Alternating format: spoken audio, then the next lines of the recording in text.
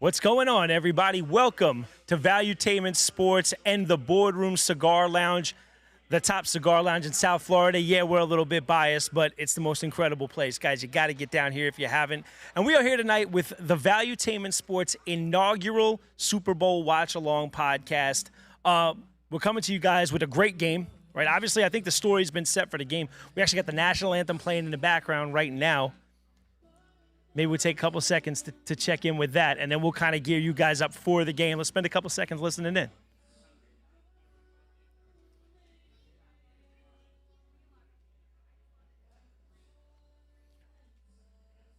Amazing, guys. We just had America the Beautiful play. We're starting to fill up here, guys. The excitement is high. Probably got, I don't know, maybe 50 in the back with us here. This is a beautiful thing. We're so excited to have you guys here. Thank you all so much for checking in with us. And guys, we'll get to the game a little bit while we're waiting for the the anthem to end and kickoff to happen. Obviously, guys, a battle of two completely different teams, I would say, right? The New England Patriots coming off maybe the weakest schedule in NFL history and taking a huge step up in class the last couple of weeks to win these two games to get here. And they're playing against a Seattle team that is super tried and true. They are tested. They've been through the wars this year, and they've come out the other end to the tune of a 14-3 record. The same as the Patriots, but what we said, the strength of schedule is a huge difference here. So, but at the end of the day, guys, we're all in the same room now, right? So let's talk about some of the keys to this game, guys. Obviously, Seattle is favored by Vegas to win this game, okay? And what does Seattle have to do to make that real, right? Because you never know. We've seen teams favored 100 times, but the game is played out on the field. And if you don't do what you're supposed to and a team clocks you right out the gate, it changes everything quick. And we've seen Drake May in his MVP caliber type season where he can come out of the gates hot and he can put Seattle on their heels. And before you know it, they could be playing from behind, and that's tough. It's a tough thing to do, okay? So what must Seattle do? Seattle needs to. They absolutely must. Hear me right now. They must take advantage of that young left side of the offensive line for New England. Will Campbell and Jared Wilson, two rookies, starting on the left side of the line to protect Drake May. Solid during the season, haven't been as great in the playoffs. And as we've spoken about with Danny 100 times on our show, playoff football is different, man. The lights are brighter, the speed is faster, the intensity is more. So to be able to do it during the season versus to be able to do it during the playoffs is a completely different world. And obviously, guys, no lights are brighter than the Super Bowl. So that's where we're at right now. They must keep that relentless defensive front of Seattle out of that backfield and off of Drake May. Sam Darnold must continue to take care of the football. He must. He's done a fantastic job of it. Turned the ball over quite a bit for a guy who had a 14-win season in the NFL. Led the league as a quarterback in turnovers. But what he's done an awesome job of in the playoffs is being efficient and protecting the football, right? 0 turnovers through 3 playoff games. And last week probably put in the best complete football game he's had as a pro. 346 yards and 3 touchdowns in the biggest game of his life. So I think that's what a lot of us were waiting to see.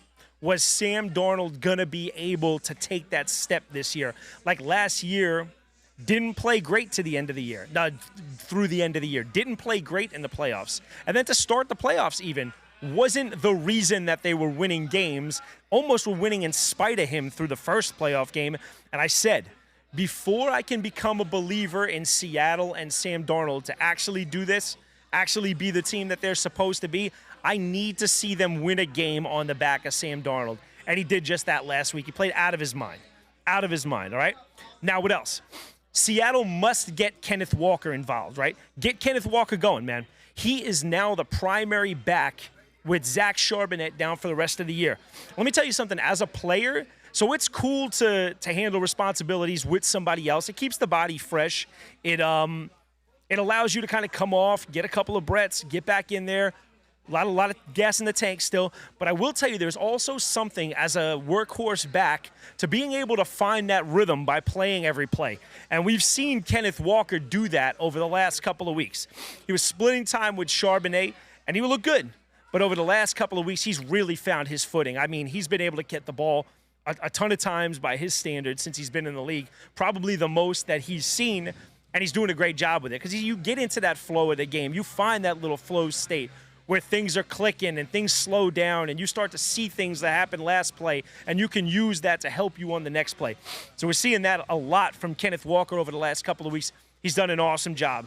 And last but not least, what I would say, Sam, what you got to do is, obviously, Seattle has Offensive Player of the Year, Jackson Smith-Njigba, young receiver out of Ohio State, turned in one of the most complete wide receiver campaigns we've ever seen from a professional wide receiver this year. And he won Offensive MVP of the league this week. So shout out to Jackson Smith-Njigba because that's a massive feat for a young receiver. What does that mean? That means he is going to be trailed by one of the best young corners in the league in Christian Gonzalez, and they're going to make him a primary focal point of this game plan, right? New England and Mike Vrabel are saying, if we're going down, we are not going down because the best receiver in football that we knew was going to come in here and get busy because he's going to take us down. They're going to make someone else beat them. So what I'm asking, and my mission and my challenge tonight, is to get Cooper Kupp, MVP, Super Bowl 56 MVP, involved. You got to get to Super Bowl MVP Cooper Kupp early, get to him often, and it's going to start to lighten that defense that they can play on Jackson Smith-Njigba. And then you need one or two plays from JSN, and I think that's Seattle's keys to the game, okay? On the other side, guys, what do we need to do if we're New England? I mean, it's simple. It's simple. We said it earlier. The offensive line needs to play the game of their life. The young offensive tackle and offensive guard on the left side need to play the best football game they've ever played. Anything short of that, those monsters on that front seven on Seattle's defense is going to be in your backfield, causing havoc and disrupting Drake May all day, right? Mike McDonald's done a masterful job this year of beating first and second year quarterbacks. He's 9-0 against first and second year quarterbacks this year. The best that's ever been done, right? The best season anyone's ever had against first and second year quarterbacks, 9-0. So he's sure to throw things at Drake May that Drake May hasn't seen yet, okay? So that's going to be the key. The biggest key is to keep, what's up, man? To keep that daunted, nasty, never tired, always moving defensive front of Seattle out of that backfield and off of Drake May. Because we've seen it before with quarterbacks better than Drake May. We watched Tom Brady lose Super Bowls to the Giants. What was the catalyst? It was that nasty defensive line. It was Strahan. It was Tuck. It was Umanura. It was Kiwanuka. These guys are in the backfield. And we saw it with Mahomes against the Bucks and Brady. He ran for something like 300 or 400 yards behind the line of scrimmage, just trying to stay away from these relentless pursuit of these defensive tackles and ends. And in the end of the game, Kansas City went down, right? Same thing's going to happen here if they let Seattle get into that backfield and run amok around Drake May. Okay, what they need to do is they need to protect the football. Drake May, 5 turnovers in these playoffs, okay? It's been sloppy. Obviously, he had some weather. Obviously, he had a great year. He did a great job protecting the ball. But like we've said, and we'll say it again, it'll become a common theme, guys. It's different football now. This is not regular season football. This is different. We said it. Lights are brighter, right? Emotions are higher. I mean, you're puckered up, man. It's tight. It's tense. One mistake. You're one mistake away from going down in history as a GOAT, man. We know that. We've seen it happen to guys before, right? And careers sometimes don't come back from that. Drake May is young, and I guess the expectation is, it's my second year. I'm going to get back here again. But we've seen a guy like Dan Marino who said the same thing in his second year, as arguably one of the most talented quarterbacks we've ever seen, get here in year 2, never to sniff it again. So, Drake, don't let this moment pass you by, brother. Do your thing. Let's go. And last but not least, and it's a big ask. It's a big ask. They must control the football and control and dictate the clock. New England must dictate the clock here. Get the ball to Ramondre Stevenson early, get it to him often, and keep your offense on the field. Keep Sam Darnold and that explosive offense off the field. It's going to be an incredible matchup, guys, because, like, I don't know, we've mentioned it during the show. It's the first time in over 40 years it's a matchup of 2 top 5 offenses and top 5 defenses on both sides. So, guys, the stakes are high. The talent level is absurd. It kind of seemed to fly under the radar a little bit during the week, you know, where we weren't hearing a ton about it. We talked about that on the show as well, where it seemed like the Hall of Fame snubs and Tom Brady not hyping up the Patriots story was like the story as opposed to the game. But, guys, it's going to be a good one, so lock in. We are here from the boardroom. We'll be here with you guys all night, okay? We'll be here kickoff to the end. We're going to probably try to pop some guests on. We got some really cool people flowing through here. Maybe we'll post a chair up, have someone come sit with me. We got the great Joe Montana and a bunch of Hall of Famers on there with him right now. He's flipping the coin. Joe looks great. It's heads.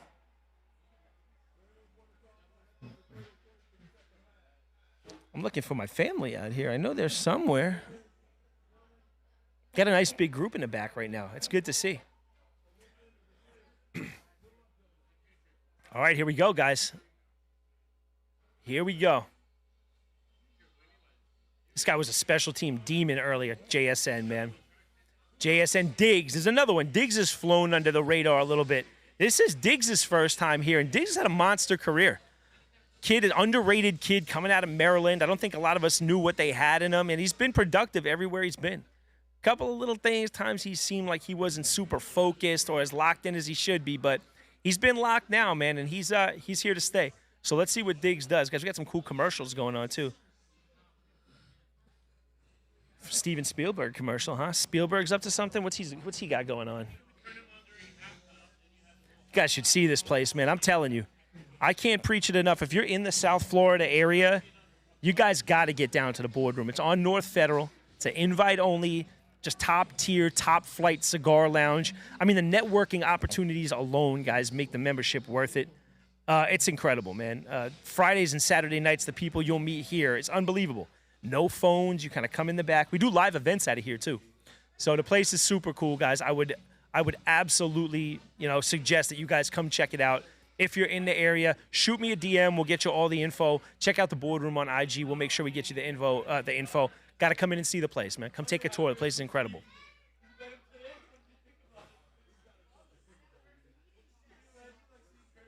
Oh, man. Guys, drop in the chat if you have any bets going on tonight. Drop in the chat if you guys got any bets going on tonight. I'd love to hear them.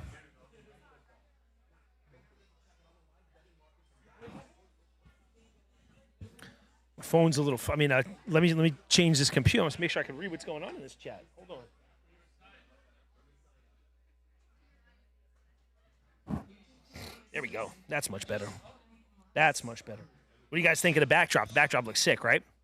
Shout out to our video and audio guys, Malik, Deli, Julius, Jake. These guys make this thing go every week, man. It is such a wonderful luxury to be able to kind of come here with these guys, doing everything, making everything go behind the scenes. They make Danny and I's life incredibly easy.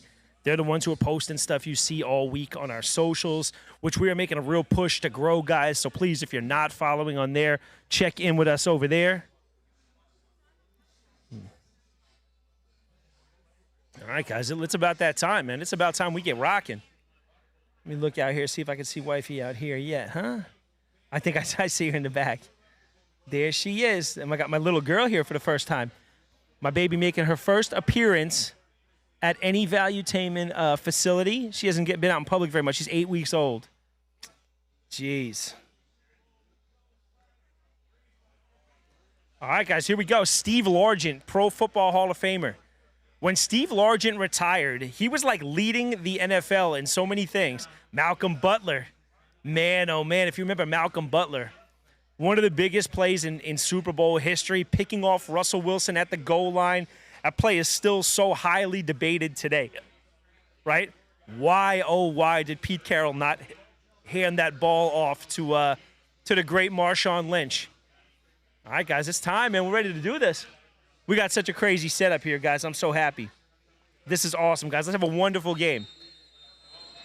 Next year, VT, and you guys in the back who can hear me, next year the goal is to be there. We're going to be there next year. And we're off, guys. That one's going to sail out the back of the end zone, and we're starting off with a touchback. And here we go. Seattle's going to start this thing off, man. Seattle has been notoriously hot starters this year, outscoring opponents by a ton. So let's see if they can get out to a hot start, because I'm telling you, I think it's the type of game where if they come out of the gates and they sort of get off early on New England, it's going to be very difficult for New England to come back. But we're going to see. We're going to see. Here we go. We're starting off now. Teams are lining up. 1, 2 wide on the bottom. What do we got? They hand the ball off first. Oh, they let Walker get the edge, and he starts off with a quick 11-yard gain. That is not what you want. That is not what you want. But that's what they're going to try to do. They're going to try to establish that run, control the flow of the game, and let Kenneth Walker get in that rhythm, man. We talked about it earlier. Let Kenneth Walker get in that rhythm, man. Get him the ball 25 times. Control the game. Darnold's on his 5th NFL team. That's crazy. Not even 30 years old. How many teams missed on him? Fake the end around. They get him the ball again. That time he got nothing. Nothing there that time. Nothing there that time. They're looking to establish that run early. You don't have favorable defense, though. If anything, they're going to be tough, man. There he is right there. If anything, it's going to be tough. It's cool. I got a whole crowd of people out here chiming in on a game. If you can see what this place look like right now, guys. It's so cool. We'll get like a nice video up for you guys along the way. All right, JSN's in motion. Looks like some kind of zone. JSN goes right back. Okay. He runs a little flat. First ball. Oh, he just squeaks it in. And that's a big completion, a 12 right out the gate. Just got it in there. He just got it in there, Darnold. Right past the outstretched hand of the defender. Darnold's trying to go no huddle quick. He's trying to speed it up.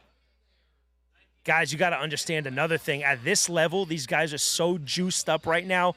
Adrenaline is crazy. Guys, adrenaline. Oh, here we go. Oh, he fixed the end around. He aired it out. He got him. Oh, it's another one. That's Cooper Kupp. Oh, baby. Oh, the offense looks crazy to start. They've done 4 different things. Man, oh, man, this offense comes out sharp. Super Bowl MVP Cooper Kupp goes outstretched with the hand. Oh, that's a tough one. Did he have control of it? Does he have control of it? 1 foot? 2 foot? It looks like he does. That's an incredible catch. Strong hands by Cooper Kupp. And they get the ball off, so they're not even going to run it again. Darnold's got plenty of time. He's got plenty of time. He sends it out. Oh, he throws it out of bounds. Smart play. See, that's a good play. That's a play that Sam Darnold wouldn't have made a couple of years ago. He would have tried to make a play there and ended up throwing a bad pick. That's a great sign of maturity right there. And they're coming out good, and they look really good to start. Again, look at his catch. All hands. He's got an arm between his arms, and he manages to still squeeze it and get 2 feet in. Incredible. Incredible, guys. Back to what I was talking about just a minute or two ago, guys. The adrenaline thing is real, too, because something I had to learn as a player. We'll finish up on that thought after the play. Hold on just 1 sec. Cooper Kupp motions and comes back to his wing. He's back into the slot down the bottom. Hand the ball off to Walker. He gets about 2, maybe 3. So, guys, I'm telling you this. You cannot account for that adrenaline dump. It's a real skill to be able to figure out what that pregame routine has to be for you, especially in a crazy, crazy high-stakes game like this. Because so many guys let themselves get so jacked up 3-4 hours before the game that before kickoff, you get tired, man. I had to figure out, and it took me until like midway through college or maybe like later in college to realize that I didn't need to, as a wide receiver, get pumped up for every game. I needed to be focused and calm. So what started off like hard rock, Darnold drops back. I missed him. It's okay. That's where you got to miss. If you're going to miss, you miss to the outside. He's throwing to a running back out there. 4th and 7 now. Looks like they're going to kick a field goal, take the 3. It should be a chip shot for today's kickers.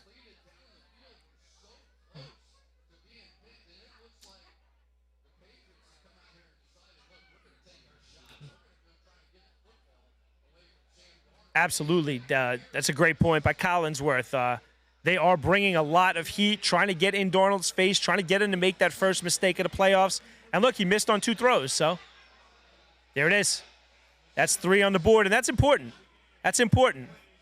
Now, New England's offense is going to go out there behind before they've even seen the field, right, in a matter of minutes. So we'll see. We'll see what happens now. We're going to go to our first break, and we're going to see what Drake May, young stud Drake May, can do out of the break. Do we want to talk about the commercials or what? We got to vote on the best one by the end, I'd imagine, right? Deli, Malik, what do you guys think? Do we care about the commercials?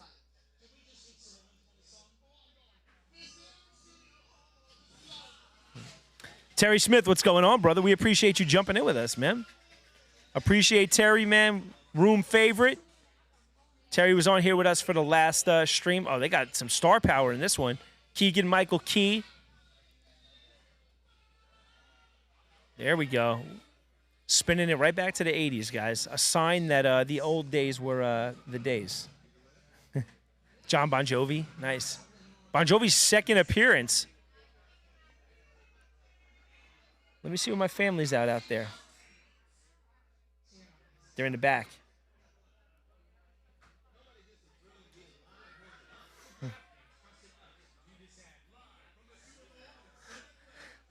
Mike, oh, these guys are the SNL Weekend Update guys, huh? They're pretty funny, actually. Michael Che and that one dude's married to Scarlett Johansson, I think, right? You guys can drop that name. You care, Malik? Malik cares about the commercials. I love it. All right, Malik, so we'll talk about him at the end.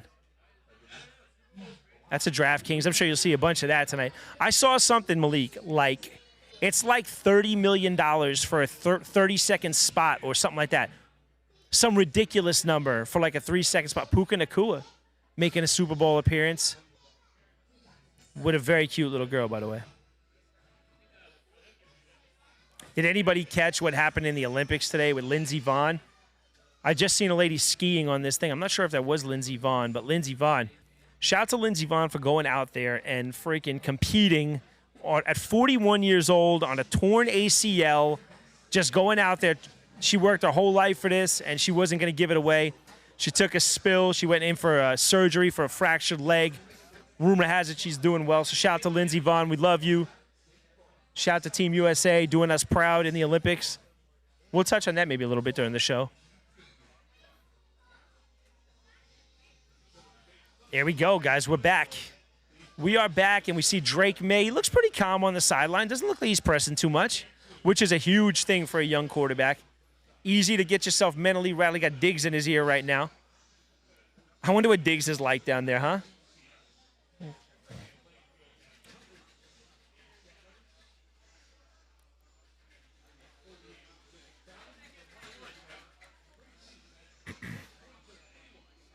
All right, guys, here we go.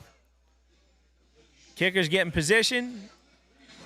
New England puts 2 back there. There it is. He's going to drop it into that zone. It's going to be returned. Here we go. Let's see what we got. Oof, he's engulfed quick. Engulfed quick at about the 27. So they're going to have to go about 75 yards right now, and here he goes. Here comes Drake May, first time. There he goes. Let's see what you're all about, kid. It's your time, man. Go out there and be a hero. Drake May, man, huge shoes to fill, right?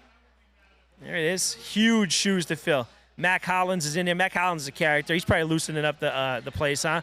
Mac Hollins walked in full Hannibal Lecter today, if you didn't see. I tweeted, if you come in like Mac Hollins did, you better go for $150 today. If you're coming in with all that, here we go, guys. We're off and running. And watch that Seattle defense trying to get in that backfield quick. They're going to try to establish the run early. Stevenson, that's a good gain. That's a good gain right there. 4 or 5 right out of the gate. That's all you want. Just get things moving in a forward direction. That's all we care about. There it is. Second in the MVP voting and second to, like we talked about earlier, second only to the great Dan Marino in age starting Super Bowl as a quarterback. All right, guys. Second and 4. So they got 6 on first down, which is a real efficient first, and they go right back to the run. Like we talked about. That was one of my keys to the game. Let's not give Drake May a chance to make that mistake early. Let's find a rhythm. Let's get Ramondre Stevenson involved. He didn't start the year great, Ramondre, but he's come on real strong as of the last couple of weeks. If I'm not mistaken, I think New England's won something like 13 out of their last 14. There it is. He's got 200 yards and 60 touches, both the most in the postseason. He's almost got 100 receiving yards, too. So shout out to Ramondre Stevenson. They got an empty backfield right now. They're going to motion Ramondre back into the backfield, trying to probably get a gauge for what the coverage is. Send him right back to the flat. He's going to get the ball. And he makes a guy miss, and he gets the first. There it is. There it is. That's huge, guys. That's a big difference at the end of the day, being able to make that first guy miss. And if you're Ramondre Stevenson, You see, these secondary players nowadays, I have to go watch that one again. These secondary players are not, they don't keep their head up when they tackle anymore. Oh, he did all right with that. Just went down to his knees for whatever reason. There it is. Ramondre Stevenson just kind of retraced his steps, goes right back out to the flat, beats his guy out there, and he makes one guy miss, and we keep moving. And that first down, guys, that first down is so essential for a young quarterback. He takes a nice deep breath now. A fake twice. He's going to go right back to the flat. He's got Diggs. Oh, that's not Diggs. Oh, that's, boy, oh, boy. Who is that? Is that Kayshawn? Oh, no, it's not. That's a good, look at that. Look at that. Wasn't Kayshawn Boutte and wasn't Diggs. It was their number 3 receiver, which is huge. You start getting contributions from guys like that in the play. It's a great catch. He gets the hands away. Oof. Sticks his foot in the ground, makes the linebacker miss, and he gets vertical. Nice job. Very nice job. This is going to be a battle right here. Mike McDonald and Josh McDaniels. Josh McDaniels, 2-time head coach. Wouldn't be surprised at all if he gets offers again, which is crazy. Ramondre's going to just put his head down and get that first down. So far, so good. So far, so good for that offense. Josh is mixing it up. McDaniels mixing it up, taking it right to the defensive front. But that's how you slow that pass rush, man. You establish that run. These guys aren't going to be able to fire off the ball like they would otherwise. And those short passes like those swings and those flats.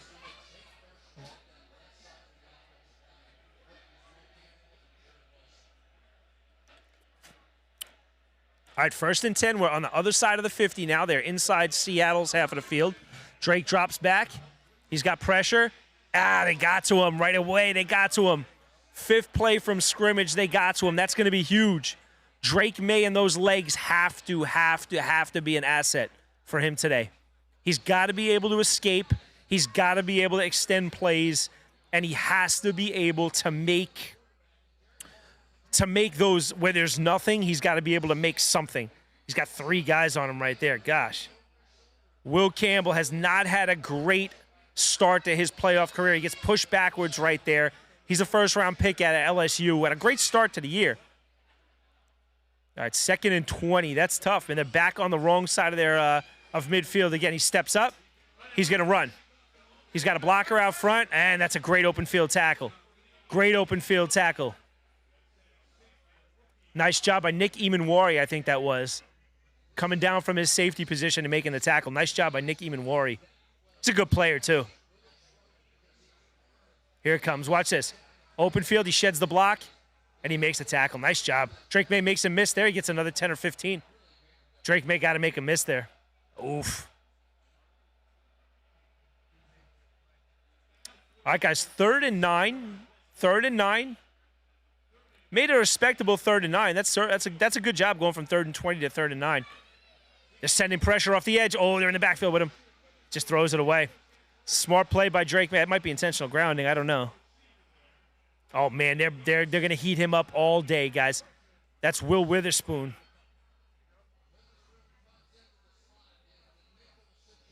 Yeah, man, they're going to be doing this all day. Make him uncomfortable back there. Reminds you, oddly enough, the crazy full circle moment, it reminds you of when a young Sam Darnold was seeing things like this early in his career as a Jet, and he came off, and they got him on camera saying, I was seeing ghosts out there. It wound up being one of the most haunting things in his career. He couldn't shake free of it until this year. All right, so they're going to punt it. Let's see what they do here. Rashid Shaheed is dangerous back there. He's deep. He's made a huge difference since getting to Seattle. 3 return touchdowns. He's going to control the ball inside their 10. That's a good job by the punter to pin him deep. Okay, 3-0. 2 drives in. Both guys look pretty good. It's not it wasn't Drake May's fault that they didn't put up points that first one. They got to make adjustments now. Now it's going to be about what can Coach Vrabel and Coach McDaniels do to try to slow down that pass rush. You're going to chip a guy. Are you going to keep an extra back there? But you got to do something. Are you going to throw right into it? Maybe you throw a screen or something into it. By doing that, you sort of slow those guys down. They're not going to come so fast. And how are we looking at here? Oh, shoot. We got Carla Perez in here. Got 8 in here right now. We appreciate you guys being in here with us. Guys could be watching. Oh, Ben Stiller's on the screen right now. Interesting. These commercials are star-studded so far, huh? Ben Stiller. It looked like that might have been Miley Cyrus, but I don't think so. She probably wouldn't be in a banana suit, right? Oh, man, look at that. Oh, boy. Oh, boy, this is a crazy one. That's a banana commercial? Oh, Instacart commercial. There you go. So, guys, kind of what we thought coming in, right? We talked about it. Seattle needs to use Kenneth Walker, establish the run a bit. They did just that. They had to get Cooper Kupp involved. They did just that, right? Right out of the gate, we talked about it. It's going to be important to protect the football. Sam Darnold threw the ball out of bounds when the instance called for it, rather than trying to overdo it and make a play. So really nice job by Seattle in that offense coming out of the gate. And then on the other end, we've seen Drake May. Looked fine the first drive. Has to be able, he is going to have to, and we agreed on this, Danny and I, during the show, that in order for today to happen the way New England wants it to, Drake May is going to have to play the game of his life. He's going to have to make those guys miss in the open field and turn an 11-yard gain into a 25-yard gain. He's going to have to avoid those sacks, right? He's going to have to change plays the right way at the line when he sees something. They're going to make that as difficult as they can for him because he's going against a master in McDonald. And it's going to be interesting to see how that battle goes between McDonald and McDaniels all day. That should be a fun one. Guys. Yeah, we're looking live out here, man. I wish you guys could see what I'm seeing right now. It looks like we got about 40 in the back here. Very, very cool. We actually got people in the cigar lounge, too. So let me explain to you guys what we're doing over here. So it's the Boardroom Cigar Lounge, and we have like a live event space in the back that Valuetainment uses to bring in some top-notch guests, man. We've had some awesome guests do things over the last 2 or so years here. Everything from debates. We've had Dave Smith back here, Candace Owens back here. We've had election night where our home team, PBD Podcast, has sat up here during the presidential debates and just broke it down for us masterfully. It was awesome. And then we have like individual guests come in. We've had Stephen A. Smith recently, Eric Trump recently. We've had Chris Cuomo on. So it's been an awesome job. We've had movie showings back here, guys. We're back now. Sam Darnold gets it out quick. Beautiful touch. Oh, boy. Dangerous throw, though. Dangerous throw. He went to JSN in between two. It went up in the air, and a linebacker had a chance to make a play, but it hit the ground. Luckily for Seattle. Let's see it again. He's got two in the backfield with him. He motions a guy across, gives the illusion of run, and he tucks it. And he was waiting for that guy. Oh, that's a dangerous throw. It was actually hit JSN in the hands. Honestly, and he did it with pressure in his face, too. If you ask JSN after the game, he's going to tell you he should have caught that, and he should have caught that. It's a tough catch, but he should have caught it. He's the Offensive Player of the Year, and this is the highest level you play. They motion JSN to the left. He's in the slot. Nobody down the bottom. They release two. They hit him. There it is. JSN's taken down with about a 5-yard gain, and he gets a little extra shove at the end. Little extra shove at the end right there. That's good. They got to throw the ball to JSN. Try to keep the defense honoring him. 119 catches during the year and almost 1,800 yards. Just an incredible season. He's 1793, so he's averaging almost 100 a game. Unbelievable. Matter of fact, he's over 100 a game. That's amazing. What a great year. Okay, they're motioning a tight end back towards the formation. He almost was signaling, like, don't leave me out here. We got trips down the bottom. Darnold's got pressure. He makes one miss. He better get rid of the football. Oh, he threw a duck up. Oh, he missed him. Oh, my gosh, he missed him. He left a touchdown on the field. Boy, oh, boy. Patriots defenders are mad that they didn't get there. And I mean, Darnold's got to be broken up that he didn't hit him. That's an easy score. There's nobody for 65 yards in front of him, and Darnold overthrows him. Oh, that's tough, man. Oh, that's tough. Let's see if that one ends up biting them later. All right, here we go. We're going to punt it. Seattle deep in their own end is going to get it out. Oh, it didn't look like he got much on that. Oh, there it goes. Okay. There it is. A good punt. Pins him right against the corner. New England fields it, goes out of bounds, and we are still 3-0. 3-0. Still 3-0. Okay. Drake May's going to come on out. We'll see what kind of adjustments they made on the sideline. Obviously, we'll see the biggest adjustments happen at the half. But if they can't keep 3 out of the backfield with Drake May going forward, it's going to be a long night at the office for him. So we'll see how that goes. I love what we're seeing out here. Try to get somebody up here and sit and chop it up with us for a little while. We got a lot of people. I can't really tell who's here. The lights are crazy bright, by the way. It looks great, though. What do you guys think of the backdrop? That looks cool, right? The VT Sports and the boardroom kind of together.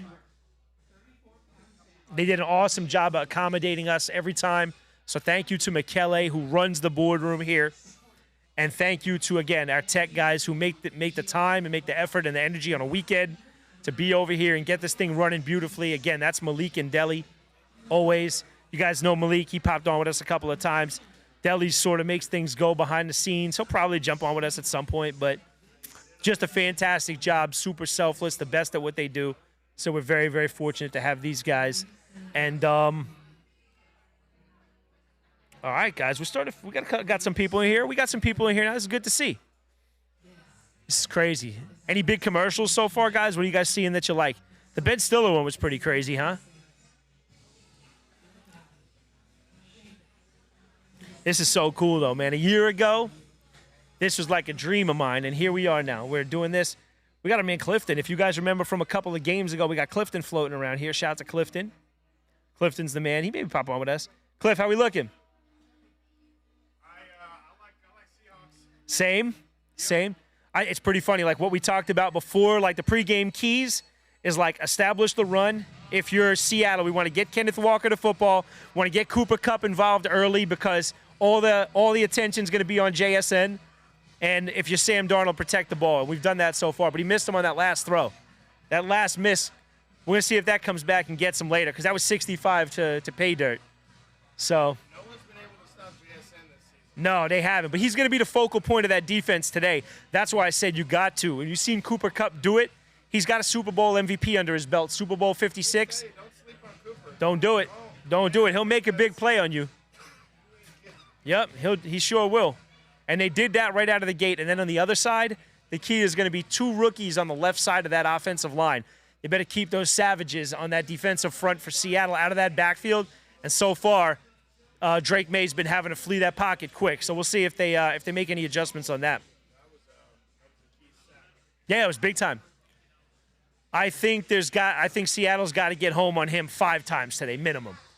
And I think they have to. And I think if you're Drake May, you got to take those ones where you get 11 yards out of the backfield. You can't let a guy like Imanwari get you in the open field if you're Drake May. You got to rely on your legs. There he goes. Play action. He steps up. He's going to get rid of it. Finds his man. There it is. That Diggs? Finds Stephon Diggs. Oh, no, that's not. It's Kayshon Boutte. Nice job. Kayshon Boutte's been good the last couple of weeks. Super underrated. Couple of big games end of the year. Is he a rookie? I think he's in his second year. He might be a rookie. No, I think he's in his second year. He's done a really nice job. Look at him find this soft window here. He drives off, and he snaps it off. So see what he did to young receivers. What's so vital there? He kept running through his break point, and what that did is it just did enough to get Julian Love out of his back pedal. So if you're watching the game as a young receiver, his break point is maybe 12 or 15 there. He doesn't snap it off and get impatient at 10. He runs through 15, and he gets Julian Love out of his back pedal, snaps it off, and he catches the ball in that soft window. Nice job there. Oh, yeah, there they are. There they are. They got Ramondre Stevenson bottled up early right there. All right, guys, here we go. 2nd and 14 again. Drake May and them forced to start on their heels. We saw 2nd and 20 earlier. It's 2nd and 14. He throws the swing. Not very productive. Nice job coming up, making a play right there by Josh Jobe. Very nice job. That's a big thing for a corner, guys, and a defensive secondary player. These guys that are willing to come up and stick their nose in, these guys are difference makers. A lot of them don't like to tackle. Josh Jobe right there was totally fine with that. He comes off his man, comes up and makes a big stick behind the line of scrimmage. Nice job. There it is, right through his freaking thigh board. That doesn't feel good either. It's 3rd and 15, guys. You want to protect the football. Just try to get a chunk of it back and maybe get rid of it. Let's see. Oh, they sent pressure. Got him. Wow. Yeah, this is going to be big for McDaniels. There's Witherspoon again. He's a nightmare. He's a nightmare if you don't put somebody on him. Eamon Warry's back there again. It hasn't even been their defensive lineman. We haven't said Leonard Williams' name yet. There it is. Boy, oh boy. Now, guys, the key, and this is a league of adjustments. We say it all the time. It's going to be, what is Josh McDaniels going to do? Are we going to chip him? Are we going to keep another guy in the backfield? What are we going to do? But by doing that, we take away an offensive player to get the football to. There's a punt. He's going to field it on the 6, which is gutsy. That's a big special teams tackle right there. Very nice job. Patriots always got a good special teams. Speaking of Patriots special teams, and we'll just give everybody a shout. Shout to Adam Vinatieri, who's named to the Pro Football Hall of Fame the other day. Patriots legend. He goes in alongside one of the greatest wide receivers to ever do it, Larry Fitz. Shout to Larry Fitz, first ballot. Shout to the great Luke Kuechly, who was a teammate of mine in Carolina, would chase me around like a madman in practice, who I did combine training with, and who is as good a human being as he is a football player. And that is incredibly hard to achieve because that dude is a special, special player. Yeah, man, special, special football player. Luke Kuechly, yeah, man. Who else went in? Who else went in this year? It was Kuechly, Larry Fitz, Vinatieri. I know I'm missing one or two. I don't mean to be disrespectful to whoever you are. Give me a second. I know one of them was, I think, an older D-back. Let me look this up real quick. You guys are dropping in the chat if you're remembering, and I'm not. I know there's one or two no-brainers that I just can't remember right now. And I'm excited about next year's class. Next year's class is going to be crazy. Oh, Drew Brees went in. Forgive me. Drew Brees went in. Drew Brees went in. Obviously, just a surgeon back there in Sean Payton's offense. Someone we talked about last week, actually.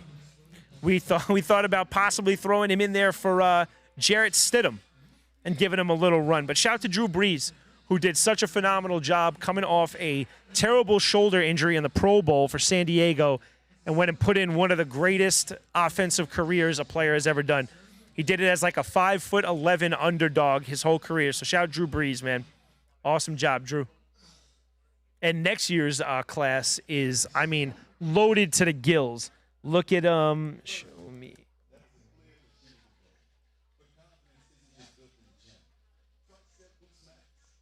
So the 2027 class is absolutely, I mean, there's going to be so many guys next year. There's guys that you think are going to be first ballot no-brainers that aren't going to get in. So next year, Gronk is going to go in. He'll go in first ballot. Ben Roethlisberger should probably go in first ballot. Adrian Peterson's going to go in first ballot. Richard Sherman, 5-time Pro Bowler, 5-time All-Pro, one of the greatest corners of his generation. He probably goes in first ballot. Cam Newton's on the ballot. You know who's going to be an interesting one? Antonio Brown is on the ballot next year.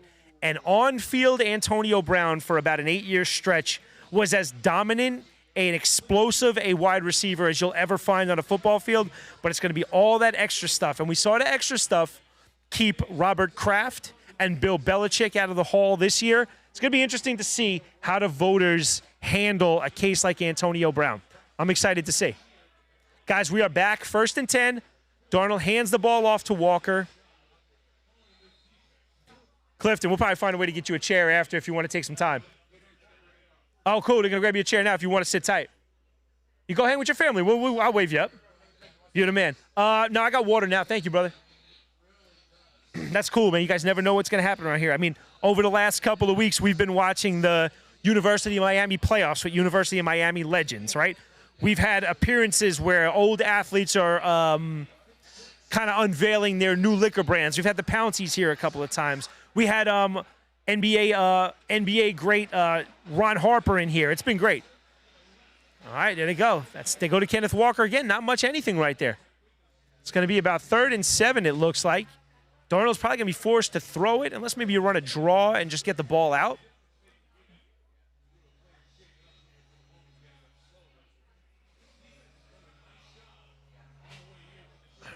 Barremore's in the backfield. Nice job by him. He could be a problem if you let him get going, for sure. All right, 3rd and 7. 3rd and 7. They motion JSN across. It looks like it's going to be some kind of zone look. They're playing him so far off, I just snap the ball off and throw it to him. Oh, they hit a tight end out of the backfield. He makes one miss, gets vertical, and that's a great job on third down. That's a really nice job on third down. Great job by Barner. That's his second big catch of the game so far. Awesome job here. Let's see what he does. Little option route. Yep. He chips, and he just finds a little soft spot. Darnold hits him. He makes one guy miss, which is so vital in the NFL, making that first guy miss. That's a big guy, too. Boop. Little spin, gets vertical, and there it is. That's how you do it right there. 2 catches for 27 yards early for Barner. We're 1st and 10 again. One man in the backfield. Darnold fakes it. They pitch it. Oh, no. They got Shaheed in the backfield. Nice job there. Great pursuit. Great pursuit there by Woodson from New England. Great job. Man, he came up like a missile right there. They had it set up, and that's the guy you want with the football, man. Shaheed with the football in his hands in space is as dangerous there is in the league. Let's see what happens here. That's a great little play right there, but he shoots that gap. He makes one offensive lineman miss. That's it right there. Oh, and the tight end's sitting there waiting. What are you doing? He must be a pass-catching tight end. Oh, mix it up in there. You're so big.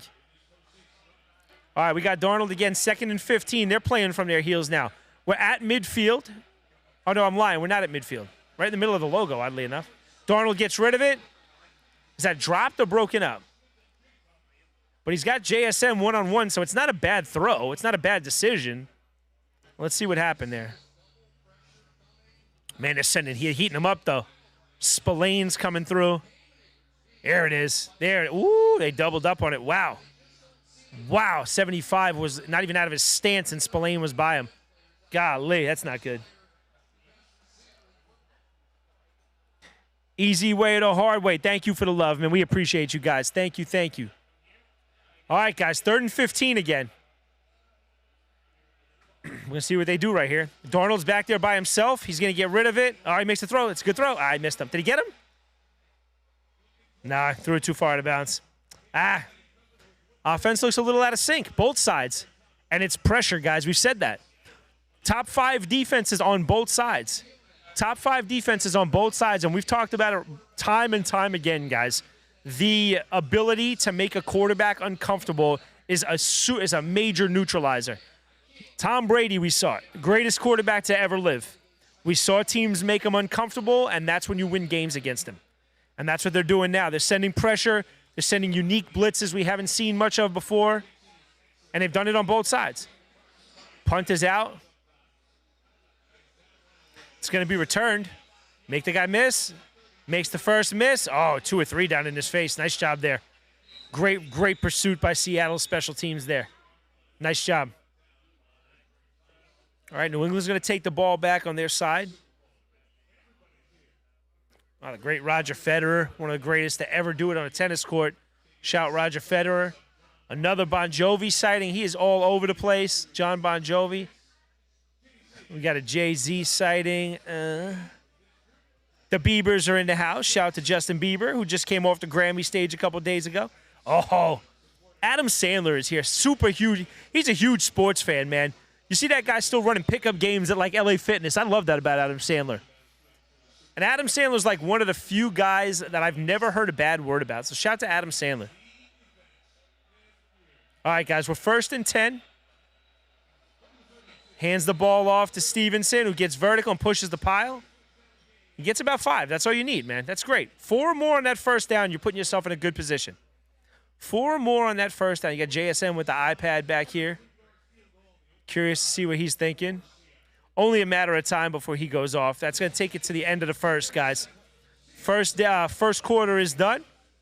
First quarter is done. Let me see if I can see my lovely family back there.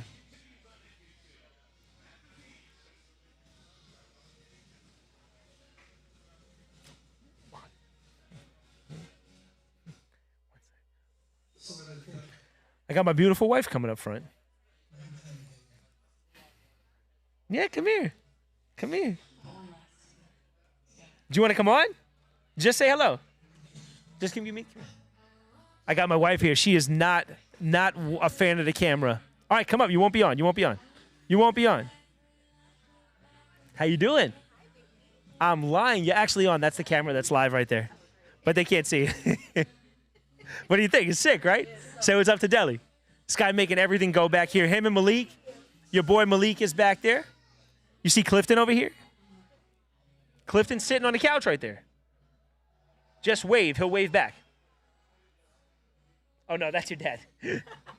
How's the little girl doing? Oh, is she? What do you think? Place is sick, right? It's cool, right? Yeah, man. First of many things we're going to do here. We are live in the chat. Can you hear it? You can't hear it, right? You hear what I'm saying?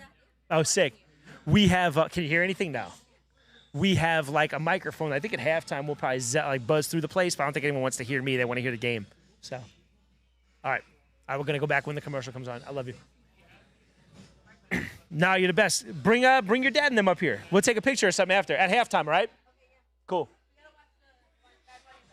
No, we're not playing that here. Swear. I don't know, but not that. Swear to God. Yeah. Dude, none of the players even know any of his songs. I'm battling with wifey, right? Who's this? I'm going to try to give this name a shot. Takundis Wanduna. Takundis Wanduna. What's going on? How you doing? Thank you for checking in with us. If I butchered that name, I'm so sorry. Just spell it out the right way in the chat, how I would say it. We don't want to be disrespectful and bully the name, but it's a long one. It's a long one. I've taken a lot of hits in my life, so forgive me. What do we got? We got minions. We got a tired minion on our screen right now. I think we're probably, guys, Deli, Malik, I know you guys can hear me. I'm cool to pop Cliff on whenever. I think he's good, too. If you guys want to do it second half, you want to do it second quarter, whatever you guys think, that's not going to be disruptive.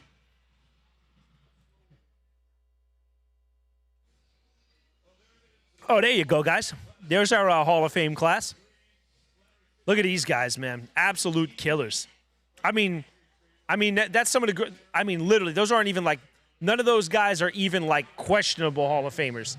That's a real strong class right there. All right, guys. So we're back. 2nd and 5. We're starting the second quarter. 3-0 Seattle. Didn't think it would be a real high-scoring game. But here we are, 3-0 through 15 minutes. Kind of came out like I thought they would. Both teams looked a little sloppy on the offensive side towards the end of the first quarter. You see Drew Lock right there, another guy. Forget Drew Lock's on that team because Darnold's done such a nice job. All right, let's see what we got.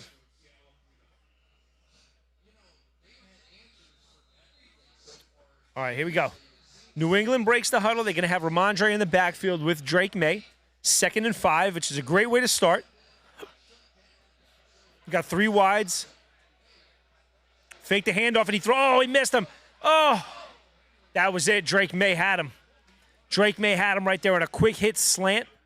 I don't know if they brought pressure, and that was a quick sight adjust, but he missed Hunter Henry behind him. Had him. I mean, absolutely had him, and threw it behind him.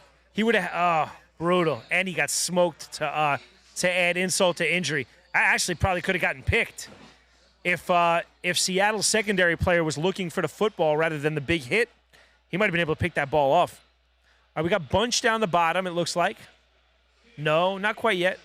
Diggs is in motion. We got a guy on the wing. That's Hunter Henry. They bring Diggs in tight. They hand the football off, and wow, he's swallowed up in the backfield by the defensive tackle. Boy, oh boy. Yeah, man, we thought it would be only a matter of time before this started to happen. Them defensive linemen are going to be in that backfield come hell or high water. There's Leonard Williams right there. Former Jet and Giant. Oh, my gosh, look at him. Yeah, that's not the guy you want to leave free. That's a good player right there. All right, we're going to punt it away. Lots of punts so far for New England. I think that's 3. All right, they get it away. Khalil Shakir is back. Shaheed, I'm sorry.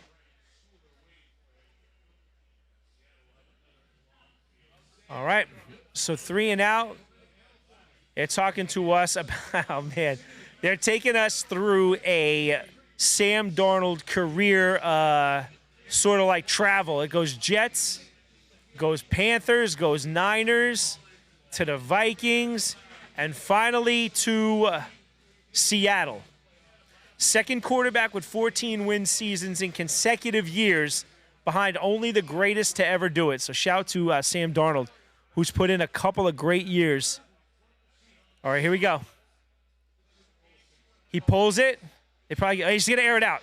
He's going to air it out. We said it's inevitable. That's a great play by Christian Gonzalez. Great, great young corner for the Patriots, who was basically step for step with the receiver. That's a great job. But you know what? I like that Darnold took the shot. That is Shaheed again, who did get behind. If Darnold doesn't underthrow him, if he airs that out, he might give Shaheed a shot. Yeah, he's a tough guy to run with, but Christian Gonzalez does it. Shaheed is behind his man. Get that ball out there, Darnold. That's a second TD you might have left out there. It'd been a tough throw, but it's got to happen in the Super Bowl. So we're 2nd and 10 now. Hands the ball off. Wow, Walker makes one miss, and he gets the first down. And he's more and more. Wow, look at Kenneth Walker. Great job. Great job getting around the edge where it looked like he should have been stopped short of the line of scrimmage. Fantastic job by Kenneth Walker, making something out of nothing right there.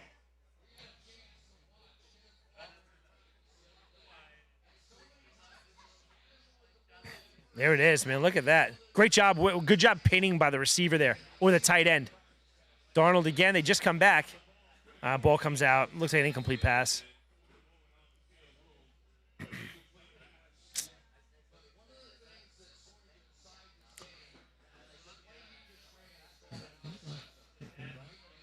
Collinsworth right now is talking about the importance of this outside zone. It's something that Seattle and Kenneth Walker run real well. And if they're able to establish that, it's going to be tough for New England to hold them. Here we go again. We got a man in the backfield. We got 4 wides. They're motioning the tight end over. He's blocking. They give it to Walker again. He finds a seam. He finds a seam, and he's off. He's off again. Nice job, man.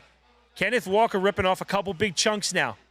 And what I'm doing now, if I'm Seattle, is I'm probably just going to run it until you show me you can stop it. Because that's a couple in a row. There it is. Very patient back there. Kenneth Walker makes one move, gets vertical.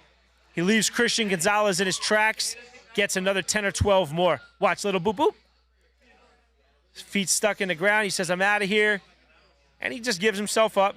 7 carries for 75 yards right now in the first 16 minutes for Kenneth Walker, man. One of the things we spoke about. They hand the ball off again. He makes the first guy miss. That's a great tackle in the backfield. Great job coming up. He sure made that first guy miss bad in the backfield. Thankfully for him, his teammates were there to pick him up. That's big. That gang tackle mentality.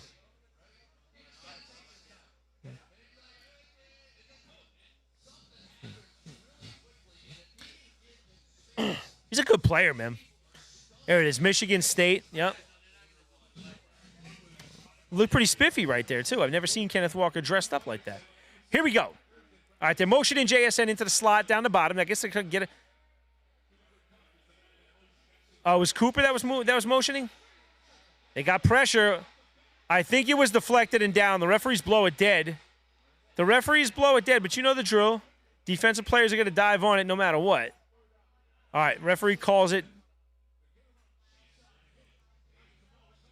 That's Chason. That's the guy who was left with his feet stuck in cement last play. Smacks him from behind. Defensive tackle for New England gets his hands up. It's the job of the. Oh no, he didn't. He hit his own guy in the back actually because he got hit as he was throwing. All right, look at this, man. Defensive battle. Offense is not doing a ton, but Seattle's still well within field goal range, looking to put 6 on the board. This will be big, man, if New England can hold them. He hands the ball off. Walker makes 2 miss in the back. Oh, man. Nothing for him there. New England's got 4 back there before he even gets to the line of scrimmage. Boy, oh, boy. Nothing for Kenneth Walker there. And we're going to kick a field goal. We're going to see how this goes. That's a good job. That's a really good job by New England's defense to just get them to settle for 3. Myers made his first one from 33. This is really like a chip shot for these guys. 39, especially for kickers nowadays. We're booting them from 50-plus like routinely. 39. There it is. He splits the uprights perfectly. And it's 6-0. Still a one-score game. Still a one-score game. Not an offensive masterpiece, though, by any stretch going so far. 11:16 left in the second. San Francisco looking beautiful from here.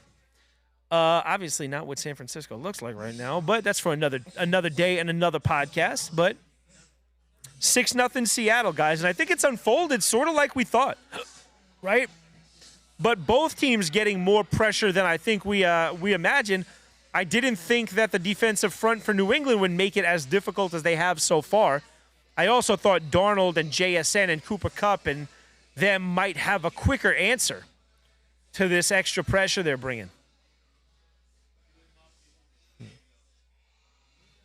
Got the Backstreet Boys on. Anybody know who the Backstreet? Oh, Drewski's crying. Drewski's everywhere, huh? Look at Drewski. Drewski was playing the charity game. I think Drewski's giving girls money to act like they're his girlfriend, too, at some of these things. I'm not going to talk about who he was with at this most recent adventure.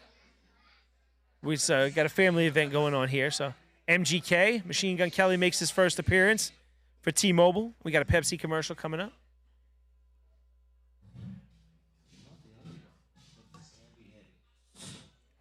Oh, we got the polar bears back, huh?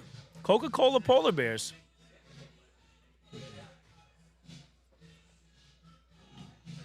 My man wants a cold Pepsi. That's a friend right there. That's a friend right there. Oh boy, they're playing on that. They're playing on that. Oh man, they're playing on that Coldplay show where that CEO was caught with a woman who was not his partner, and they just panicked on screen and gave themselves up, and that was like the bottom falling out of that company. But boy, oh boy, clever, very clever. Things are looking good back here, guys. What a fun place, man. It looks great. Again, guys, shout to the Boardroom, Cigar Lounge. Shout to Michele. Shout to Valuetainment and the great Patrick Bet-David. This is his brainchild. All of this you see here with VT Sports, obviously with Valuetainment, with the Boardroom. All of that comes from the masterful mind of Pat, man. This guy, the things he dreams up and brings to life are incredible. We are really just at the bottom of the wave right now, so I'm telling you guys, it is such a cool time to be involved with this. Check us out. Jump in here with us, man. This is the beginning of something beautiful we're doing with VT Sports and with the rest of our brands, man. It is such a cool time to get involved. It's so cool for me. I'm actually looking at my baby daughter here for the first time. My wife is carrying her up front here. I might try to grab her real quick when we get a commercial, if she'll behave. Hold on. See if she make her first appearance. Hold on. I'm not going to get her. Oh, she's in her football gear, too. Oh, baby. She got sweet, adorable shoes, by the way. Oh, I might come grab her in a sec. Hold on. All right. All right. I'm going to kneel on it. Oh, man, gone to the days where they take that ball out 1 yard deep, huh? We're talking about Mike Vrabel now. Can I see her? Can I see her? Hold on, guys. I got a special guest. My first guest on the program today. My first guest on the program today is the lovely Eva Giselle. This is the love of my life being given to me by the other love of my life. Hello, sweetheart. Look at this little girl. This is her first time here on VT Sports. Hopefully not her. This is the first of many, but she is here with us. This is Eva Giselle in a football outfit and her adorable little hat. Look at you, Eva. Hello. Say hello, Mama. She is here and she is ready. She is waving to the group. This is the love of my life. She is like 9 weeks old right now. She has cost me many hours of sleep, but I love her dearly. My wife is beautiful and wonderful enough to take her many nights, but I try to see her in the nighttime. But here she is, looking like a football. We're tucking her high and tight. All right, guys. Drake May drops back again. They got pressure on him, and there he goes. He's going down. Golly, that's about the third or fourth sack so far, guys. And if that's going to be the recipe for the rest of the day, it is not going to be promising.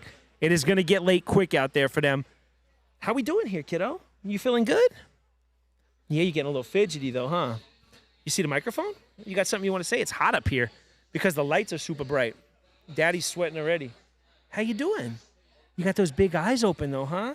Look at those shoes. Those are some great shoes you got on. What do you think? How do you like it? It's kind of bright, huh? Say hello to everybody. Say hello. Oh, your grandparents are in the back. See them over there? Say hello, Mama.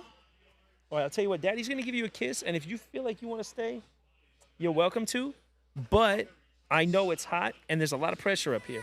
Yeah, you're not into this, so what I'm going to do is I'm going to hand you off. I'm going to come grab you a little later because I love you dearly, okay? I love you so much. There she goes. I'm sorry, sweetheart. Thank you, love. And that was Eva Giselle's first and probably last appearance here for a while. All right, guys. Thank you for that. JC Cat, thank you so much. TZ Burton, thank you so much for popping on with us. We appreciate you both. All right, guys, here we go. New England punting it out again. Man, they've punted every drive so far. Nothing really. Well, that's a dangerous, dangerous spot. You know what, though? I'll tell you one thing.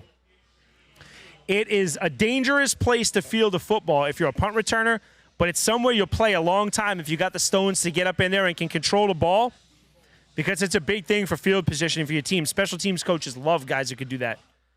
We're going to commercial, guys.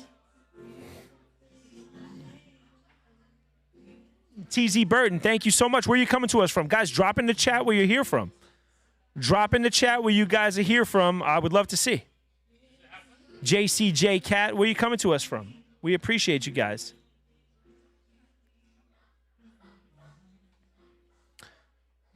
So we're through about a quarter and a half, I'd say, right? Maybe a little more, a little less. We're right around the midway point. And nothing really surprising, man. Kind of going how we expected it to go. Right? I thought Seattle's offense might look a little more efficient, but they started to break off a couple of big runs on that last drive, so we'll see what they do with that. But like we said, guys, the key to this game is going to be that pass rush and that front seven on Seattle's defense and whatever chaos they can create. And so far, through a quarter and a half, they're doing a really nice job of that. I'm trying to pull up these live stats real quick and see what we got going on here.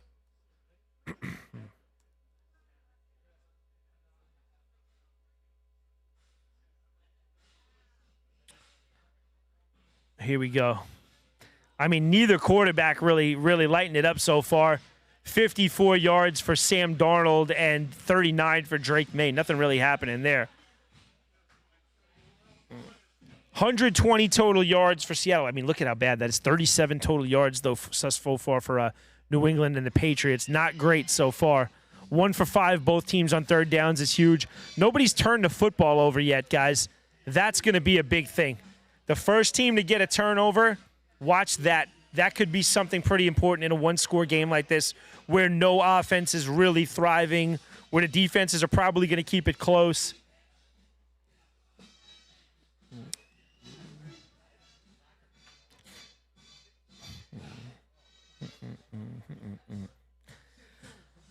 All right, so it's 1st and 10 when we get back on Seattle's 39. Kenneth Walker, man, 11 carries for 81 yards. We mentioned that in the pregame, too, how vital it was going to be that they get him off and running, right? That's going to open up that pass game in the second half for sure. So we're going to see how that goes once halftime comes, as we've spoken about earlier. We're going to see what kind of adjustments are made on both sides. You have to imagine Josh McDaniels, and there we go. Here's Morgan Moses, offensive lineman. He's talking right now. He has to be talking about how on earth it's on us, he's saying. It's on us to keep these guys out of the backfield. You guys make the play. So far, they haven't been able to do that. We're going to see if they go back to Walker. See if they go right back to Walker, who had a really nice first half so far. Cooper Kupp's in motion. They do indeed go right back to Walker, who breaks it, cuts it back again, and gets another 9 yards on first. Wow. Look at this guy, Walker. And that's something we talked about earlier, guys. It's really, really hard to find a rhythm when you're splitting carries like he was with Zach Charbonnet early in the year. Zach Charbonnet goes down. A very good player, by the way. Don't get it wrong. Very good player. But here he is now. He's kind of able to find that rhythm and that flow. And he looks like he's finding that rhythm. He's in that flow state. We motion again. Walker's in the backfield. They give him the rock again. It looks like he got stood up before the first down. He either got the first down, which I don't think, or it looks like it's going to be third and maybe a couple of inches. They gave him the first. Okay, they gave him the first down.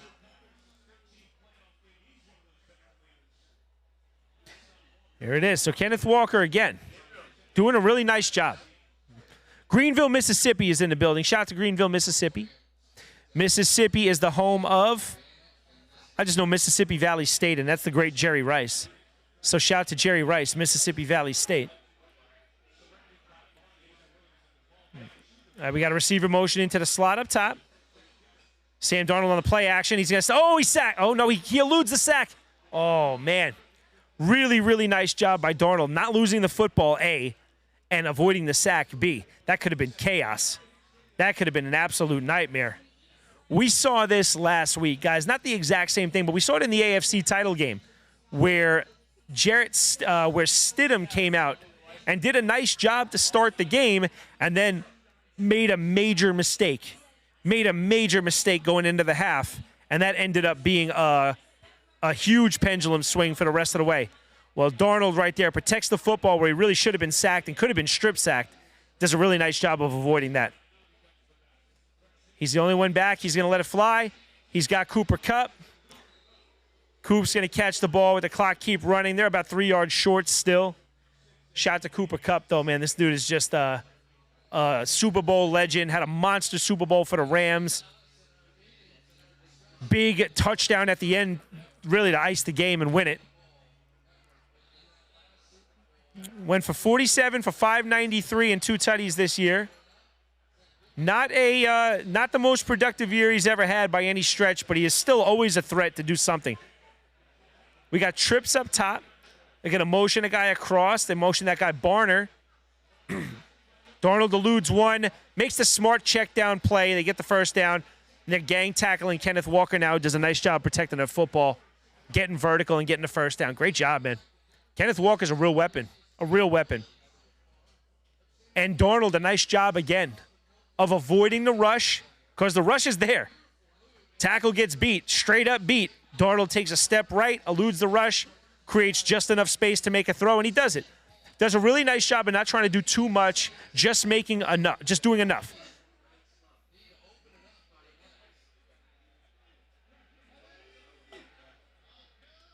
Cooper motions to the wing up top. They hand the ball off once again to Kenneth Walker. Makes one guy miss, and again, just churns them. Gets about 2 or 3. Keep the clock running.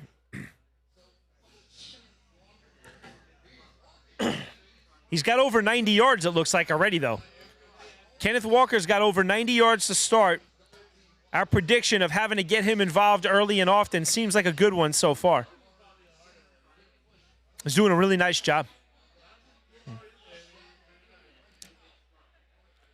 Guys, such a great atmosphere here, man. I wish you guys could see what I'm seeing right now. Families are here.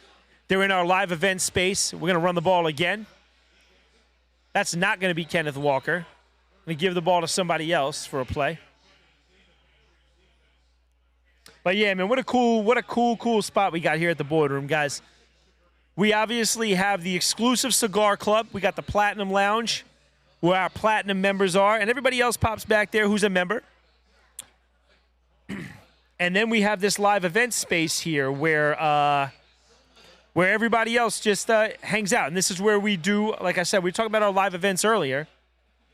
This is a blast, man. I'm super happy to be here. Guys, 3rd and 5 on the 42 of New England. Again, he hits, Kenneth Walker drops the ball out of the backfield. That's a tough throw. That's a tough ball for a pass catcher, especially if you're a running back. That's not a very natural, fluid position to catch it in. Forced to turn your body and almost backpedal as you try to secure the catch. Right here, he's just trying to beat Robert Spillane to the flat, and he does that, but the throw wasn't great. Forces him to turn around and almost backpedal through it. You want to lead him and let him turn that corner if you're Darnold. They're going to punt it away.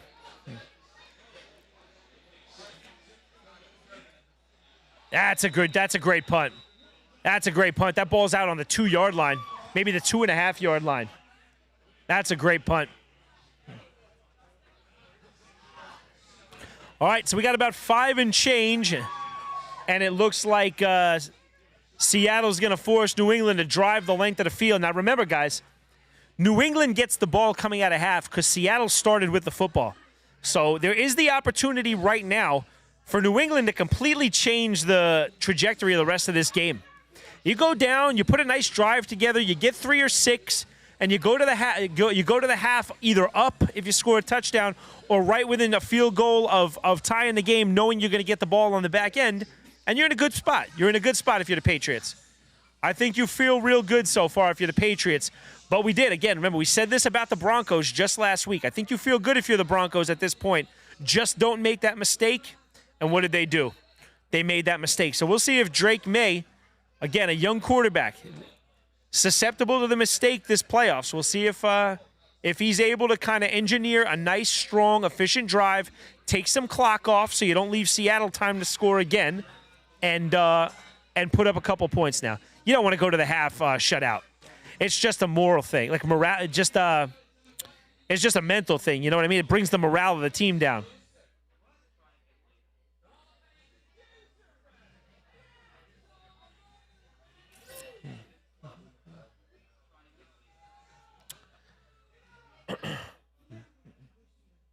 Got Bradley Cooper and Matthew McConaughey on your screen right now. Bradley Cooper, a rabid Eagles fan, we know.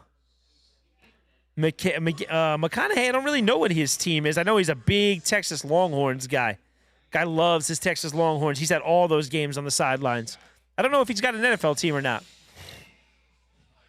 You got Guy Fieri on the screen right now. Apparently, Bosch Power Tools turns you from a square in dad clothes to Guy Fieri. So that's interesting to see. Crazy commercial so far. I'm not paying a ton of attention to the dialogue in the commercials, guys. If there's been any great ones so far, let us know what they are. Any good ones so far?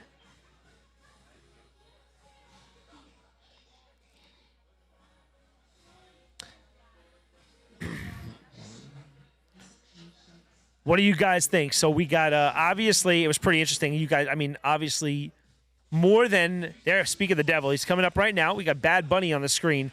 And we have heard more about this halftime show than, I mean, any one that I can remember. And we hear about him a lot. This one's just been the most controversial, I think, right? Tons of controversy surrounding the Bad Bunny halftime show. From we can't understand his songs because it's a different language, to we don't really agree with his political views. So it's going to be an interesting one. I'm actually curious. I'm never really curious about the halftime show. I'm real curious to see what the numbers look like for the halftime show. Seattle comes out running. They're going to just try to get out from being pinned so deep. What Seattle is trying to do now is to keep New England pinned so that they can get a punt back to them and field it around the midfield so that they only have to drive half a field and maybe they can put a little distance between them and the Patriots before the half. They're going to try to make this a 2-score game, and they can do that with both a field goal or a touchdown, obviously, being up 6 right now. That's their primary objective right now. We want to stop this drive from happening. We want to get them to punt us the ball at midfield, and they blow this one dead. Timeout. First charge timeout. That one's going to be to Seattle.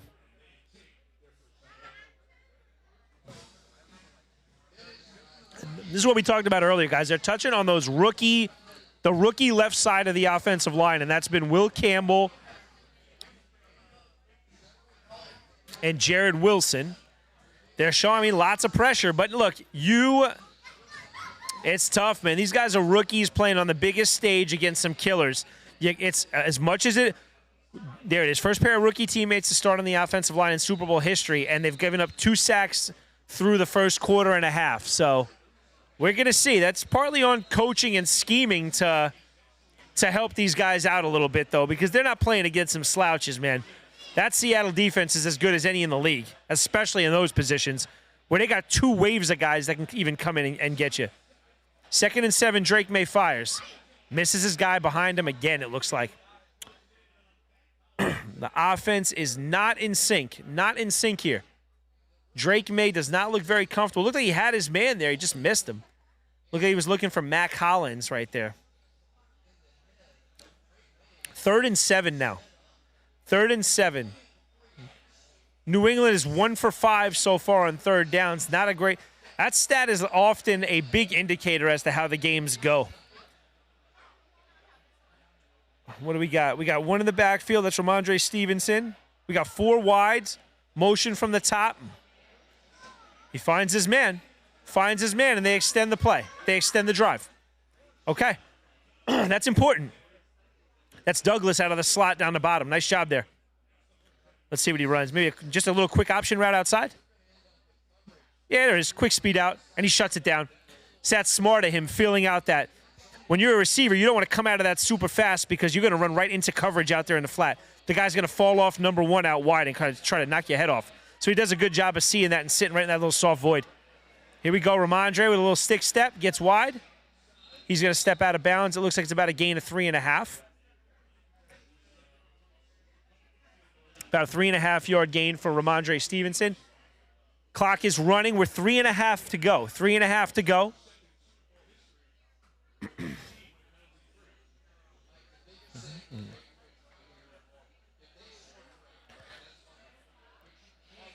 Here we go. 149 yards to 52 so far. Seattle has pretty much tripled up. Oh, baby, there's Drake May. Got to use those legs. And he throws it kind of in a dangerous spot. Not to where anybody near his was. The closest man was a Seattle Seahawk. Wasn't able to do anything with it, but he does a good job of getting out of the pocket and getting the ball out. But we see it again, man. Drake May hasn't really been able to make a ton happen with his legs just yet, which is something we talked about being a big proponent of this game going forward. He did a really, really nice job doing that against Denver. Even in the elements, man. The snow was crazy. He was still extending plays, turning what should have been nothing into 12-yard gains, 20-yard gains. He's got 2 in the backfield with him on both sides. He's flanked. They blow it dead again. Potentially, oh, it's a flag that time. I don't know if it was early movement or delay a game. We're going to see.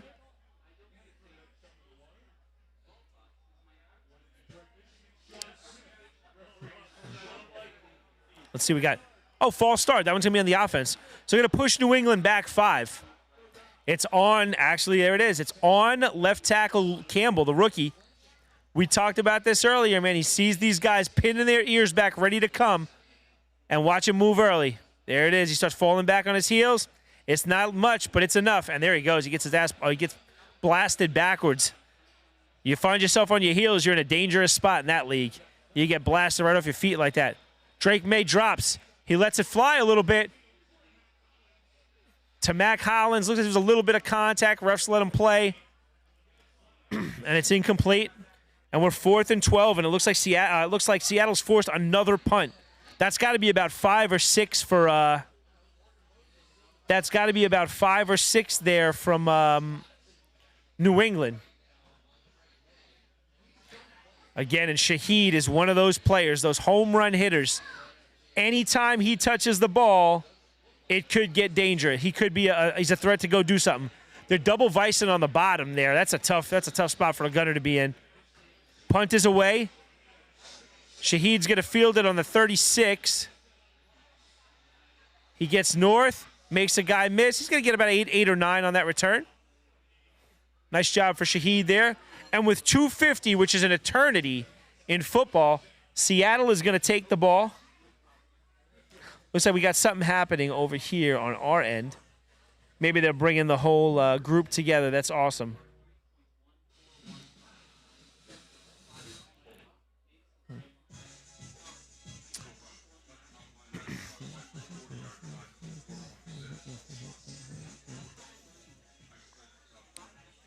Got a nice little group out here, guys. I'm telling you, guys got to get down here.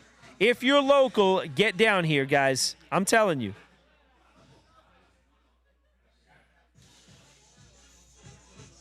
So 2:50 left in the first half, guys. The first half, not too many surprises. Sort of gone exactly like we said. We thought it would. Okay? So New England is going to punt the ball back to Seattle, and now Seattle has to do a couple of things. A, they want to take this clock down. okay? B, they want to try to put some points on the board and make this a 2-score game going into the second half where New England gets the football. Right? A touchdown would be huge right now because you send New England into the half scoreless and kind of questioning, what do we do from here? Then both teams will have to make those adjustments at half, which is what the NFL is about. The NFL is a league of adjustments. It's often who makes the best adjustments because these games don't usually end 2-3 score games. It wound up being one adjustment that could change everything. Oh, so we have like a robot here that is walking around in the back and looks absolutely crazy right now. It's literally a robot on 2 feet walking the back of our venue right now. Like he's up there like a person. That is pretty crazy. We got Malik in the Tim Brown jersey. Shout Malik. What's up, big dog? How we doing so far? Good. These Olympics are going to be fun, guys. You guys excited about any of the Olympics? I'm actually pumped to watch hockey, man. I'm pumped to watch hockey. I love hockey. You recall that last time they did, they represented themselves on the national stage too, was during that final, Frozen Four, Fantastic Four tournament, and that was so awesome. You remember U.S. and Canada taking it down to the wire, the Kachuk boys causing havoc out there. That was super cool. And we'll get to see these teams play nationally again. We're gonna pop Clifton on, maybe, yeah. Love it, bro. Let's do it.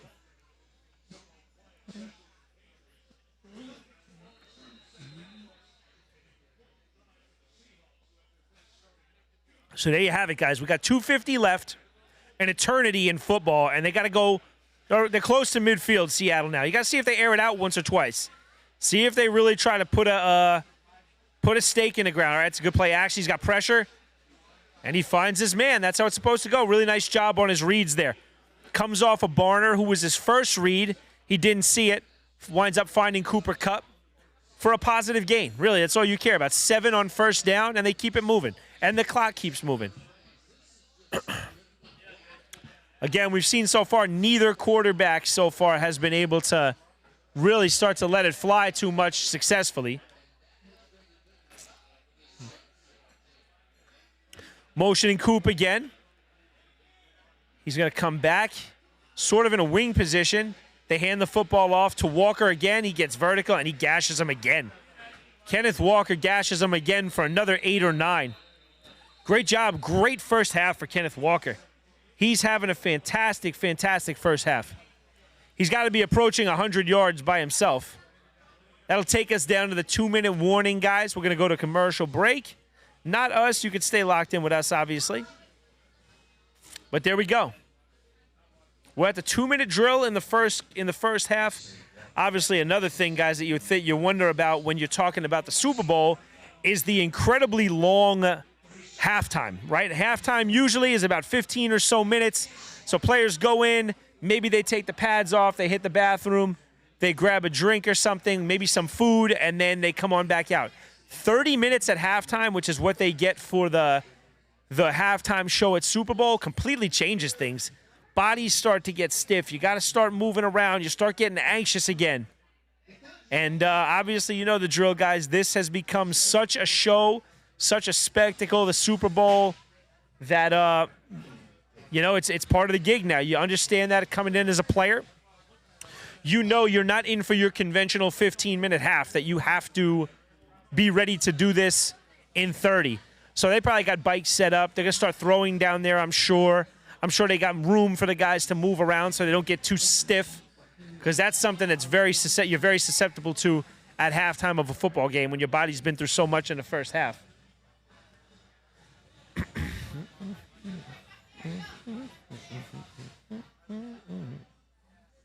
Guys, we're approaching 5,000 subscribers as well. I just noticed on the VT Sports YouTube. So, guys, do us a solid, man, if you wouldn't mind. If you're not subscribed to the channel yet, punch that subscribe button for us, man, because that's how we're going to grow this thing.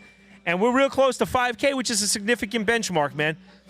We just started up a couple of months ago, and we are plugging along, 1 show a week. We're looking to potentially move it to 2. We're starting to really find our feet. We're at 4.98 5,000 subs. So let's try and get that up to 5,000 subs, guys. That would be huge. If you wouldn't mind sharing, tell a friend if you don't think it's so bad. And guys, we're going to continue to grow, and we're going to do it together. We're hoping to hit on a whole bunch of different things, guys, with this network over the next year, 2, 3, as we grow. It's going to be a different theme, though, from your normal sports networks, right? What you guys are used to getting is so much of the same, man. It's game happens on Tuesday. We break it down on Wednesday. Couple of hot takes here, couple of hot takes there. Maybe something goes viral. I mean, okay, it's cool. It happens everywhere, though. What we're trying to do, guys, to separate ourselves is we're trying to come at this from a completely different avenue, man. We're trying to come through this, from a vantage point of former players, now parents. We've done the athlete thing. We've done the coach thing. We have relationships. We have experience. We understand how sports has impacted our lives and so many of your lives. Coaching. We're talking parenting athletes. We want to come at it a whole different way. We'll get back to that during halftime, guys. Here we go. Walker again. He gets the football. Looks like he gets about 1.5 yards, and he's corralled. He stopped at about what looks like the 40, I don't know, 4 maybe?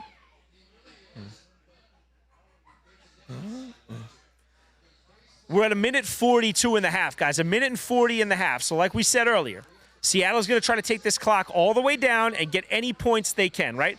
Touchdown would be beautiful. Touchdown would be beautiful, but we'll settle for a field goal right now because we make it a 2-score game no matter what. I don't think they're in field goal range just yet, but you never know with these guys. This would be about a 58 from where they are right now. Maybe 59. Darnold drops. He gets the ball off. That's a great move in space, and he gets vertical. Wow. Wow, that's a really nice job by the back. Catching the football, making 2 guys miss, and he gets 4 yards after the catch, which he really had no business getting. We are now under a minute, guys. We're under a minute. It's 3rd and 2. 3rd and 2. So far, New England has been held scoreless. Their offensive players, they're showing them on the sidelines. They're looking a bit anxious, man, a bit eager to get back out there. Darnold's moving things around. He's calling the play. We're at 3rd and 2. 10 seconds on the play clock. You think you want to get that ball out now. There it is. They hand the ball off again. They get vertical, and there we go. First down. Chains keep moving. Seattle's going to hold on to the ball. I wouldn't be shocked if we get a timeout right here. And we do. We're going to get a timeout. It's going to be the second for Seattle with 32 seconds to go, and they're moving, guys. They're marching. We got action on the stage here.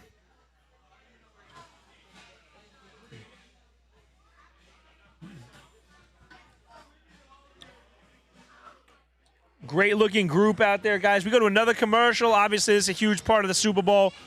If you're like a big football purist who loves the game, I don't know. Not something I ever really look forward to. Oh, this is pretty crazy. Wow, look at this. We got the cast of Friends and Seinfeld.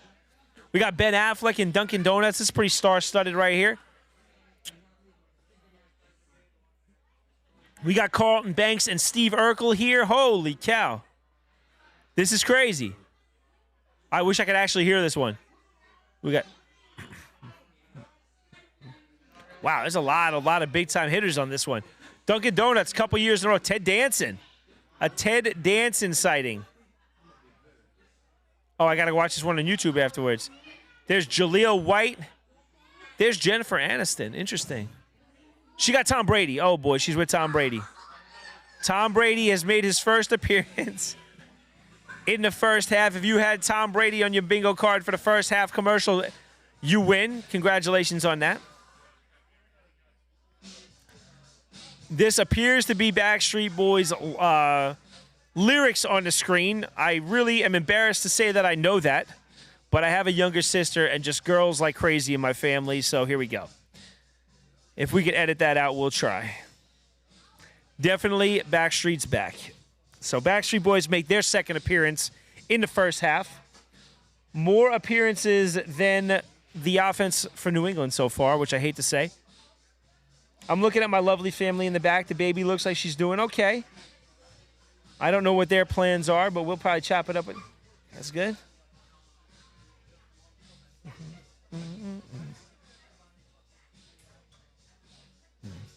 Oh, it's a Coinbase commercial. Interesting. Cryptocurrency and the Backstreet Boys.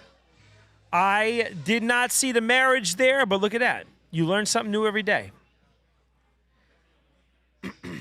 Kinder Bueno's makes their first appearance. Kinder Bueno. This guy is in everything. I know this guy as Alex Mahone from Prison Break. I don't know what you guys know him from, but that's Alex Mahone to me in Prison Break. Played a major character. If you haven't watched Prison Break, guys, check out Prison Break. It's a sick show. I've watched it like 3 times, and every time I go back and watch it again, I miss stuff that I see. I'm like, oh, that's crazy. But a fun show nonetheless. All right, guys, we're back. They're showing us right now. This is actually pretty cool. Some of the technology is wild, man. They're showing us the direction of the wind in the stadium right now.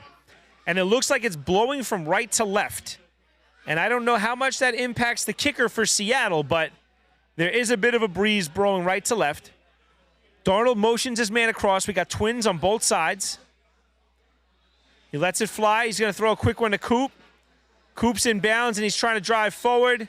They're going to stop him. The clock's going to keep running. I'd imagine somebody calls a timeout right here.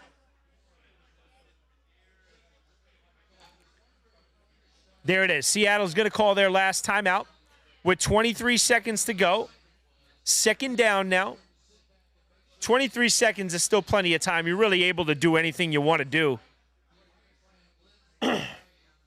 especially from where they are on the field. What they don't want to do, they absolutely do not want to take a sack right now. You do not want to take a sack. I want to see exactly what yard line they're on. And, guys, the way you figure out, if you're kind of not familiar, as to the depth of the field goal, you always add 17 yards to where they are. I'll explain that why to you after this play. Motion and JSN back out, back to the top. He's stacked on Cooper Kupp at the top of your screen. They drop back. Darnold hits Coop again. Look, he dropped the football. Did he catch it? Oh, he held it. He got the first. He held it. Seattle's saying first down and trying to get on the ball quick. New England is saying he dropped the football. It looked like, oh, that's tough. Golly, that's a tough one. That's a tough one. Holy cow. I'll have to see that again. So, he's got the football. He loses it. Ooh, it touched. Oh, boy. Oh, boy, that's a tough one. Let's see. This will be a good view. So he's losing the football. He corrals it. Does that blade of grass touch? Oh, man. So the interesting thing about this, guys, is with video review, what they called it on the field ends up being huge. Right there, it looks, oh, wow. It absolutely looks in one angle like the ball does not touch the ground, and in that one it looks like it potentially does. Okay, so they're calling it an incomplete pass. That's huge. And that's huge because if they call it an incomplete pass on the field, you need indisputable video evidence to overturn that call. So they need to see that and say that is 100% a catch. We see light underneath the ball, and it's a catch. Had they had called that a catch, they would need to see indisputable evidence that he touched grass in order for that to be overturned. The ruling on the field is an incomplete pass, and it is confirmed. Okay, so that brings us to third down, 15 seconds to go, 3rd and 3. Now, what we were talking about the field goal earlier, 17 yards. So let's say hypothetically right now the ball is on, I don't know, New England's 33. You add 17 yards, and the reason for that, it makes it a 50-yard field goal. Why is that? Because 7 yards back for the snap, that's where the holder is, and then 10 yards for the end zone that aren't accounted by the yard markers, obviously. So let's see, 3rd and 3. New England calls timeout. That doesn't shock me very much. Come on, right there. You want to get the ball? We got our man Michele's son. You want to get the football?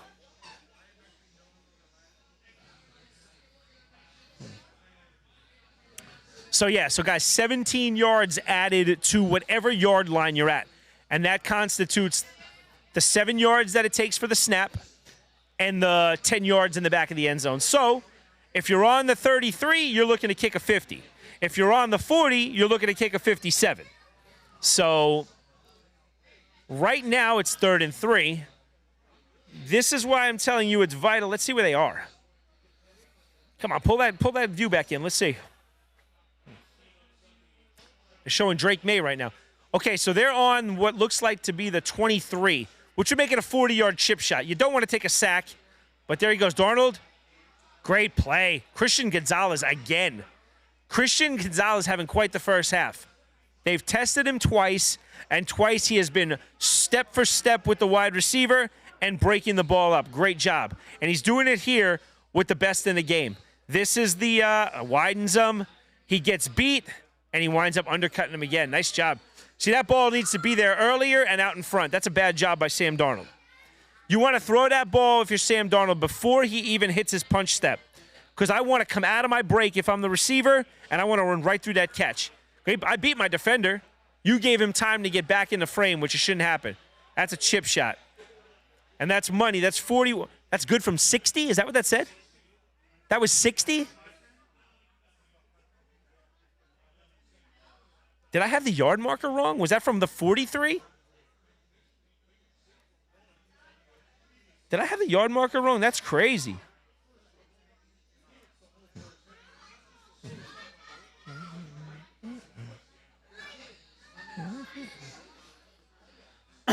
Nonetheless, whatever yard marker we are at 9-0 right now. So now, it's interesting. It's a really good job by Seattle because they send New England into the half. I mean, the offense has looked pretty anemic so far. I don't think they've completed a pass over like 10 or 12 yards. Drake May can't be feeling comfortable. The run game hasn't found its footing just yet. And you give them 2 scores now that they're going to need to at least catch up. They have 11 seconds left. It's probably nothing going to happen in there. It'd be crazy to see them try something, but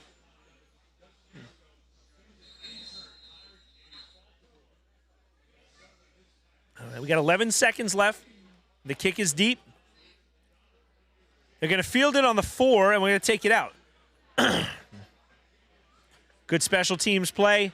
Seattle stops them at about the 29, and we got 6 seconds to go. Wouldn't be shocked at all if Drake May just runs the ball one time or kneels on the football. He's probably telling the referee that right now. You look at their first half possessions, 5 possessions, 28 yards on their first drive, 8 plays, and that's been the longest. The rest are single digits in yards, negative yards, and 16. All 5 drives accounting in punts. So that's not good. They're going to step back and kneel on the ball. That's going to take us to half, 9-0 Seattle. Not very eventful first half. No big plays, no turnovers.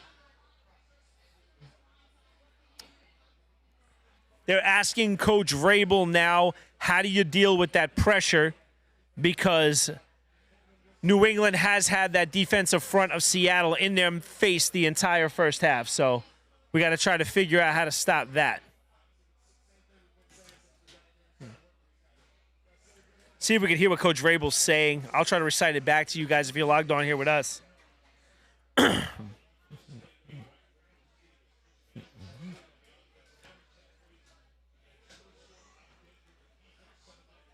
So, yeah, guys, let's pull these stats up at the half. I mean, like, nothing to write home about. They were not pretty. They were not pretty. Did we freeze here? No, we're live. Hold on a sec.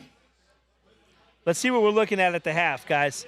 I mean, neither team offensively has really found their footing. Let's see what Coach McDonald has to say. He's paying compliment to Sam Darnold and the offense for taking care of the football, which is true. He's in and out of there quick. He's going to get to the halftime, which is going to be a real long halftime, guys. So do what you got to do. I'd say grab something to drink, sit down and lock in with us. We're going to be here for the entirety of it. So look at the half, guys. Passing yards. Darnold's got under 100. Drake May's got under 50. Kenneth Walker's done a really nice job on the ground for 94 yards. He's also got some receptions. So he's in triple digits already. Nice job by Kenneth Walker. Honestly, if I had to pick an MVP so far, and it wouldn't be like a strong case, but Kenneth Walker probably had the most impactful first half. Cooper Kupp's got 44 yards. Kayshon Bouttie's got 21. So really not too much going on offensively. On the defensive side of the ball, 7 total tackles for Woodson in New England, 6 for the leader, Ernest Jones for Seattle.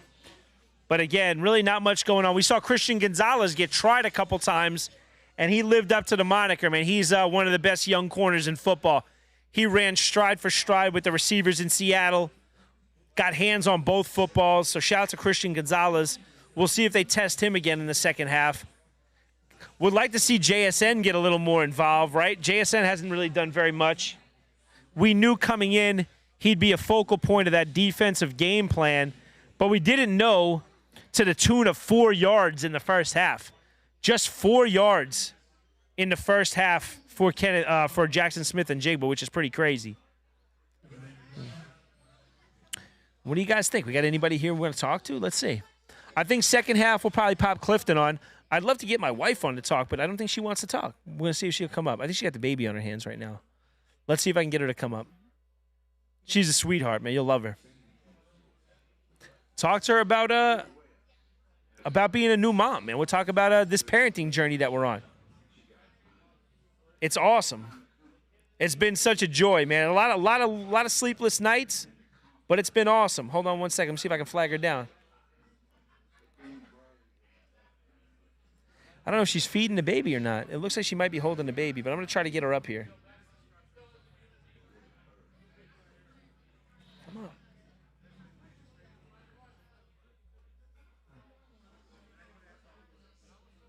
Little Tate McRae action. Tate McRae is a crowd favorite amongst a lot of my friends, so she's making her first appearance here for Neutrogena.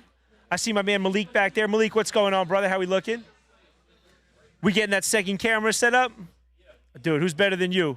What do you think? Quarter with Clifton, quarter with you or Deli? All right, beautiful. You feel like you want to make it? You want any FaceTime today, or you gonna chill? Got you. Okay. Well, you know the drill, brother. You pop on anytime you'd like. We're doing great back here, guys. We're doing great.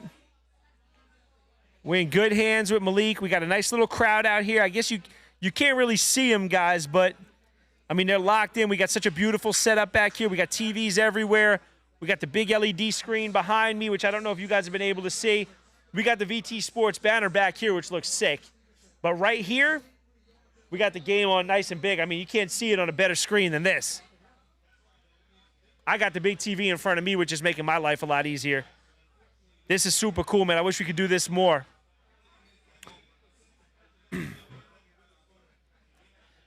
And shout out to the lovely Patrick and Jen, who are not here tonight, but are the reason this whole thing is happening. They got this boardroom up and cranking. It's been incredible, and they were nice enough to invite some of us to come by for a Super Bowl shindig tonight. So thank you guys for the invite. We appreciate yous. We're here growing VT Sports, so we're here for the brand on behalf of you all tonight. So thank you guys so much for that. We got Bad Bunny in the bowels of the stadium coming out right now. Let's see what. It appears like he does have a non-dress on. He's got like a number 64 white jersey thing on, it looks like. This is a big, I can't believe I'm talking about what Bad Bunny's wearing right now, but it has been a super contentious subject as to whether or not Big Bunny would be wearing a dress or not. It appears thus far like Bad Bunny is not wearing a dress, but that could change quickly. We've seen articles of clothing be removed in a snap of a finger in the Super Bowl halftime show. Thank you, Justin Timberlake and Janet Jackson. That was a long time ago now, huh? But, yeah, we'll see what Bad Bunny does. They ran a thing with, like, a lot of the players earlier, asking the Seahawks and the Patriot players, like, what is your favorite Bad Bunny song? Like, what are you looking forward to seeing him play? And I'm telling you, I think, like, I was shocked because I thought I was just getting old, which I probably am. But I swore that they would all know Bad Bunny stuff. And I think they probably asked 20 guys, and maybe 3 had answers. The rest of them said, I don't know. I don't know Bad Bunny. I don't know a song. I don't know. So I don't know if maybe I'm out of the loop or if maybe Bad Bunny isn't as huge as maybe I thought he was. I don't know. I know he's selling out stadiums, though, so shout out to him for that. And he's moving records, I think, which is good. I'm looking at a Bud Light commercial right now. Oh, boy. Shane Gillis.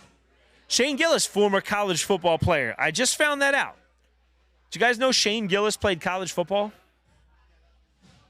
I want to find out what school. I knew this. I don't remember right now off the top, but let's see. Shane Gillis played college football. Where did he play? Oh, come on. Tell me where he played. Did he play at Westchester? Wait a minute. Where did he play? Oh, he played at Elon. So shout out to Shane Gillis played at Elon University. He's 6'4". You don't really realize that when you watch him do his thing.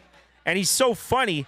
Offensive linemen, you usually imagine that their personalities are like stoic and hard-nosed and, you know. But nah, he's hysterical, man. Shout out to Shane Gillis. And he did his thing at Elon University. That's the Elon Phoenix. That's a Division I program. So shout out to Shane.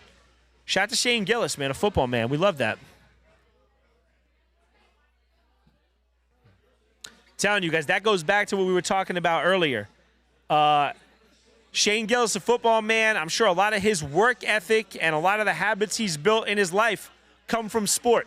And that's something that we'll touch on Valuetainment Sports. That's a bit different. I'll tell you, man, it sounds a little hokey, but I contribute everything that made me the person that I am today to my time in sport. And that goes from the ability to overcome adversity to the ability to show up for a 5 a.m. workout when everybody else is tired, to being disciplined enough to not drink or party as much, you know? Hunker down in the books, take things seriously, guys. So it's a lot of what made me the person that I am today, and a lot of those same skills and tools I've utilized to I mean, obviously I didn't have a great pro career. It was just a cup of coffee in the NFL, but it was able to get a guy like me who probably never should have sniffed professional football into the league, and now it's something I use in every day. So it's you know, it's something we'll talk about a lot on VT Sports. So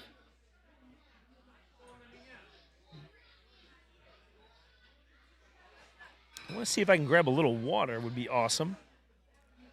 Love to maybe get Michele on here and sit and chop it up for a couple minutes. But I know he's running around like a madman always. I do think we're going to get Clifton on if he's not in the back. If he's in the back in the cigar lounge just hanging, I don't know if we can pull him out of there. He's probably networking or doing something cool because Clifton's always up to something. But if he's free, we very well might try to pull him on here. I'm still looking for my family back there. Shout out to everybody who showed at the boardroom tonight. We appreciate you guys, man.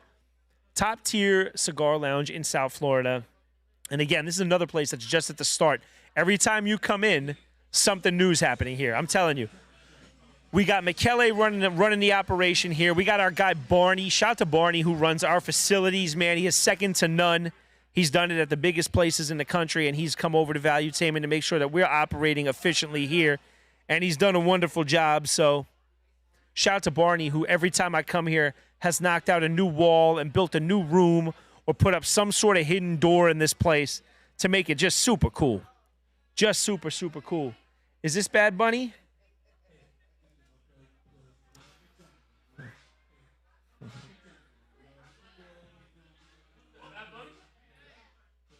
All right, we're gonna go with the Bad Bunny halftime. He's got the football tucked reasonably high and tight. We like to see that. They set up like an entire like cornfield on the field. Coco Frio, it says right there. That's kind of crazy so far.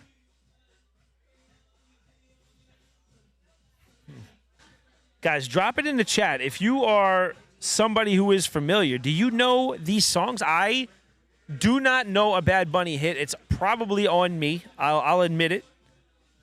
But here he is.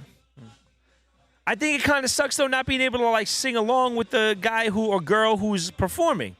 Like, always one of the biggest things is being in the stadium. It's almost like a concert, but I'd be able to give you nothing for this, man.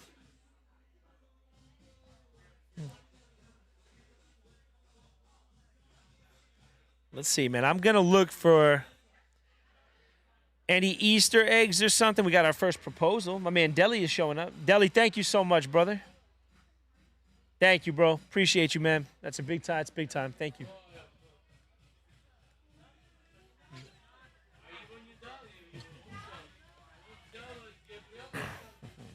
All right, he made it to the stage. All right, so far he's the only one. Any guesses on any guests he might bring up? We were talking about that during the show this week. Like, we tend to have guests on these halftime shows. We'll see if we get any of those.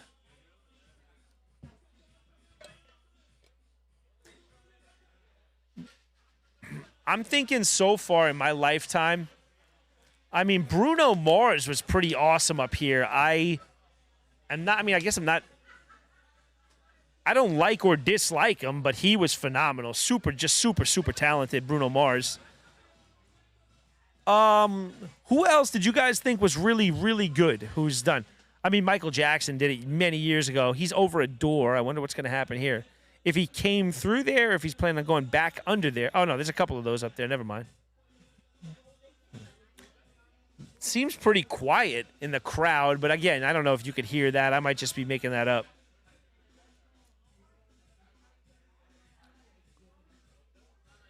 Appreciate everybody who's checking in with us either now or has been here for any part of this, guys. We'll be back to the football, obviously, once the halftime festivities, and down he goes. Oh, this is pre-recorded here. This is pretty crazy. They dropped him right down there. He's probably changing clothes right now. Let's see what happens. Oh, he's back out already. Nope, same clothes. He's making his way through the cornfields. Okay, he's dodging a couple of dancers who are in his way. Look like he's trying to get to the DJ booth. A couple girls making some crazy faces. And we're wheeling tires now. Okay, Bad Bunny is atop a pickup truck right now.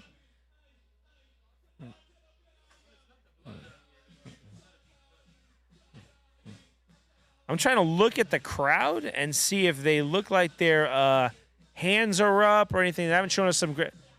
What do we think, guys? What is the consensus from anybody who could hear it better than us? If you can hear the halftime show, tell me what the crowd sounds like. How do they look? They look like they're like super engaged. Okay, I think I'm familiar with this song. Is this Bad Bunny? No, right? What do we have here?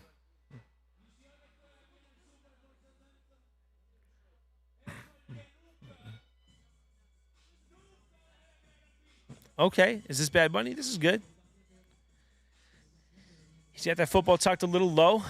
A defensive back would probably try to punch that thing out from behind, but, that's not for now.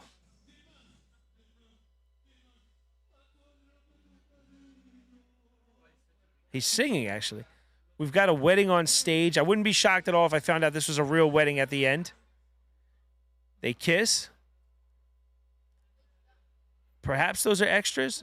There it is. Lady Gaga in the building. Figured that would be the case. They usually do drop somebody else on. Lady Gaga from Long Island, New York. Interesting choice. She got a great voice, though.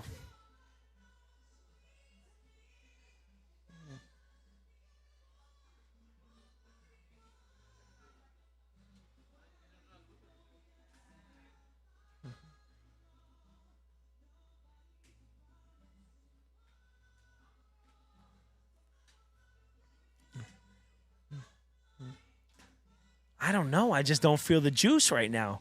I mean, even our entire building is quiet. Would you think that this was a song they would play at halftime to get the crowd charged up? No, I did not think that.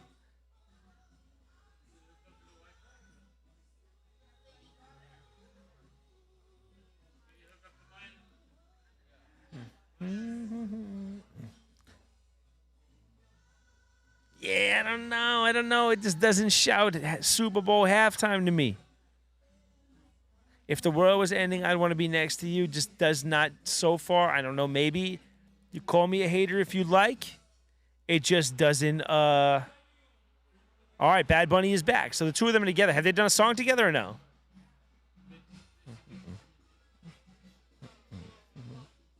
I mean, big time names. Let's be real. Two absolute superstars. Two absolute superstars, but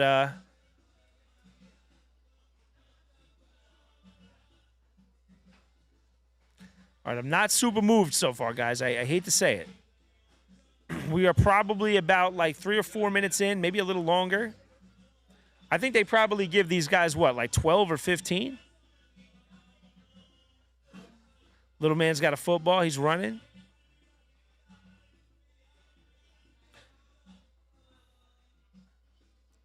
Who else was in? Anybody know who else was in contention for this spot?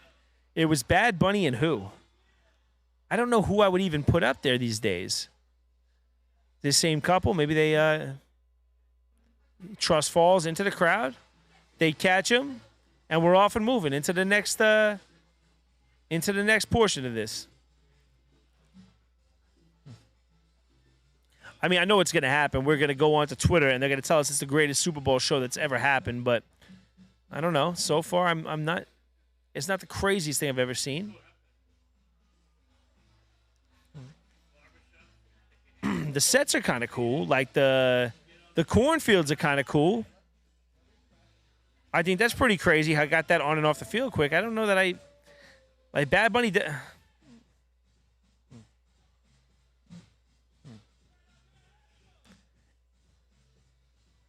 Anybody else? What do you guys think? What do you guys think so far?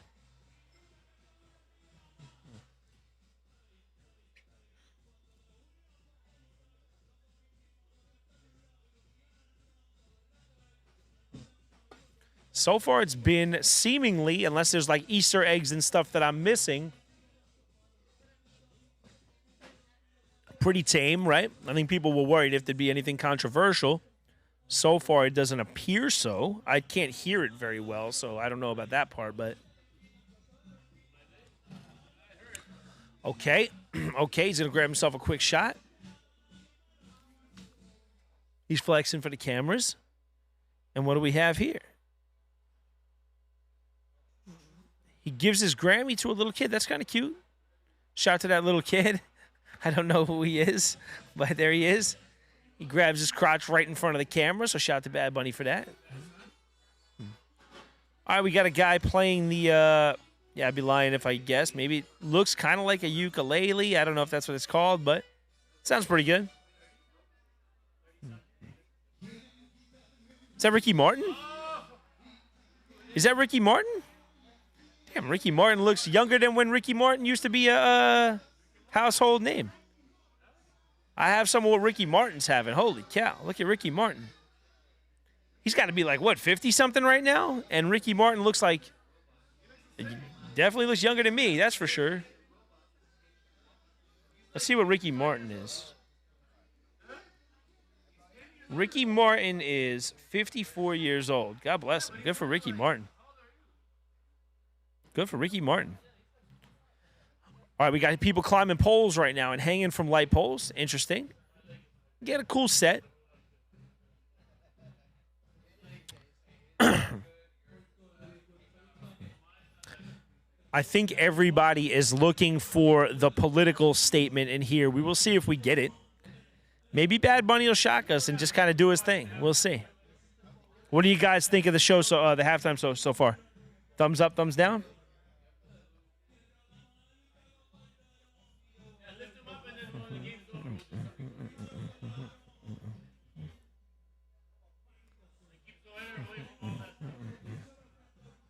Okay, he's going up. I'll be honest, guys. I'll tell you one thing I do know about Bad Bunny. I saw him in WWE, which is kind of crazy. Bro, actually very athletic for a guy that you would not, I personally didn't think would be super athletic. But he went in there, and he held his own. He did a really nice job. So shout to that, because he committed himself to getting better at it. He did a really good job with it. He wrestled, I think, at WrestleMania, which is wild, because that's in front of like 100,000 people. He's on top of a stage right now. I wonder if he's going to jump off of that thing.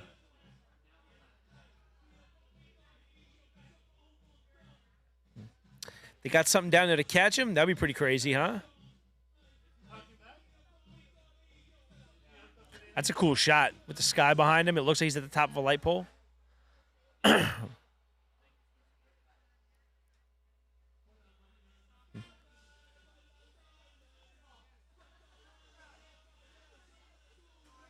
right, he's climbing down.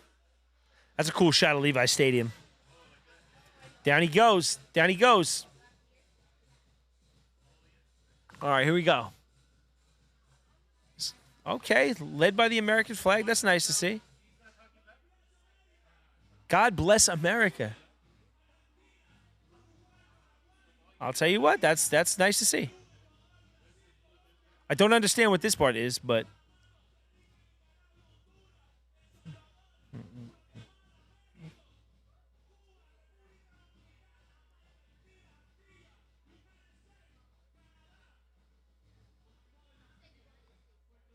yes, we got action.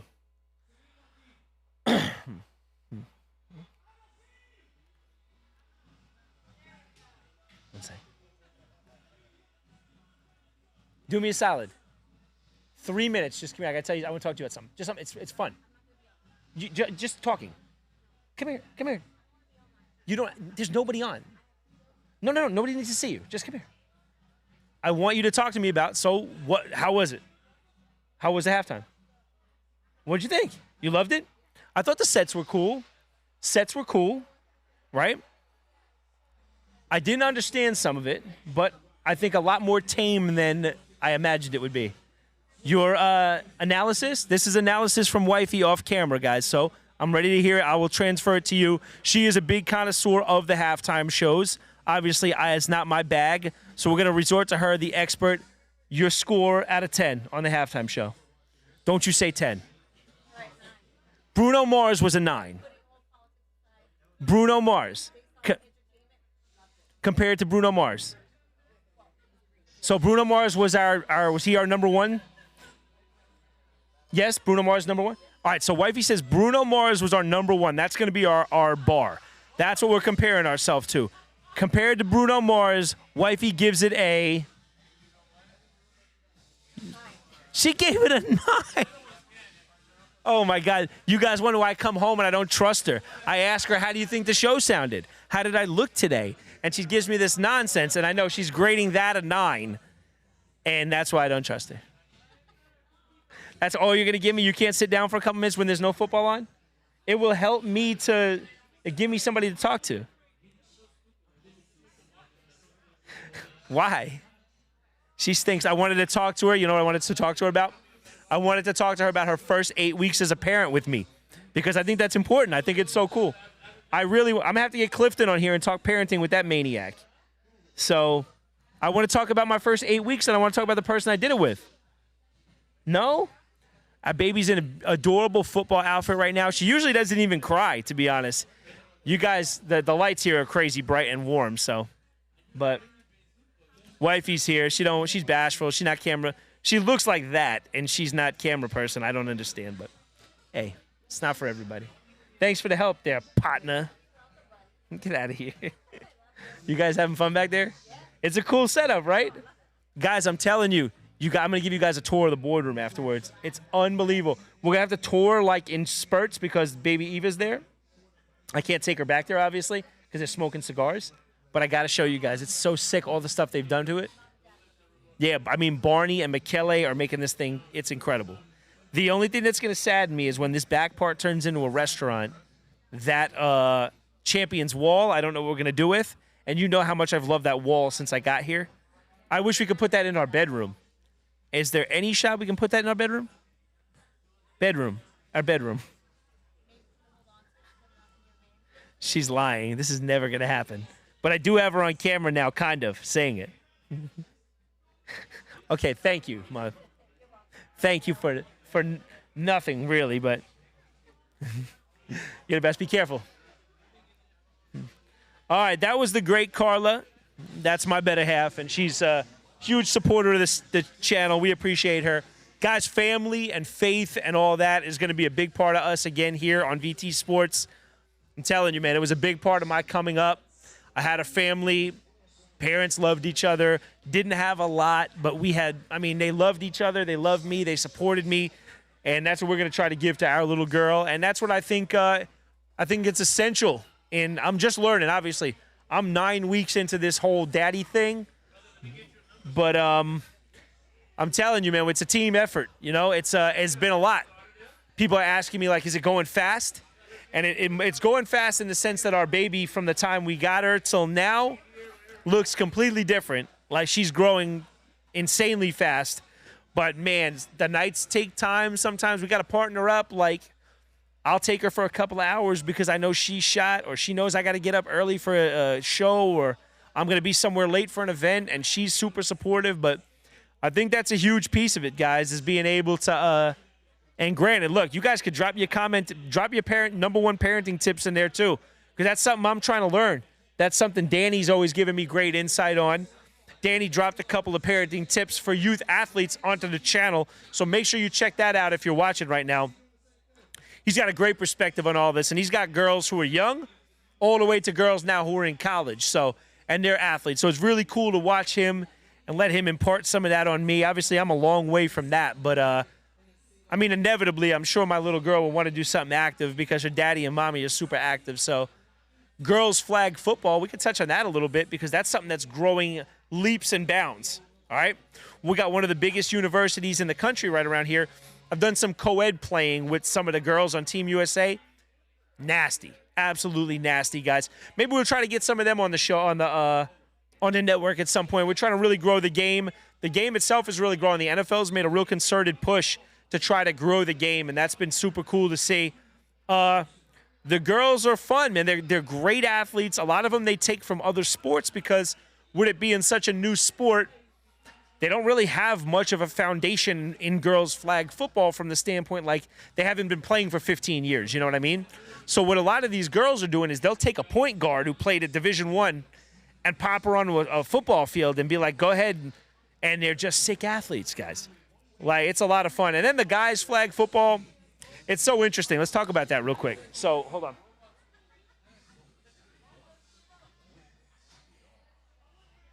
So the guys flag football, I mean, so I play every year on a national level. All right, I played on the number 2 flag team in the country for the last couple of years. We've taken an L at Nationals, but Nationals is nuts. Martin Luther King Day, we're down in Orlando. It's some of the best players in the world, okay? It's guys from big-time Division I schools, a couple of guys who spent some time in the NFL. My team is loaded. I mean, and we play big-time football, and it's gotten big to the point now where it's going to be an Olympic sport.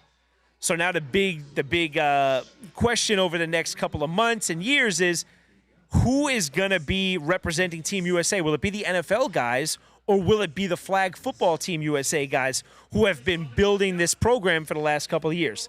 So it's going to be interesting to see, guys. It would be really, really cool if we were able to maybe get them all on the field and see how it works out. Because, look, is there any way you stop a Jamar Chase or a Justin Jefferson or a Lamar Jackson or Josh Allen on a flag football field? No. They're just too physically gifted. And the things that they can do, they're unstoppable.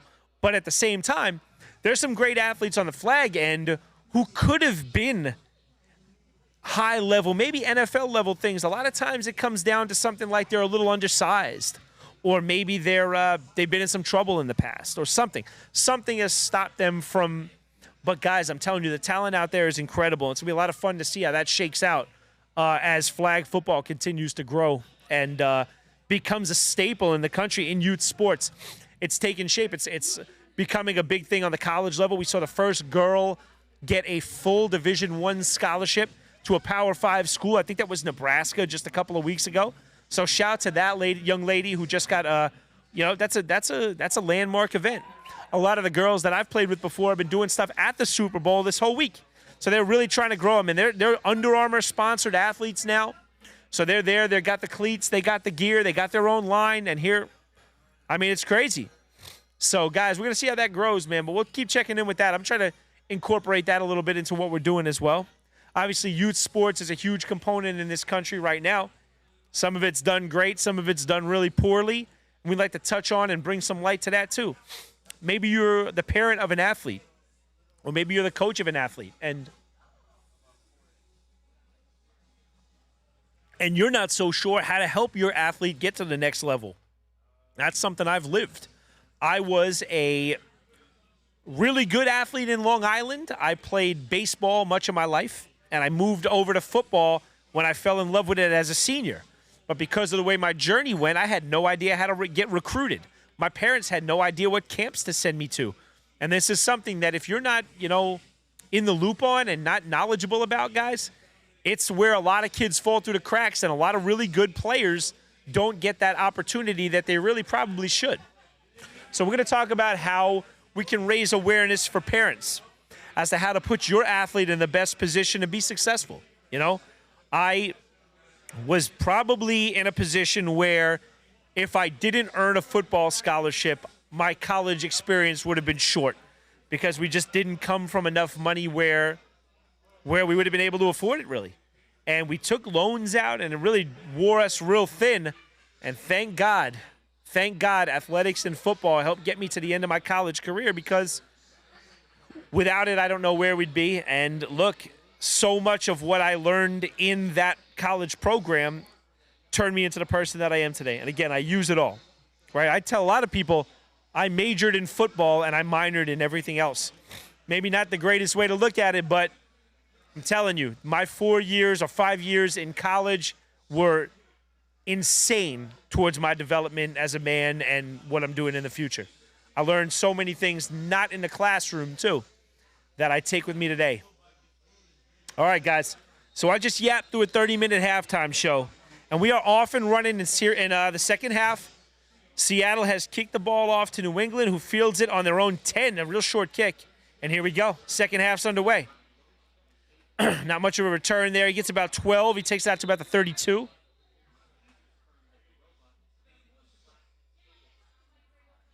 Again, I'm watching this walking robot on the backside of this camera really distract me, because we're already starting off with a guy with terrible ADD on your camera, and to have a walking robot right behind the camera is not helping that at all.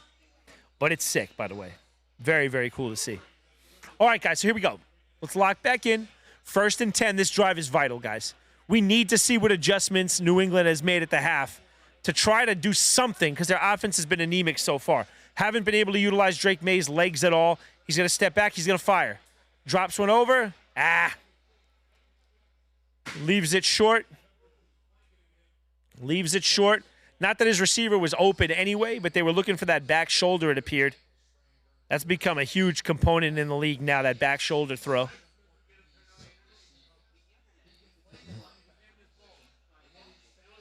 Nick Emanwari, again, second-round pick. He's had a great year, 80-plus tackles, 11 passes defended. He's had a really, really good year. 2nd and 10, guys. Little end around quick. Little end around to a running back, actually. All right, guys, 3rd, and he didn't get very much, it didn't look like. What did he get?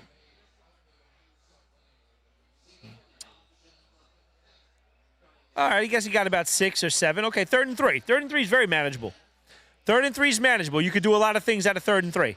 They are only 2 of 7, though, on 3rd downs, which is a huge deal. And they've just punted the heck out of the ball. Every time they get in the ball, they're punting it, which is not a good sign. Down below, he got an outside release. He shuts it down, and it's broken up. Looked like he left him waiting a little bit. Receiver got to come back and fight through that, but there you go again, 3 and out. A bad sign out of the break. They take no time off the clock. They've established no first downs. Let's see. He beats him outside. He's trying to sell the go ball. Snaps it off. Doesn't really do much of anything. Even if he would have caught it, he was out of bounds. You got to come back and establish yourself. You're just getting bullied around. Not a good job there.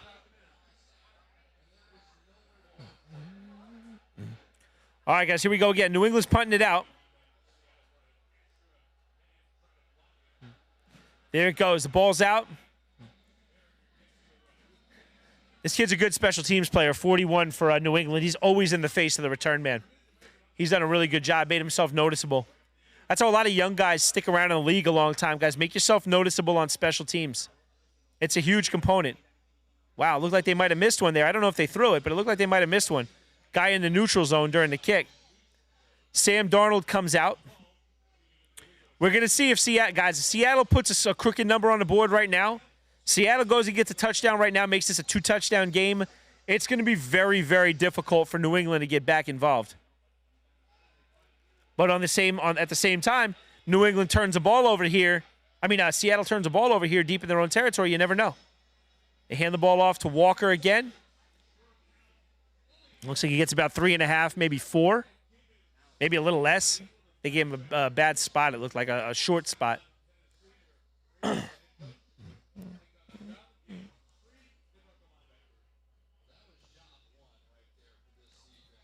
do we got? 2nd and 8. They gave him 2. Wow. Look, I got a little more than that, but okay. 2nd and 8. Not a very productive first down. Again, you want to get about 4. 4 opens the playbook to where you can do a lot of different things. Let's see what we got. We got 2 wideouts on both sides, top and bottom. Darnold's got pressure. He gets the football out. It's a great catch. Great catch right there. That's Shaheed. Shaheed catches the ball over the middle of the field. Not much by way of yards after catch, but he controls it, and he gets them out from deep in their own territory, which is a very difficult spot to be. There it is. He gets his depth, comes back negative on the run. That's a great job by Shaheed right there. Darnold delivers a good strike with pressure in his face. Little wobbly, but right where the ball needs to be. Good job by Shaheed. Darnold gets taken down too.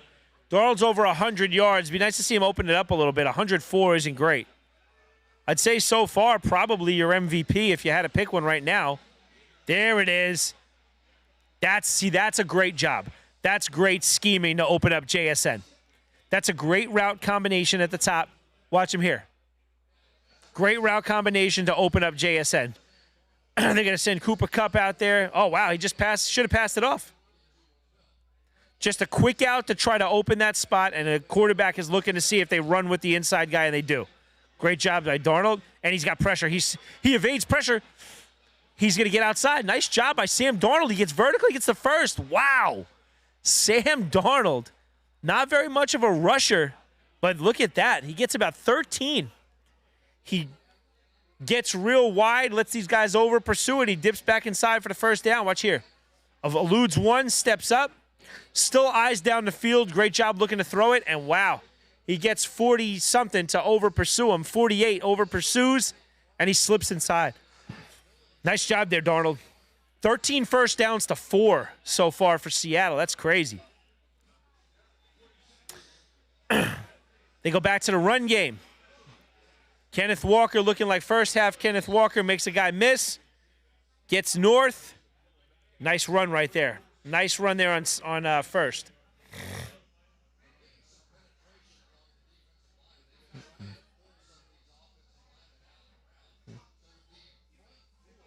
Haven't seen much of a couple of guys. A lot of names we haven't heard. We haven't heard Diggs much. Haven't heard Mac Hollins really at all. We're going to see which offense can pick one of these 1 or 2 chunk plays now. You have to start taking a shot if you're somebody. If you're New England, right? You got to take a shot at some point. 2 guys in the backfield. Now Darnold drops. Hits Kenneth Walker on a little screen, and oh, boy. He finds room. Kenneth Walker. I'm going to tell you something right now. Kenneth Walker is putting together what could be a Super Bowl MVP performance if he keeps this up, man. He's doing it in the pass game. He's doing it in the run game. That's a great point they're making on the that's a great point they're making. That's a great job by the offense in Seattle to put JSN in the backfield as a decoy, draws a ton of defensive attention, and they just run him away from the play. Kenneth Walker's got 99 yards on the ground and 26 through the air. He's at 125 for the game. He's going to break the 100-yard mark right here. He's got 100 on the ground, and he's got 25 through the air.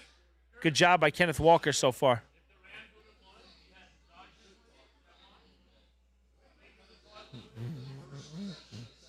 There it is, 17 carries for 100 yards. You can't beat that, man. Can't beat that. Getting over 5 a carry.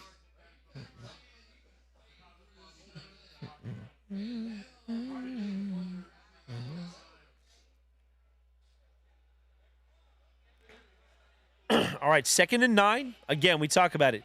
Just an unenviable position, really, on first. But Seattle looks okay. They're deep in New England territory, already in field goal range. They take an early timeout. Early timeout right there. Is that Seattle? Okay, interesting. Seattle forced to take an early timeout.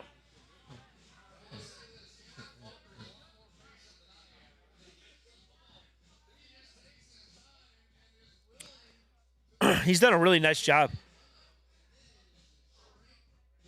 from the opening kick. Kenneth Walker's done a really nice job, man. Made a really big impact on this game so far. A lot of times he should have been hit behind the line of scrimmage for nothing, and he's turned a lot of chicken, you-know-what, into chicken salad, man. He's doing a really good job. Got to put the football away right there, but there he goes. Very, very nice job so far for Kenneth Walker. His Pop's in the house. That's cool. Pop looks young, too. All right, guys, 2nd and 9. We're back. We got 4 guys split out wide. We got a guy in the backfield with Sam Darnold's in the gun. He drops, gets it out quick, misses his guy. Not great so far for Sam. He hasn't just looked super comfortable. Hasn't connected on 2 or 3 throws he usually makes. He's either behind his guys or not throwing it when his guy's hitting his step to come out of the break.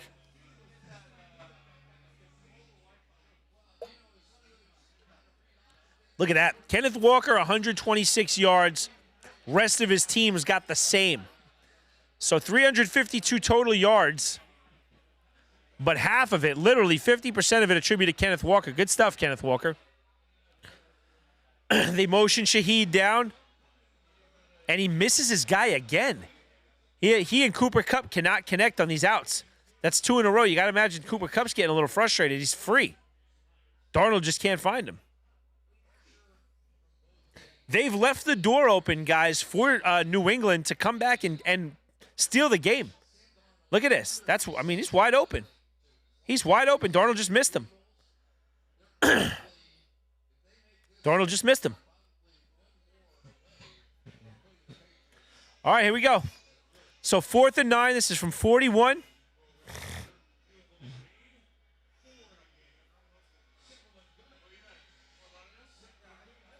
There it goes. There it goes. Money. All right, so we're at 12 now. 12-point game. It's been all field goals so far. Good snap, good hold. Kicker puts it right down the middle of the uprights. Easy peasy. All right. 12 is big, man. 12 is big. You need 2 touchdowns now if you're New England. They haven't shown me anything to make me believe they're capable like that so far.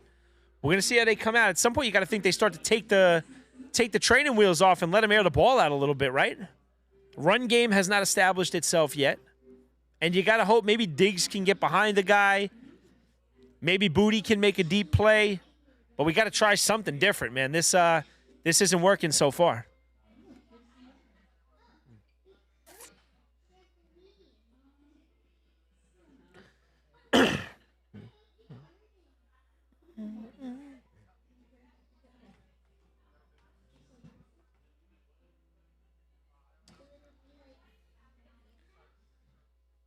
Boardroom is here and rocking, guys. You want to jump up? You want to pop on? Either Clifton's just chilling or we're going to pop on. Whenever he's ready, we'll pop him on. I think we're good. He looks like he's cooling right now. What do we got here? Oh, my gosh. Look at Greg Olsen. Look at the great Greg Olsen. That looked like I saw Eric Decker. Who is this? Well, he's got some old players? There's Kittle. He's still playing. Look at this. Tony got. Oh, I'm thinking tight ends. I'm thinking it's a tight end commercial. There's Vernon Davis. Oh, this is a cool one so far. He's painting Bruce Arians. You got Gronk looking like he could still play today.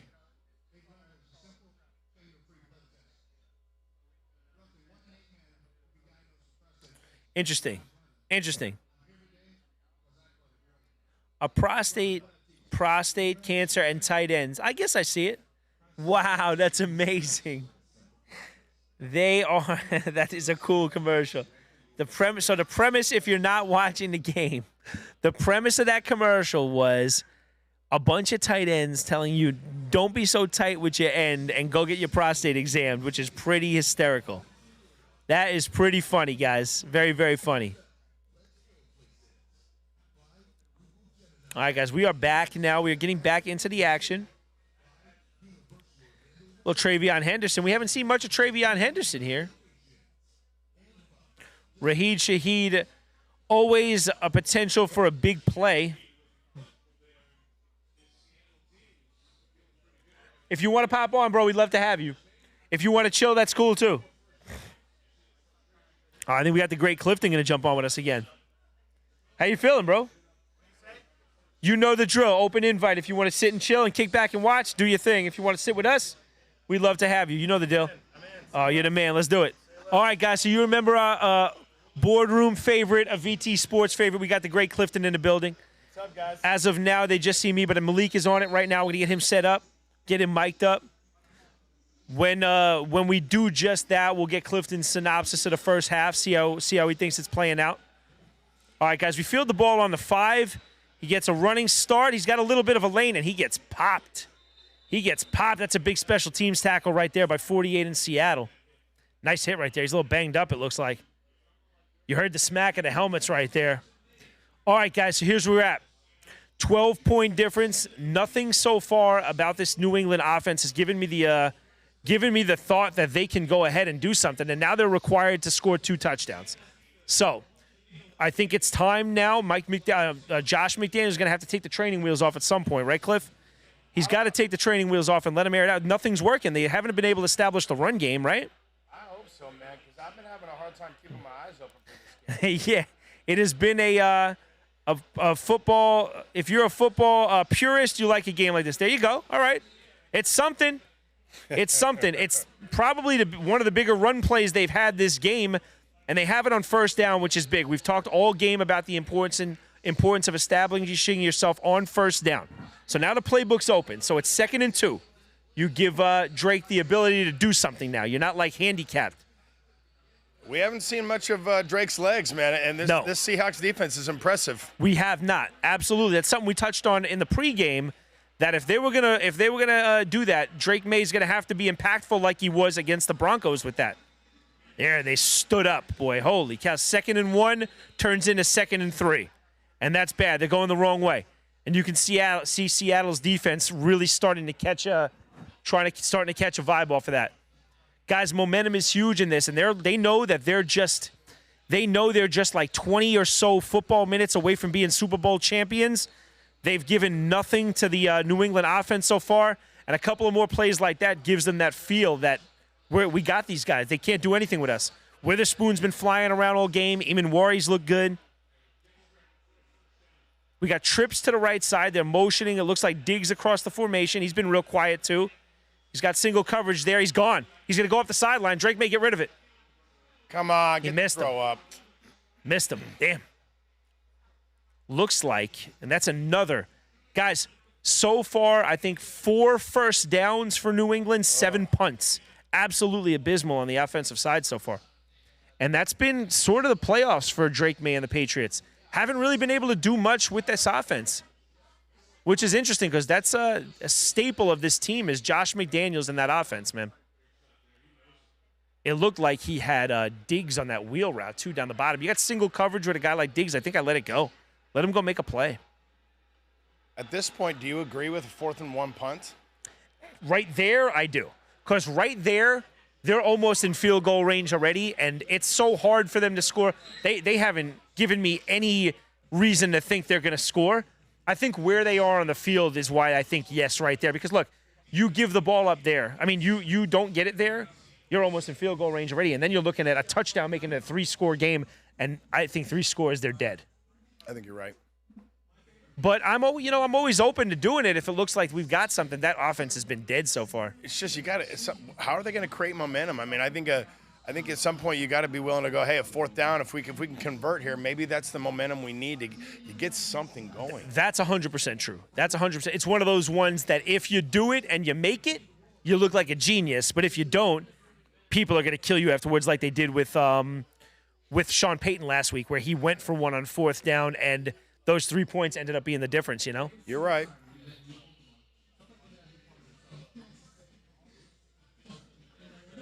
What are you thinking of the space back here? Looks cool, right?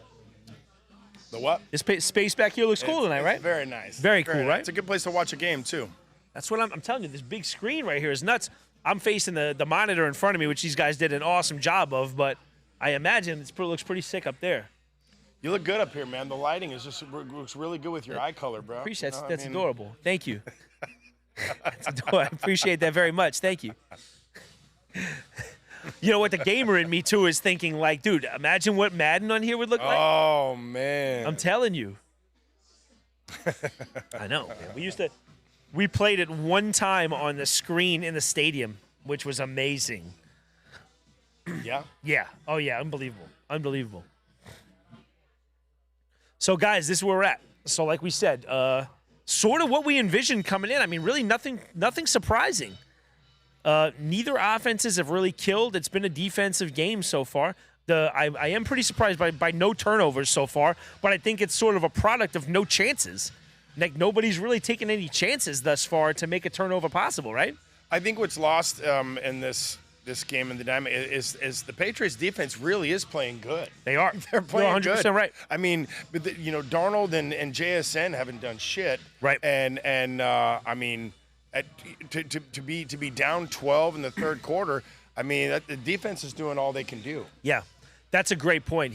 Sam Darnold, as much as he's been efficient, and it looks like maybe he's starting to figure some things out, they've forced him to miss Cooper Kupp a couple of times, right? And that comes from having some pressure in his face. And yeah, the offense has not been able to find his footing on either side. Kenneth Walker's done a really nice job. I think right now, if we're taking bets, and if I was not here and making a bet, probably Kenneth Walker might be the guy I go with Super Bowl MVP so far. He's had a couple shades of beast mode on a few of these runs. 100 yards plus on the ground, and I think almost 30 through the air, which have come at opportune moments, which is huge. He's done a really good job, and we said it earlier.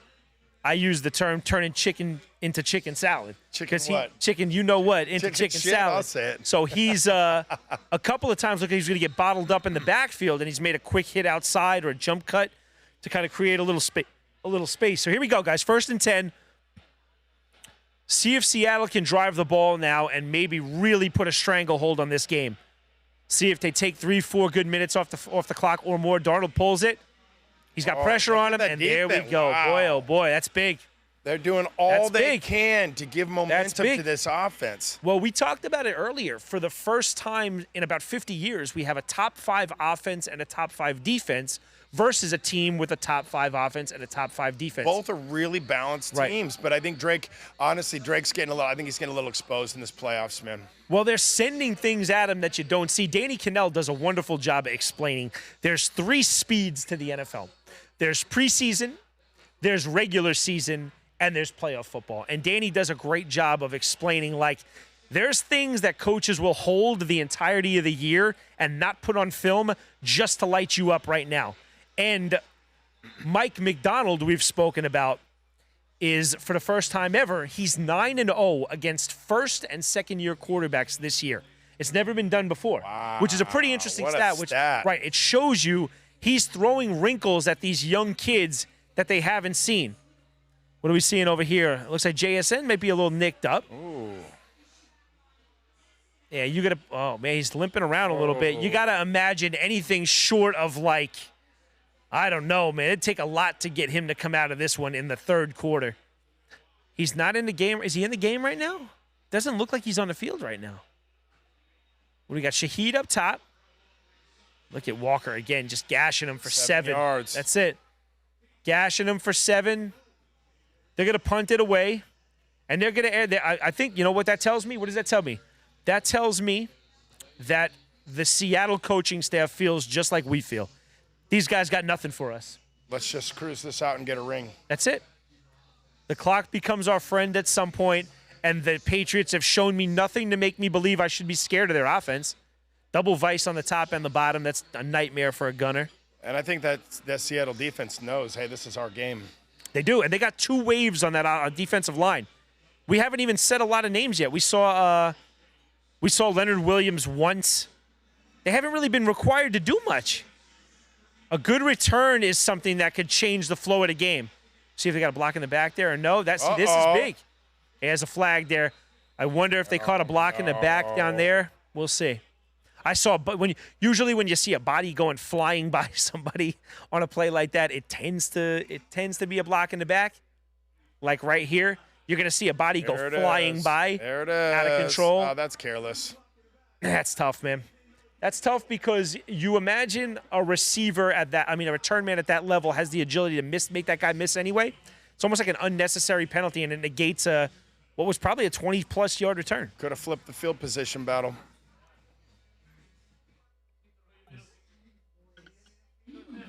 Okay.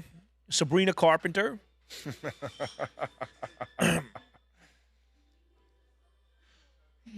Interesting. What do we see there?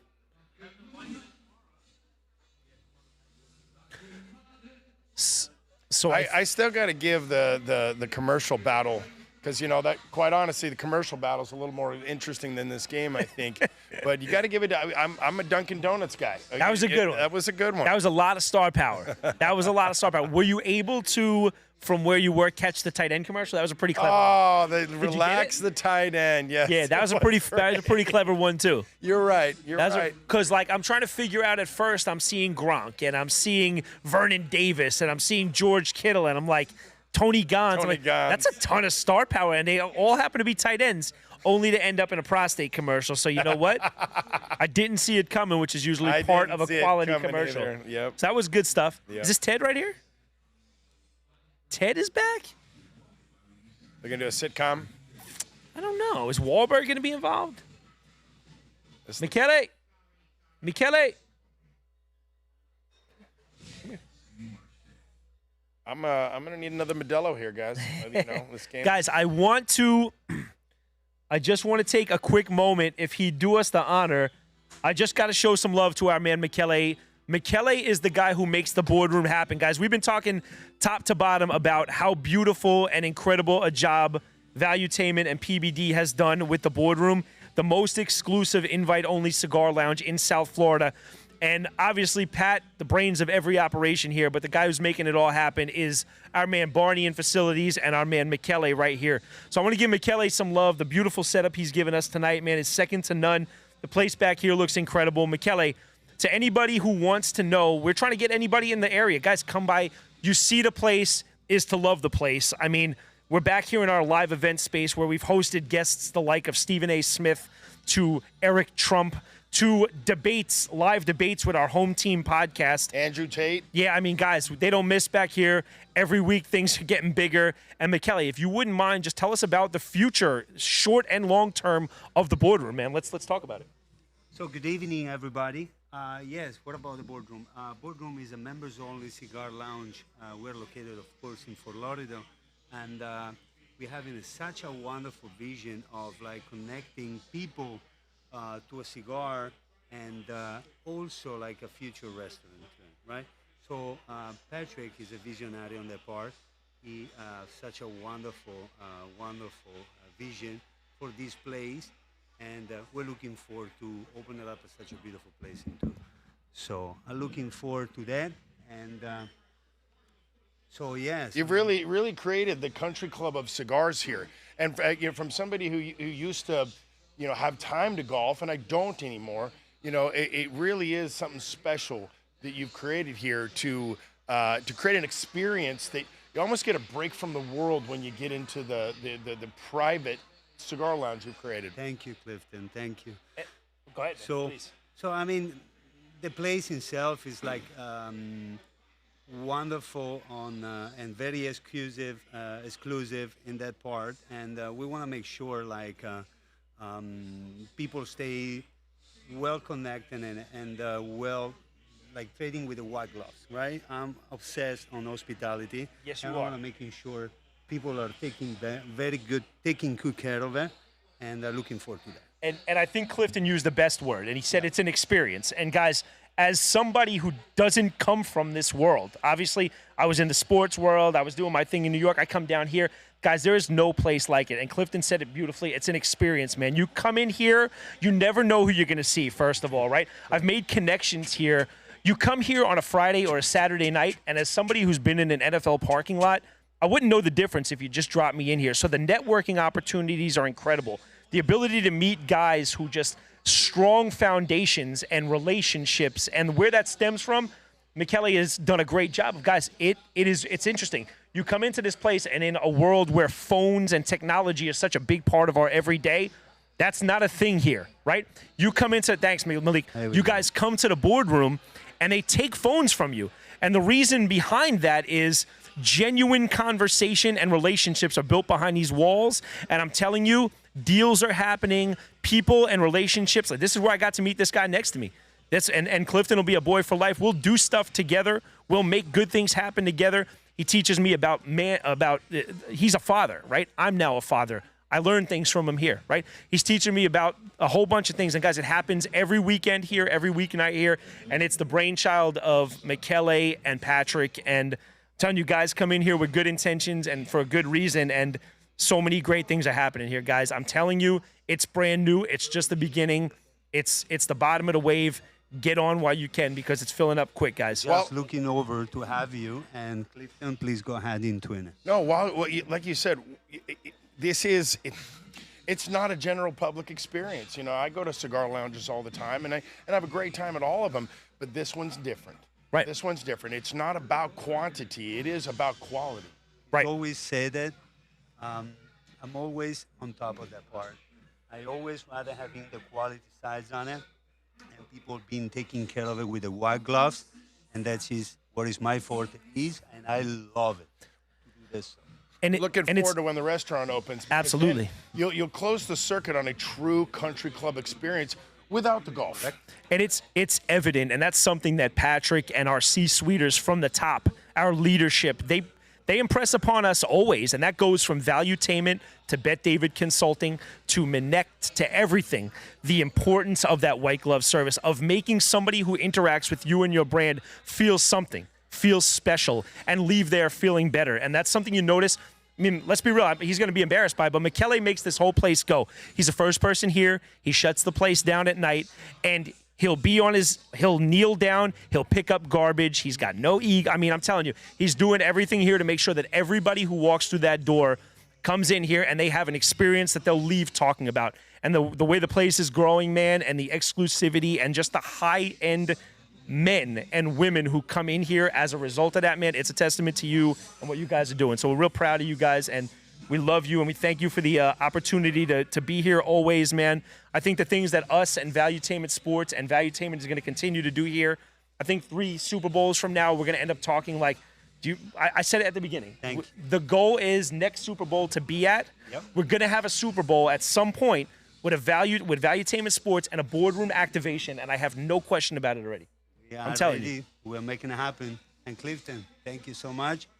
Guys are stepping out into it. Thank you, sir. I have some people to taking care of it. You're the man. We appreciate you. Thank you. That's Michele.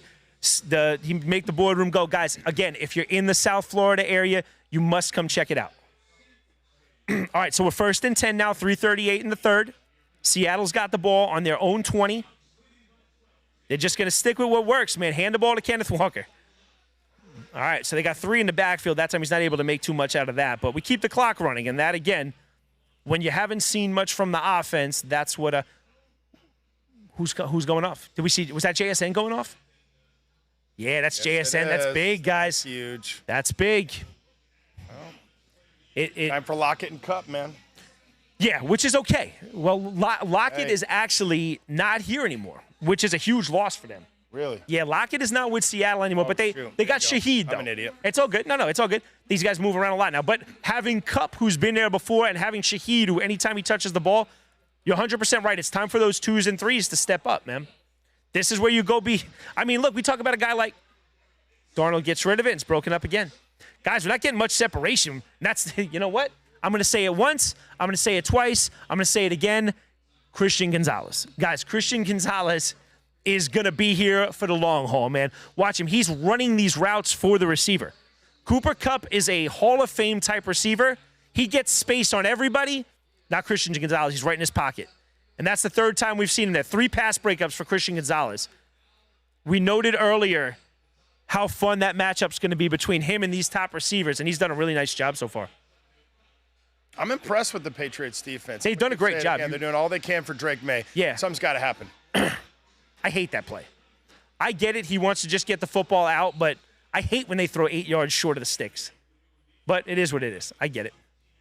Cooper Kupp with another catch.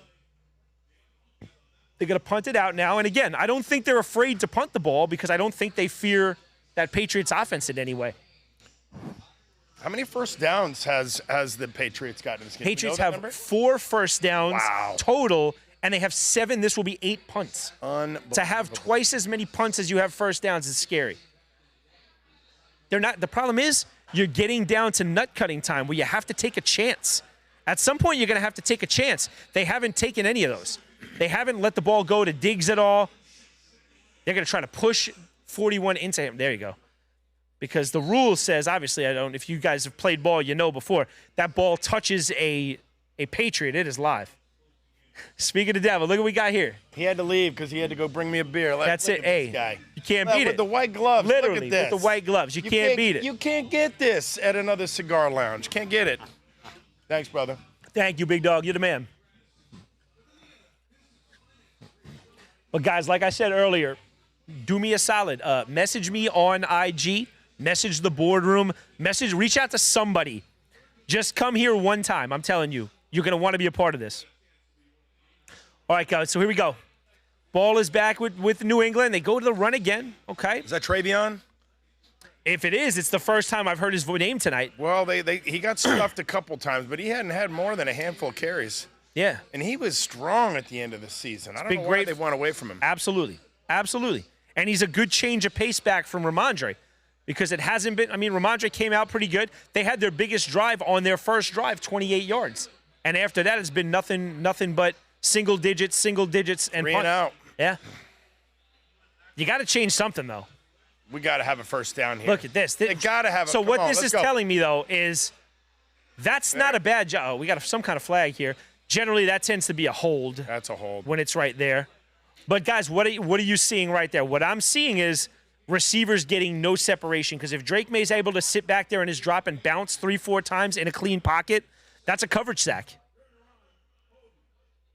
There it is. See, during the run, defensive holding is weird. He said during the run, holding defense. That's not interesting. Well, I think he made quarterback run, but he hadn't crossed the line of scrimmage yet. Well, there it is. I mean, there it is. See, that's what you don't want to do. Don't give them an extra. Don't give them new life. They're a dead offense right now. They're a dead team. You're giving them. You just gave them 20% of their first downs. It's a freebie. It's right? a layup. But that's 20% of their first downs for the game. They just gave them a stupid play like that. Look at that. True. 3 carries for 14 yards. He had over 60 last week, or 2 weeks ago against Denver in that blizzard. He drops back. He's got to fire. Oh, they got someone on him. Defense, man. That's crazy. Heated him up. That's a guy right there who I thought could play a difference in this game. I thought Hunter Henry. I thought if they got Hunter Henry involved, he might be able to make a bit of a difference. He's the lone captain holdover from Gerard Mayo's team. So you know Vrabel thinks highly of him, but they haven't gotten in, even on plays like that where it could just rip off 6 or 7 at a time with him. It's better than what you're getting. Man. That's tough, man. Impressive. That's tough on a quarterback, too, getting his arm jacked when he's throwing. Always dangerous that way. So we're 2nd and 10 now, guys. We're under a minute left in the third.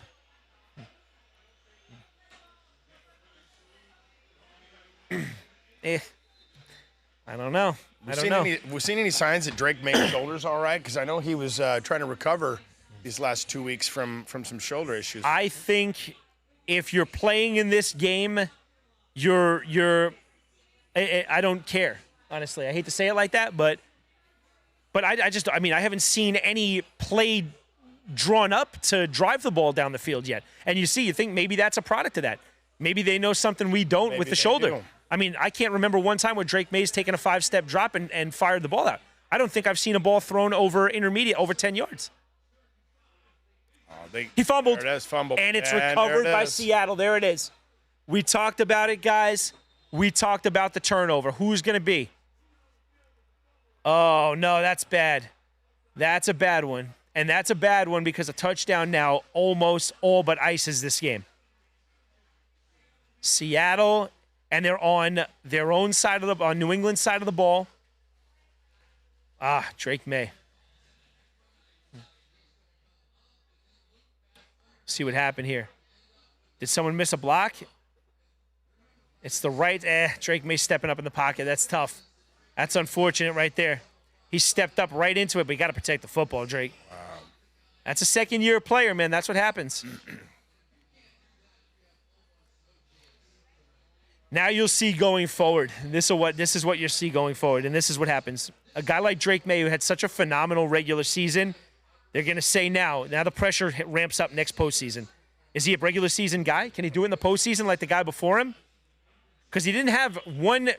He had 4 playoff games now, or is it 3 or 4 playoff games, and not one of them did he live up to how he played in the regular season. That's Barner again. They had him involved early, and this is all you need to do, really. Just keep the clock moving. That'll take us to the end of the third, and you got to get through 15 more minutes, guys. I don't expect that Seattle will do much driving the football down the field now. They're going to keep handing the ball to Kenneth Walker. Let him kind of ride you home. 3 quarters down, guys. CMC on the keys, tickling the ivories real quick. He's a man of many talents. He is, man. How do you not like CMC? That's Cam Hayward right there, still playing at a super high level in like year 15 for the Steelers. Shout out to Cam Hayward. Did you say 15 years? Oh, he's still playing a crazy high level. He's 36 years old. Holy. 36 years old, he plays defensive line. And he had one of his best years this year. There's Strahan. Shout out to Stray.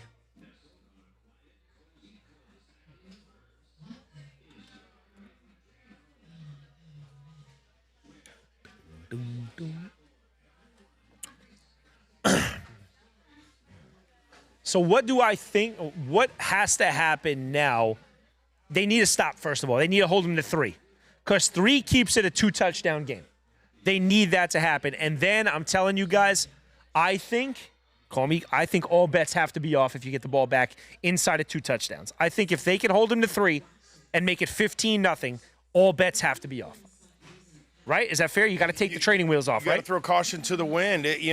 How embarrassing would that be to lay up a goose egg at the Super Bowl? Absolutely. You got to play with some passion. You got to take some risks. And it's not like it's 40-something to 0. I mean, you're right there. You're 2 big offensive plays from being right back into this game. You're so close, but yet when you watch this defense, you're so damn far away. Well, and that's another thing, man. I'm telling you, I haven't seen – you got a guy like Diggs, right? Diggs is a problem. Diggs has been a good receiver in this league for a long time. I don't think they've driven the ball to him one time past, 6-8 yards, right? They haven't thrown the ball to – That's why I asked about that shoulder. I'm like, have we seen – Drake's was a reliable deep ball thrower this season. He's been fine. Yeah, he's been great. I haven't even seen the plays called for it to happen. And I saw him look off it one time. I saw a wheel route down the bottom of the screen. I thought he might take a shot, but looked off it quick. And I don't know if that was accompanied by some pressure. Maybe that was what it was. Defensive line all bets are off, though. It's hard to. I mean, Drake's a second-year quarterback. He had a damn good season.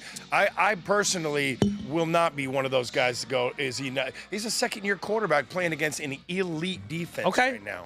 Well, you're a lot more rational than a lot of NFL fans. And I hate to say it, man, as a New Yorker, you're a lot more rational than a lot of those Beantowners. Those Massachusetts fans, those New England fans, they're not, and you know the drill today. Everyone's looking for that narrative, right? Everyone's looking for that narrative. They say it about Lamar Jackson. They say it about Josh Allen. These guys are top-tier players. We were talking with Danny earlier in the week about what does this do to both guys' standing in the league. If Sam Darnold goes and wins a chip, where does he fall? If Drake May goes and wins a Super Bowl, where does he fall? And I said, I think if either of them are the catalyst to a victory, like not just a part of it, like I think if Sam Darnold goes off and throws for 100 yards in this fourth quarter and a touchdown or 2, I think Sam Darnold's looked at very differently going forward. At this point, I'd love to see it regardless. I'd like to see a good team start to finish win a game, not just the defense. Right. Well, I also think that the way the game's been called in the second half is probably a result of how the Patriots offense has looked so anemic. Like if you thought there was a chance that if they had that Brady Moss offense, they're not more than a player or 2 from turning this whole thing around. I don't think they've shown anything that makes me believe no signs of life. Yeah, nothing. Not even an attempt. 4 real first downs and a penalty. Yeah, seriously.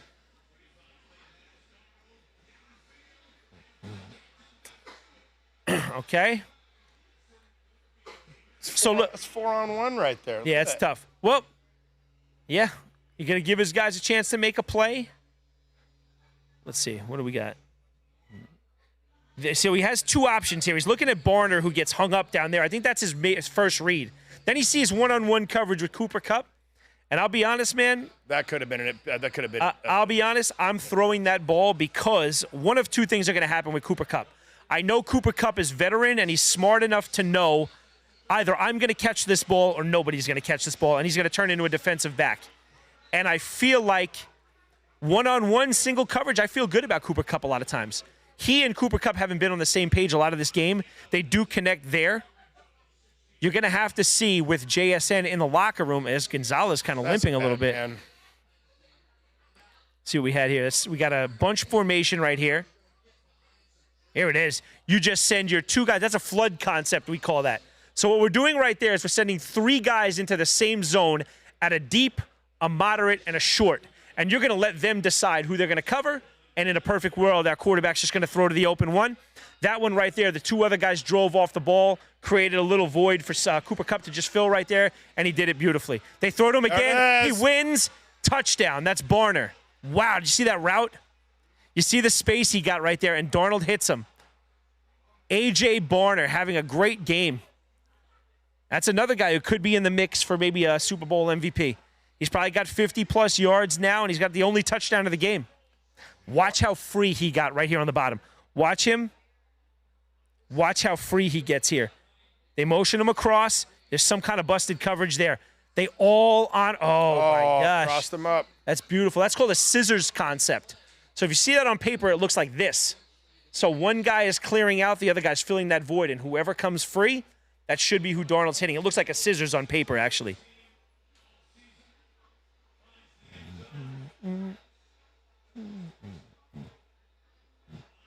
You know what the problem is so far? We've done 3 of these live streams, and we haven't had one good game yet. Right. That's what sucks. We did the Broncos and the Steelers, right? That one ended up being just a bashing at the end.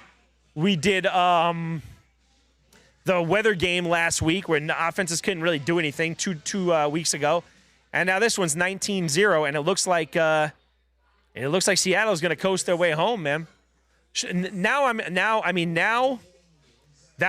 will tell me, is there something more to it that we don't know about with Drake May and maybe that shoulder, because you're down 3 scores now.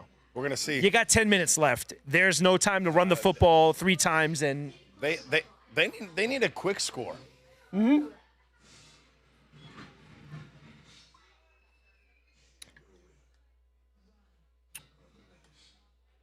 And caution to the wind. We've talked about it early in the broadcast, man.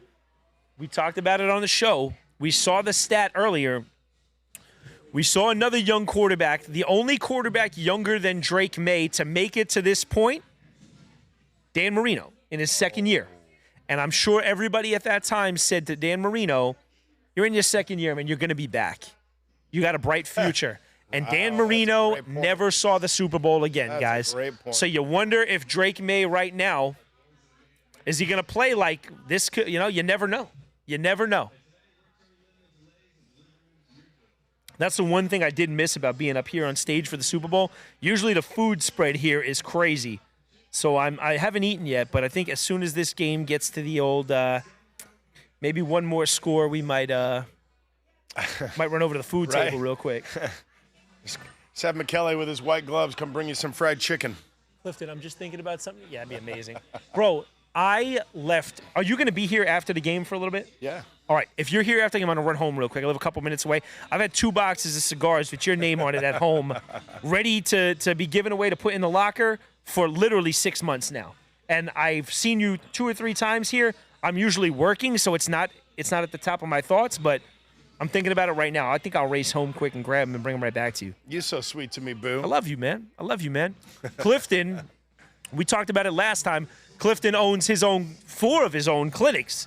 And Clifton has done a fantastic job of taking care of me, helping me try to get back to my peak. It's something I got to sit with him again about trying to re-up, because now I'm a father. Now it's important that I be around for the long haul. It's not about me at all anymore. So we may sit down about that. But that's something you guys might want to check out if you're tuning in. Clifton, the floor is yours, bro. Talk about it. Tell us about it, man. We got a beautiful new one, right? Let us know. It's interesting because I know your story. You are my personal Rudy of football story here, and what you did to make it there, and the adversity that you went through to get on the field. But how much more stressful and hard is being a man in this world today, and being a father, and taking on other people's, you're responsible. You're not just responsible for you anymore. You're responsible for a family, and it's a lot of stress, and it really does a number on your sleep cycles, on your mind, your state of mind, your mental health, and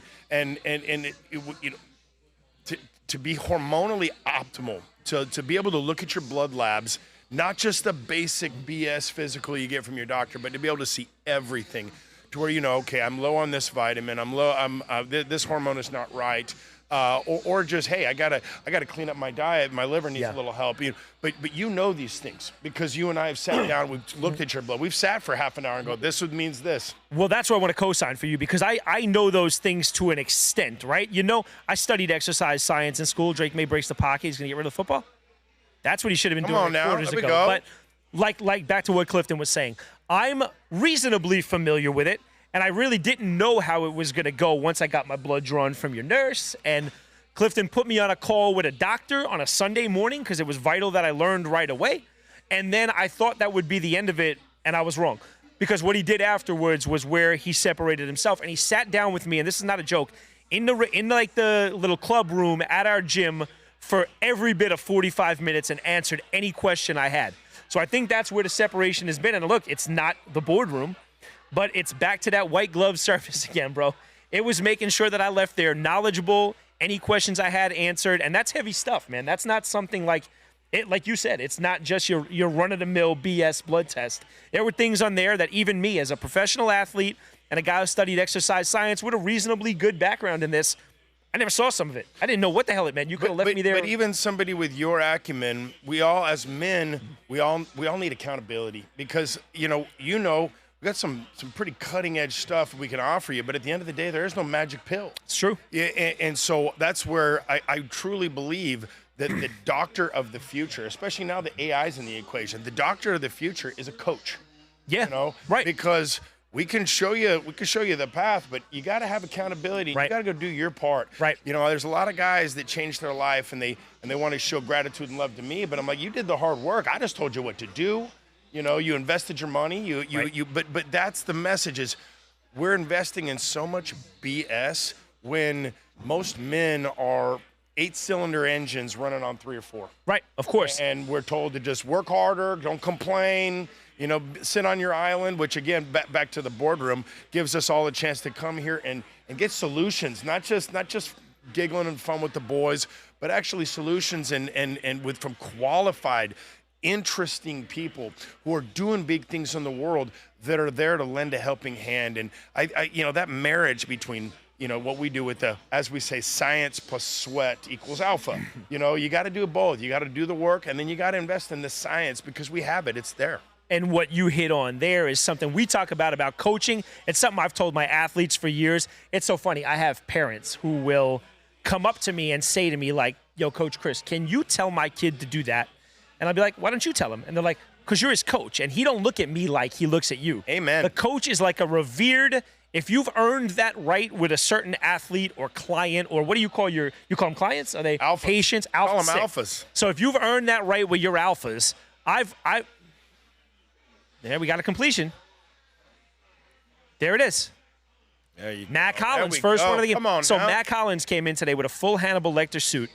Oh, really? And I was like, I tweeted, if you come in like that, bro, you better put up 100 with all that extra you're doing. And that's his first catch of the day, or second maybe. But shout out to Matt Collins. Good job right there. It was a good pass. It was a great pass. There they go. They let it go. There we go. Hey, guys. Touchdown. Signs of life. Let's go, Drake. Now the question is, where was that 2 quarters ago? Why could that not have happened two quarters ago? Playing not to lose. It's not good. Well, we'll see now if they can build anything off of it. We have seen this. And he beat Reek Woolen deep. That's the second week in a row. Reek Woolen has been beat deep for a touchdown. Not great. Put in the right spot.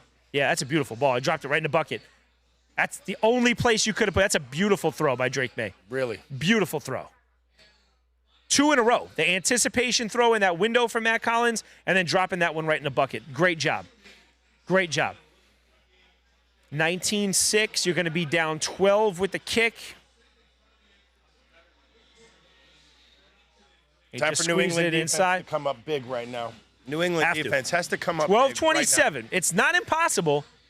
They're going to probably change the defense. I don't know that they sent the same look, I don't know. It's human nature to not maybe come with the same ferocity that you did 0-0 up 19-0. But we'll see if those defensive linemen can lock back in for the next drive and get more pressure on Drake May, because that time they didn't. We saw him flush out of the pocket, get about 15 with his legs, then make 2 great throws comfortable back there. That's the first time we've seen that all day. So we'll see now if that's what it takes to snap Seattle back into it and let them close the deal. But to finish on what Clifton was saying earlier, guys, he said it. Coaches are going to be your doctors of the future, and that's because as a coach, if you've done it the right way and you've built that relationship on trust and on me wanting what's best for whomever I'm working with, you get revered like that, man. You'll be able to tell them, and that's a big part, and I think it's a big part of your brand is living what you're teaching, right? Talk about that, because I'm from New York, man, and I always think of this.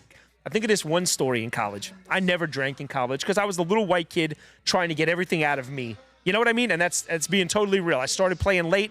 I wasn't as good as everybody else coming in.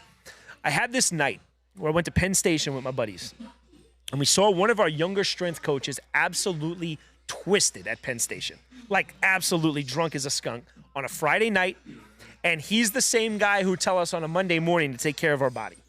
So I lost all ability going forward after that to really take him serious anymore. So talk to me about the importance as a coach of living what you speak to your clients. You know, as the hook of my company, of Alpha Male Clinic and now Alpha Women in Raleigh, North Carolina. Shout out to Raleigh and Alpha Women. That's sick. Is the coach. Yes, we have cutting edge doctors. Yes, we know our shit. We are on top of the science. But again, you know, the first year in the first Alpha Male Clinic, I was the coach. I was the one that spent that 45 minutes with the client going, okay, here's the problem. Now here's the solutions. But here's your part of the equation. And you know, I got to say, you know, one of my pet peeves in a gym is a fat personal trainer.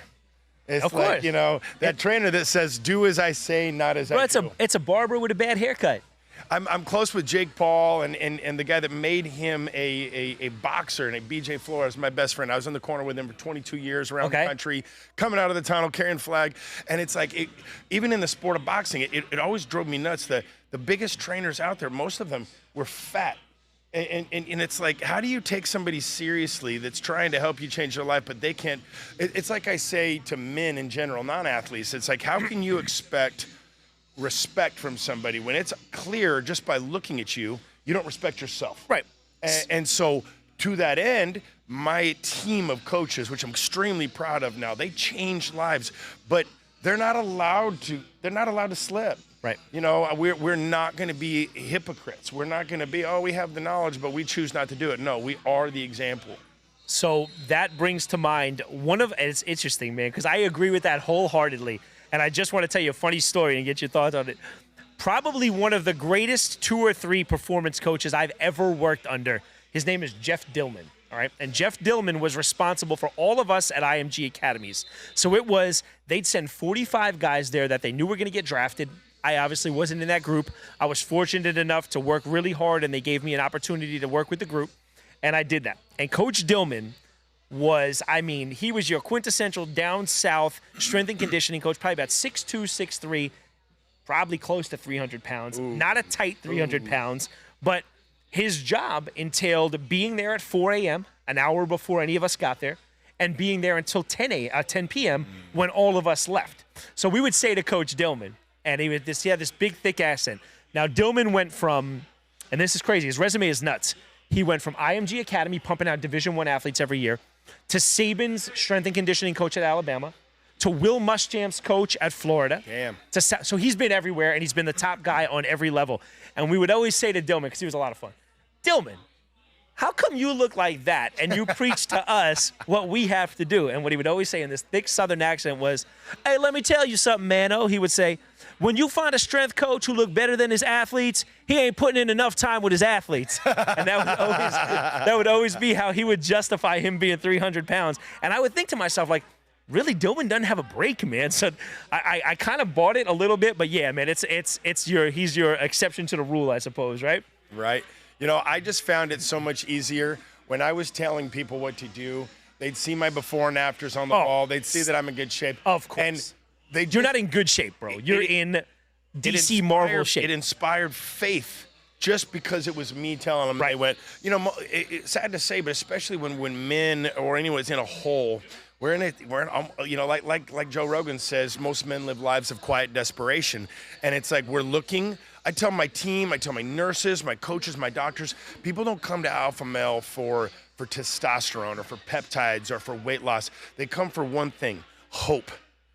And everything about you has to say hope. It has to give them something to believe in so that they'll actually make commitments and make decisions, and then we can hold them accountable. I love that. And I would say, as somebody who growing up, and this relates to me in like a sort of an off the beaten path type of way, when you've never seen something before in person, you really don't know how true it could be. So like, I guess what I'm saying is, like, with a guy like that, the first step is the hardest. Like, you almost fall into this trap where you believe it's too hard, I can't do this. But when you're able to see a guy who's lived it right in front of you, it kind of makes it real. You know what I mean? Like, I didn't know what I could achieve in this world until I met my mentor. And then I meet a guy like Patrick and I say, damn, as a kid who grew up in an apartment in New York, I didn't even know that this was accessible. And you see it and you believe you can do it. Oh, I just missed him. And you believe you can do it. I got to imagine that the same thing happens for a guy who's fallen into that bad cycle for 10 years, lost his faith, lost his ability to, find a partner, if we're being real honest, right? Lost his confidence, lost his way in the gym. And to see somebody who's living everything that he wished he had, if he's got that resource, it has to be a tremendous help, right? To see it. Most men that you describe, they think their day's over. Yeah, of course. They think that, and they're gonna, and most of these guys are gonna spend the rest of their life talking about those glory days. And the message is no. I caught a lot of grief for the name Alpha Male, but I still stand by how I named the company, because it's like, you know what? A lot of the men coming in, at this point in their life, they're not alphas. Right. They remember when they used to be. Right. And the message is, get on the science, invest in yourself. And the number one thing I tell men is we put everyone first other than ourselves. And because we're that 8-cylinder engine operating on 4, we do everyone a disservice that's riding in our vehicle, because we don't have everything in us to give them, because we've put everyone before us. So what is the balance in a successful man? Because look, I'm a new father, and I'm responsible for a wife she used to work 1 million hours a week until, my wife gave birth on a Monday. She worked 10 hours on that Saturday.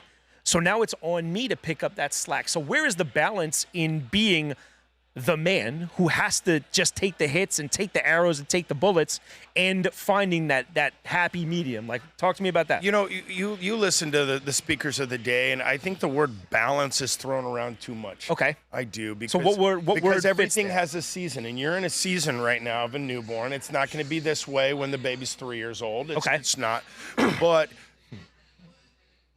we have to, it's almost like taking projects. I mean, if I'm looking at an unhealthy person's blood, there's 10 projects to work on, and it's not really feasible, affordable, or just realistic to work on all 10 of those projects at the same time. So sometimes it takes a coordinated, planned attack. Okay, I'm going to attack this part in this season, and these other imbalances, I'll catch them after I accomplish this.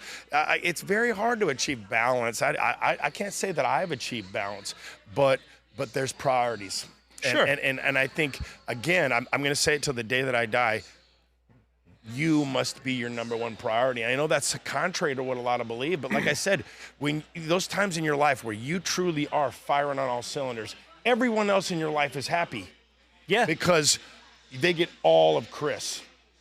And so, the message to me is, it's really simple. My life got so much better when I realized, no, when When my truck comes in and says service needed, I can go, oh no, I can wait 20,000 miles for that service.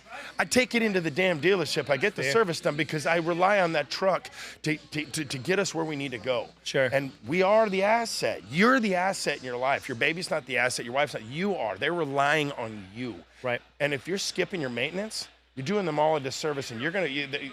And is today's world make it seem harder, or is it just something we've always dealt with? It's just like it seems like the hustle and bustle of today. Like you can't work 9 to 5 anymore and find. You know what I mean? Like how many dudes do you know that work a 9 to 5 job and spend time?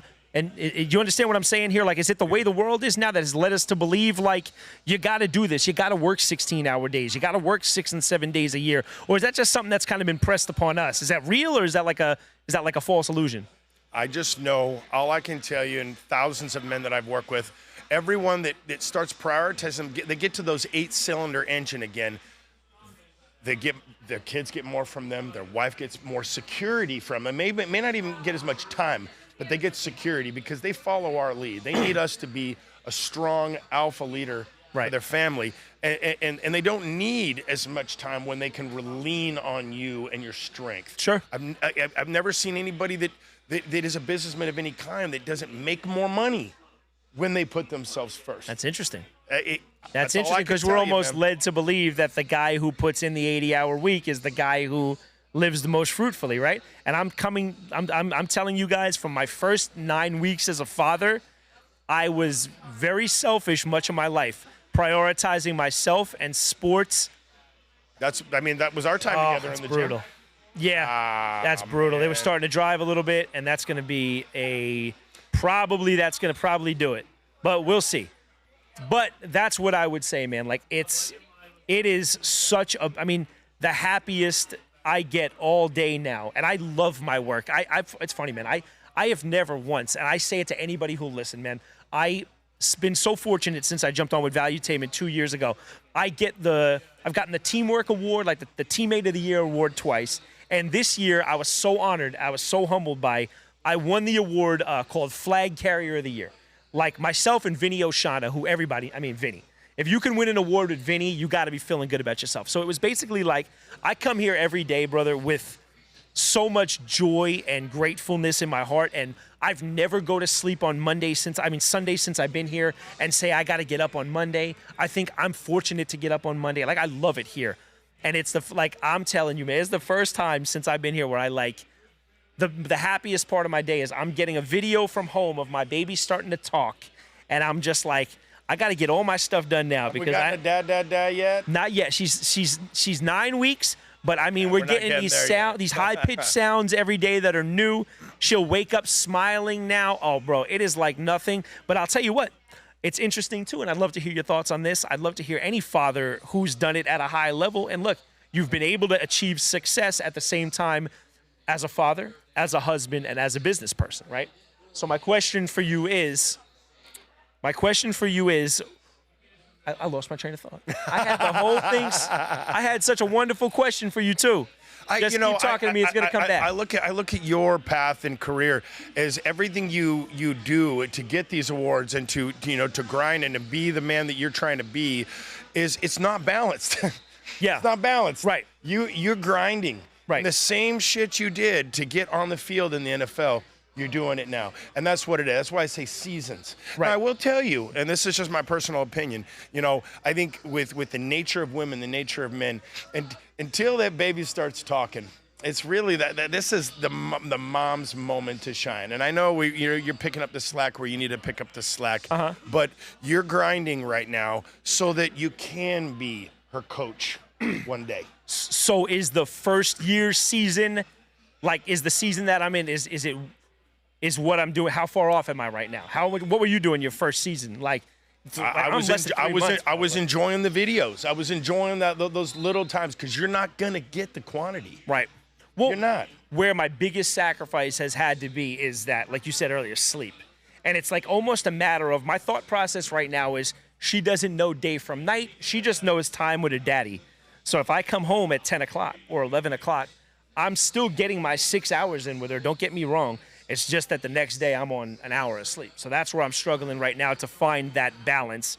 And it's something I got to figure out. It's something I will admittedly say I'm not doing from well. your history, the sleep is important, which is why when we were looking at your blood labs and you told me I don't get a lot of time. Well, we got to make sure with the vitamin and the supplementation and your hormones that when you hit that pillow, you're going to sleep. Right. And when you're going to sleep, you're getting into REM sleep so that you're recovering in a shorter amount of time because you're not getting those 8 hours. How accurate are some of the devices that are out these days that tell you 4 hours of REM sleep, 2 hours of REM sleep? Are they accurate? If you're buying the right, I like Whoop. Oh, okay, Apple does an all right job, but no, I'm obsessed with those numbers because when we're in that season of imbalance, you've still got to check a few of the high priority boxes so that you can be running on all cylinders. Gotcha. That's great, dude. That's great insight, man. I'm gonna keep bothering you about stuff like that. I appreciate you, man. So here we go, guys. It looked like New England was making a little bit of a run. Drake May was using his legs. Oh, they got JSN back in the game, so I guess he couldn't have been that bad. So he doesn't look like he's limping too much. He's a dog. You can't keep him off the field. Plus, I mean, look, let's be real. If you're the offensive player of the year, how much of this is, and I'm telling you, I'm putting myself in that situation. I don't want to be in the locker room in a walking boot in 5 minutes when this thing ends if I've been such a major catalyst to this thing the whole year. I want to be out there celebrating with my guys, and I'm not feeling a ton right now anyway if I'm him. Adrenaline's a son of a gun, right? We were talking earlier about, you'd be a cool person to talk about this with. I was talking in the pregame about the emotion of a game like this. And I was talking about how it took me till probably it's different for everybody. It took me until probably my sophomore or junior year in college to understand my pregame. And the importance of that was this. I used to, when I first got started playing football, I thought I had to get jacked up before every game. Yes. So I'm getting geeked as a mother 3 hours before the game. Oh, bro, whatever. Lincoln Park, Against the Machine, DMX, and then kickoff would come and I'd be like this. So I'm adrenaline dumped. I'm toast, man. And I'm trying to figure out, guys, I'm so tired. And I am so fit and conditioned. If we're doing conditioning on a weekday, I'm toasting everybody. And I'm getting fried by the second quarter. And I was talking about finding that pregame ritual because the adrenaline dump you get in an emotional situation like this could leave these guys toast before. I wound up having to go from, this is crazy, but I'd go from DMX to Boys to Men. And then I'm sitting in my locker with a towel over my head, and I'm just kind of, and then, look, I think a lot of this is the product of my position. If I'm a middle backer or an offensive tackle where I need to be mean and angry, maybe I need to get charged up and into that different zone. But as a wideout, my job is to stay composed and not get shook up by the bullshit and the trash talk in front of me. And I got to be able to be relied upon when they need me late to be able to continue to run. And once I found that regimen, I'd find that energy. But it was a matter of figuring that out. You gotta find it. And I did the same thing, getting overly jacked up in the locker room. They'd let us put speakers up and just blare all that music we said. And it's just like, by the time the game started, I was like, oh, yeah. I used it up. Guys jumping around in a circle, banging bodies before, and then kickoff coming. I'm like, why am I never tired? But right now I need to sleep. Yeah, it's a huge thing. The adrenaline. We were talking about that earlier. How geeked you get for a game like this if you're one of these guys. And understand it's a 4-quarter game, man. It is like nothing you've ever seen before. You can get, and I will keep bringing it back to the differences in importance, man. That preseason game versus a regular season game versus the attention to detail and tempo and high level of these kind of games. And, man, you better be at your sharpest right now because it's going to come out quick if you're not. I think, it's a little different for positions, too. Yeah, that's what I'm saying. Because if you're a defensive lineman and your job is to seek and destroy, it's a little different. Of course. Yeah, but when you got to be cerebral and you got to see the little things, right, you can't have that noise. Well, you think about it, and I look at quarterbacks, right? They're the ones who, they're an extension of the coach on the field, and they're the ones we have to be able to look to at the end of the game and say, oh, damn. Brady's cool as can be. Montana is calm as hell. There's that funny story about Joe Montana down a touchdown before the last drive in the Super Bowl. And the story goes that he was in the huddle with his boys and he's going, I think that's John Candy in the crowd right there. And the whole huddle's like, what are you looking at the crowd for? With 2 minutes to go and Joe Montana, and what does he do? Marches him down the field and wins. And that's bro, that's not something you could teach a guy. That's in there or that's not in there. you get nervous, man, before these games. What I noticed always, and I always felt like it was a sign to me that this was important, and it still happens, and it's embarrassing almost, but I'll play flag football in a big tournament, and before the first snap, bro, I got butterflies. I'm nervous.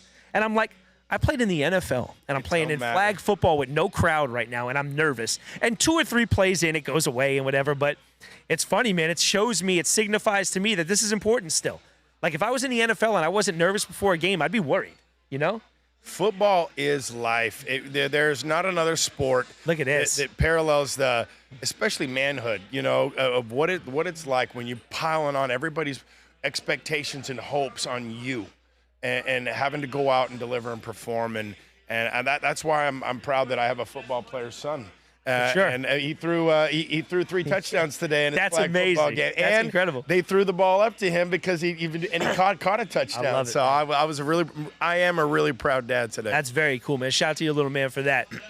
Yeah, man, it's cool. I'm telling you, I'm gonna try to do it until the wheels fall off, bro. If my legs still work and I can still run around with these 20-somethings, man, I'm doing it. And I'm out there still right now. Look at these guys. See, that's what I was wondering.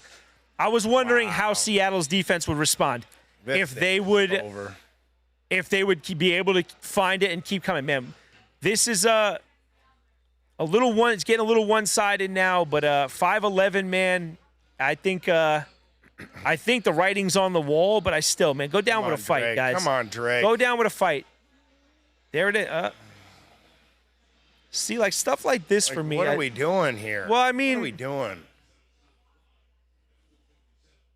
Like at this point, I never understood the downside of just 5-step drop, let it fly. Let my guy go do something. What's the downside?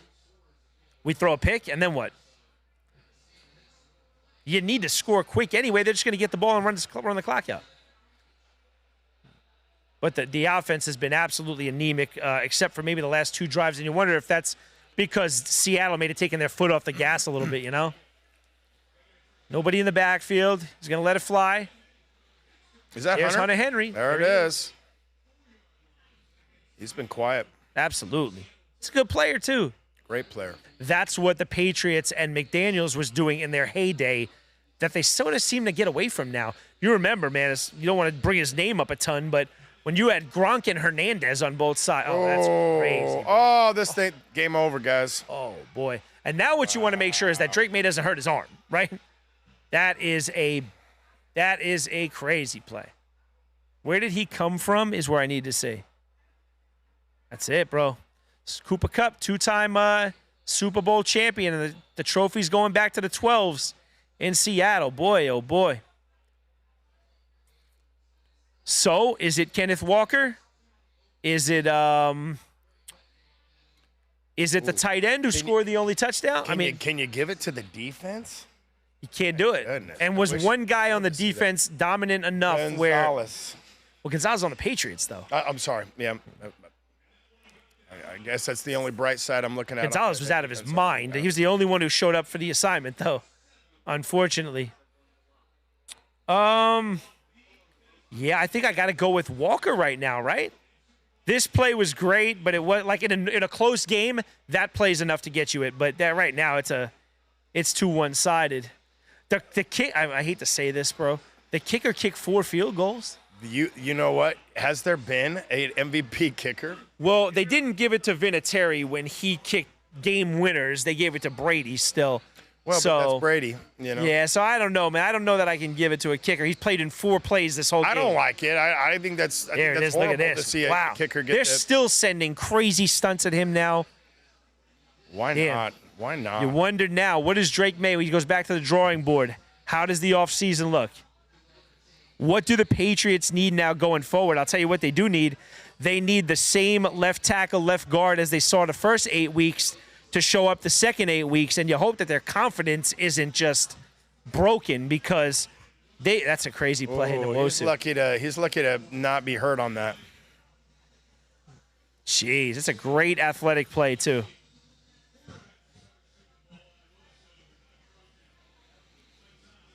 All right, man, well, this was pretty much how we saw the game going before. This is what Danny and I called, man. There's Kenneth Walker right there. He had quite the game, and we're going to see. Is he going to be going to Disney World tomorrow? Does he get himself a new car? That would be my pick. It would probably be Kenneth Walker as my Super Bowl MVP. It's not sexy, but I can't come up with a better option. 100, probably 130, 140 all-purpose. No touchdowns might hurt him. 60 of them came in 2 carries, though. You know, I mean, it's been tough sledding.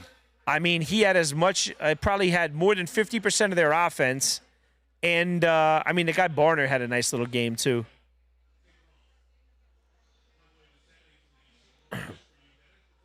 Vrabel didn't make the adjustments I thought he might. And McDaniels, too, they got beaten. They got beat, man, head to toe, top to bottom. They just got beat down tonight. I think Vrabel got outcoached. I would say so. I would say so.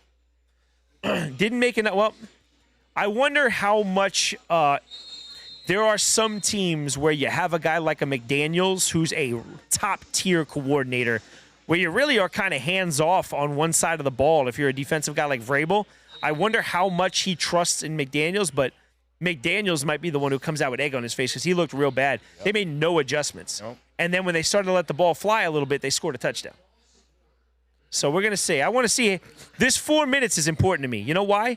I want to see if Drake May looks like a broken quarterback who's mailed it in, or if he says, I'm still in the Super Bowl, man. I'm not going to win, but you're not going to see me quit. My guys aren't going to see me quit. Love to see another touchdown from him. Yeah.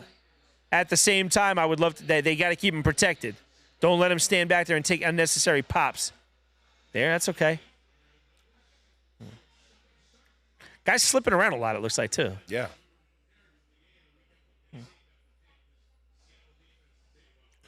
That'll take us under 4 minutes, guys.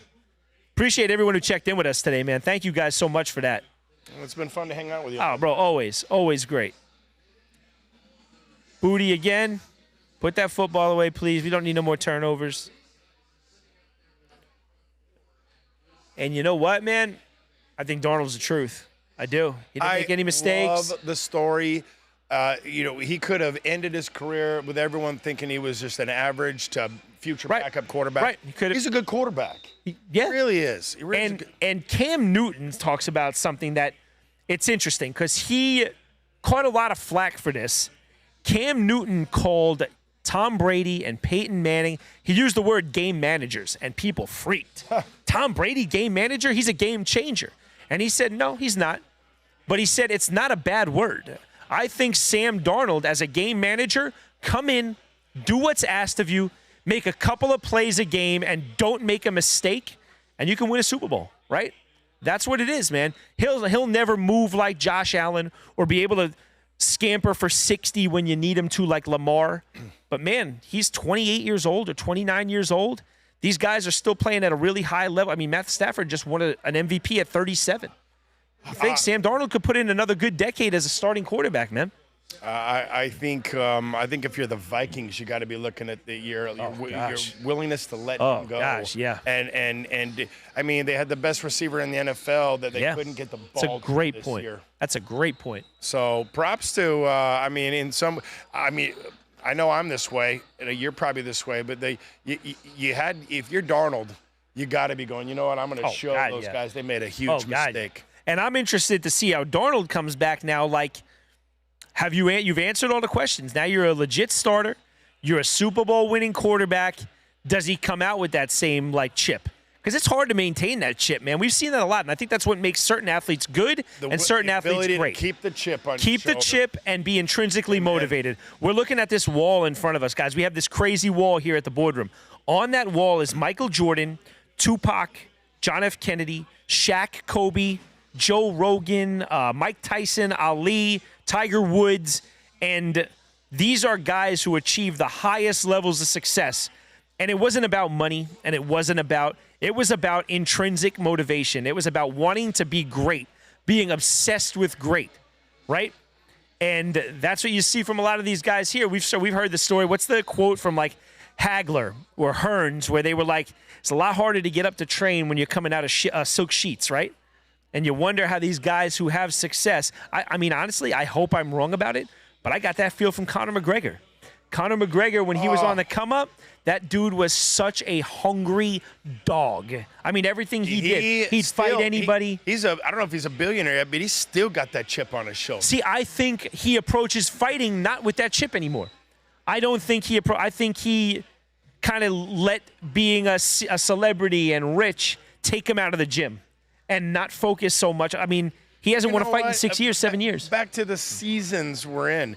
I mean, I see that chip on his shoulder in business. I see it in the chances he takes. And I mean, shoot, and what he's done with bare knuckle fighting championship. Crazy. I mean, crazy. He sold a liquor brand for what? Proper 12. $400 million. Ton of money. Ton of money. money. I mean, he's in this new season of his life. He's about 35 years old right now, and rumor has it that he's found Christ and he's found religion, and he's kind of finding his way back to reality. Because look, we'd be crazy to think that you could live a life like he has now. And look, I've been poor, and I'm not. You know what? I'm not at a point where I'm comfortable yet.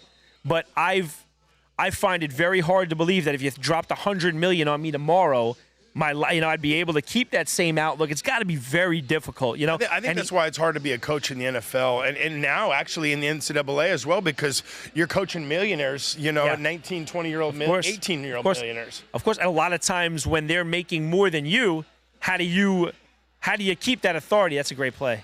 Beat him too. But yeah, so now apparently on the White House card is where he's aiming to make his return. He's been tweeting a lot less frantically lately and a lot more graciously and humbly about his path back to kind of righteousness and finding God. He's a father now, man. He married his longtime girlfriend, who, let's be real, man, he's like almost like publicly mistreated for a million years, messing around with other girls. So it's good, man. If he found that, that'd be awesome. And I'd be really interested to see when he has that grounding and that foundation and that footing in his life, if he can get back to winning fights again. You know what I mean? Oh, come on. There we go. There it is. Did I hit the ground, or is that good? No, it's good. Okay. Well, that's a good drive. Granted, Seattle's not pinning their ears back the same, but it's nice to not see Drake May and them guys quit, which is nice to see. Good job going down to get that, Ramondre. That's a good catch. That's a really good catch. Oh, bad pass. And for the rest of his life, he could say he scored a touchdown in the Super Bowl. That was real close. Great catch. He's good. Great catch. I'll tell you what, that's twice where if that grass was 2 inches higher tonight, that would have changed the game significantly. Well, not this one as much, but. No, the first time, though. That'd have been a huge one. You're going to go for two, and why they're going for two, guys, instead of just mailing it in, is two makes it a two possession game still. They make it 15, they're within. They got it? No, I dropped it. Ah, brutal. Is he hurt? Oh, come on. You dropped the ball. Stand up. There's old Hunter Henry. Oh, you don't want to get hurt right now.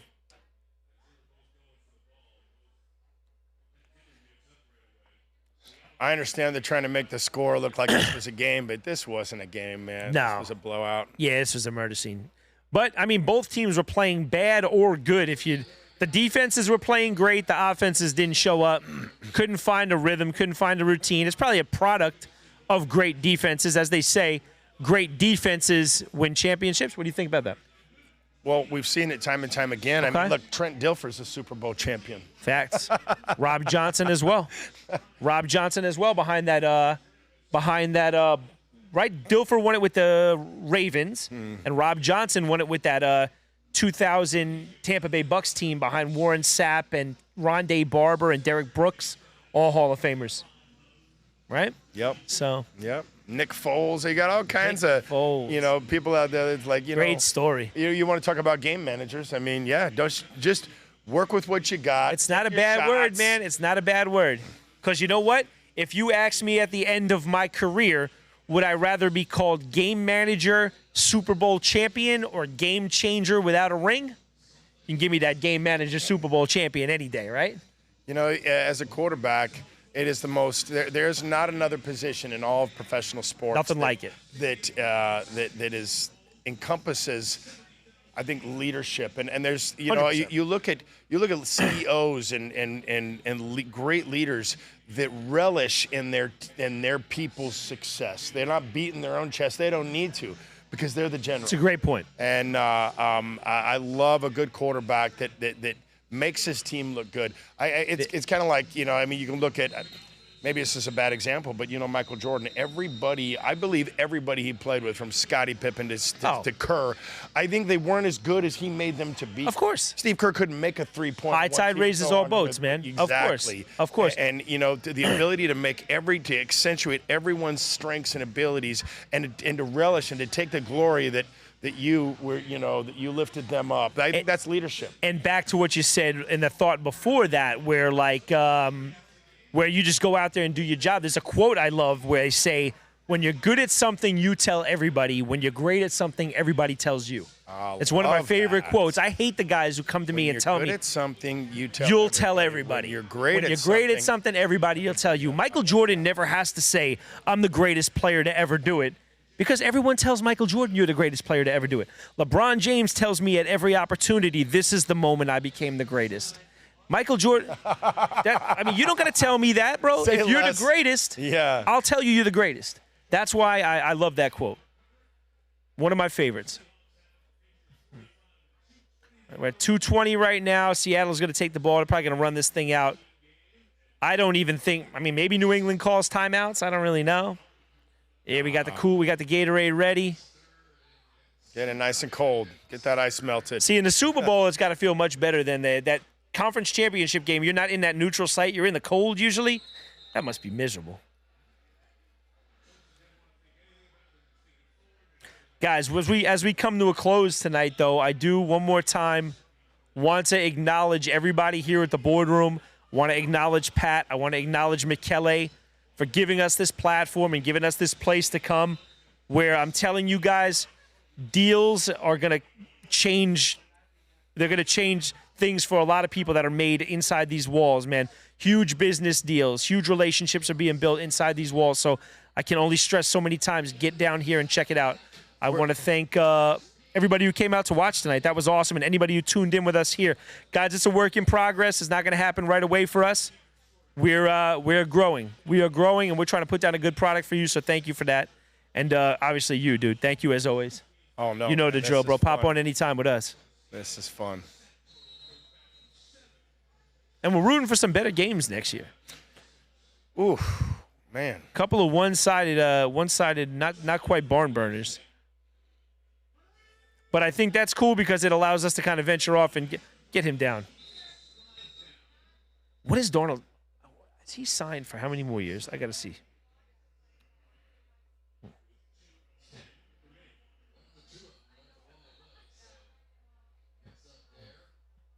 So Sam Darnold signed to 3 years, $100 million. In his first year, he delivers a Super Bowl. Incredible. You say he's 28? 20, maybe at 28 or 29. He's still got another decade to play. Sure he does. The way guys are playing now, like we said, Stafford winning his first MVP at 37 years old, right? Brady doing it until he's 28 years old. It's crazy. But it seems like he's been around forever because he's been passed over so many times. Passed around. And again, he wasn't the reason they won tonight, but he made enough plays. He was the reason they won last game, though. Sure he was. You know what? 340-something yards, 3 tutties. And Kenneth Walker ices. Ices. Now he gets an MVP. Flag is down, but he ices it. Oh, you better hope. Did he put that football down? Kenneth Walker, tuck that ball and bring that thing home. Are you crazy? Oh, that sucks. Never mind. That sucks. I'm telling you what, if I'm Kenneth Walker and that thing stands, I am not putting that football down. You have to wrestle that thing away from me. You're crazy. Let's see. It doesn't matter at this point. Yeah, that's tough. Yeah, on the shoulder pads on the outside like that, that's a tough one.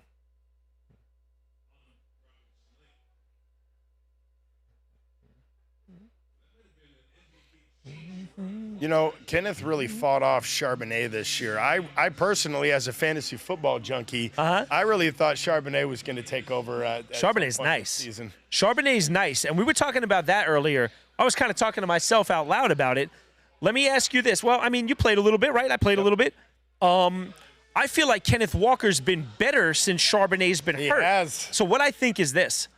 I think we grew up watching one-back systems, man. I watched LaDainian Tomlinson and Marshall Faulk and Terrell Davis and Emmitt Smith. All these guys are getting the ball 30, 40 times a game, they find a flow state. You find a rhythm. And when I love that I'm rested if I'm splitting carries, but I start to feel that vibe, and I'm like, okay, I just ripped off 6. I just ripped off 8. And now they pull me out of the game. I have a hard time getting into that rhythm. What do you think? Is there anything to that the fact that he got better when Charbonnet came out, because he's able to be that guy? Like, I don't have to worry about getting pulled off the He doesn't field. need a home. He can hit singles. Yeah. He can hit singles, and eventually he's going to hit that drive. Right. You know, I felt like that I think myself. it's the same in basketball. I love to play basketball, and it's like, when you get in the game and you realize I got to make my first shot, that's a lot of freaking pressure. Yeah. But when you know, hey, I can jack up 10, and I might miss my first 4, but I might make the next 6. Yeah, it's a bad feeling. It's a bad feeling knowing you're one mistake away from being pulled. Yeah. But yeah, I'm telling you, I don't know if I like the two, the 2-back system. I get it. It's hedging their risk and their bet. Well, it does a couple of different things. It is a good way to show defenses different things. You think about a team like the Lions, who have like Montgomery, who's 240, and he's going to come knock your face off, and then Jahmyr Gibbs, who's your change of pace guy, who's going to shake you out of your shoes and run a 4.3. Better than them right So now. that's what I'm saying. Like, it's hard. It's almost like if you think about baseball, where you have a 100-mile-an-hour pitcher for 7 innings, and they bring in a changeup guy who throws 78. It's almost hard to adjust to that. I've been seeing this come so fast the whole game. Now I got to adjust to something slower. It throws me off. But like you said, man, I think I try to stay in there for 30 carries and find that flow. You know, But, I mean, you look at Saquon Barkley last year. Bro, great call.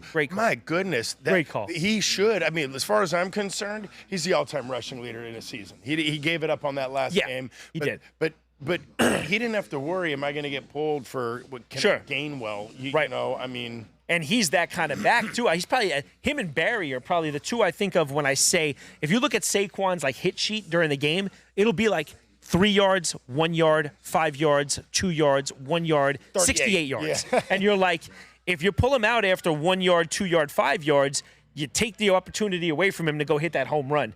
And when you're a home run hitter like that, who can go rip off a 70-yard score at any time, you got to leave him in there. It's, I don't care how much, when you hear the stats on when someone gets run that much, they do a decline. I don't think that's fair at all for Saquon. I think they sabotage themselves by not just feeding the beast. Yeah, I mean, a guy like that is just a different type of talent, man. He's 230 pounds as well, and he moves like a shifty scat back. So he's a special case.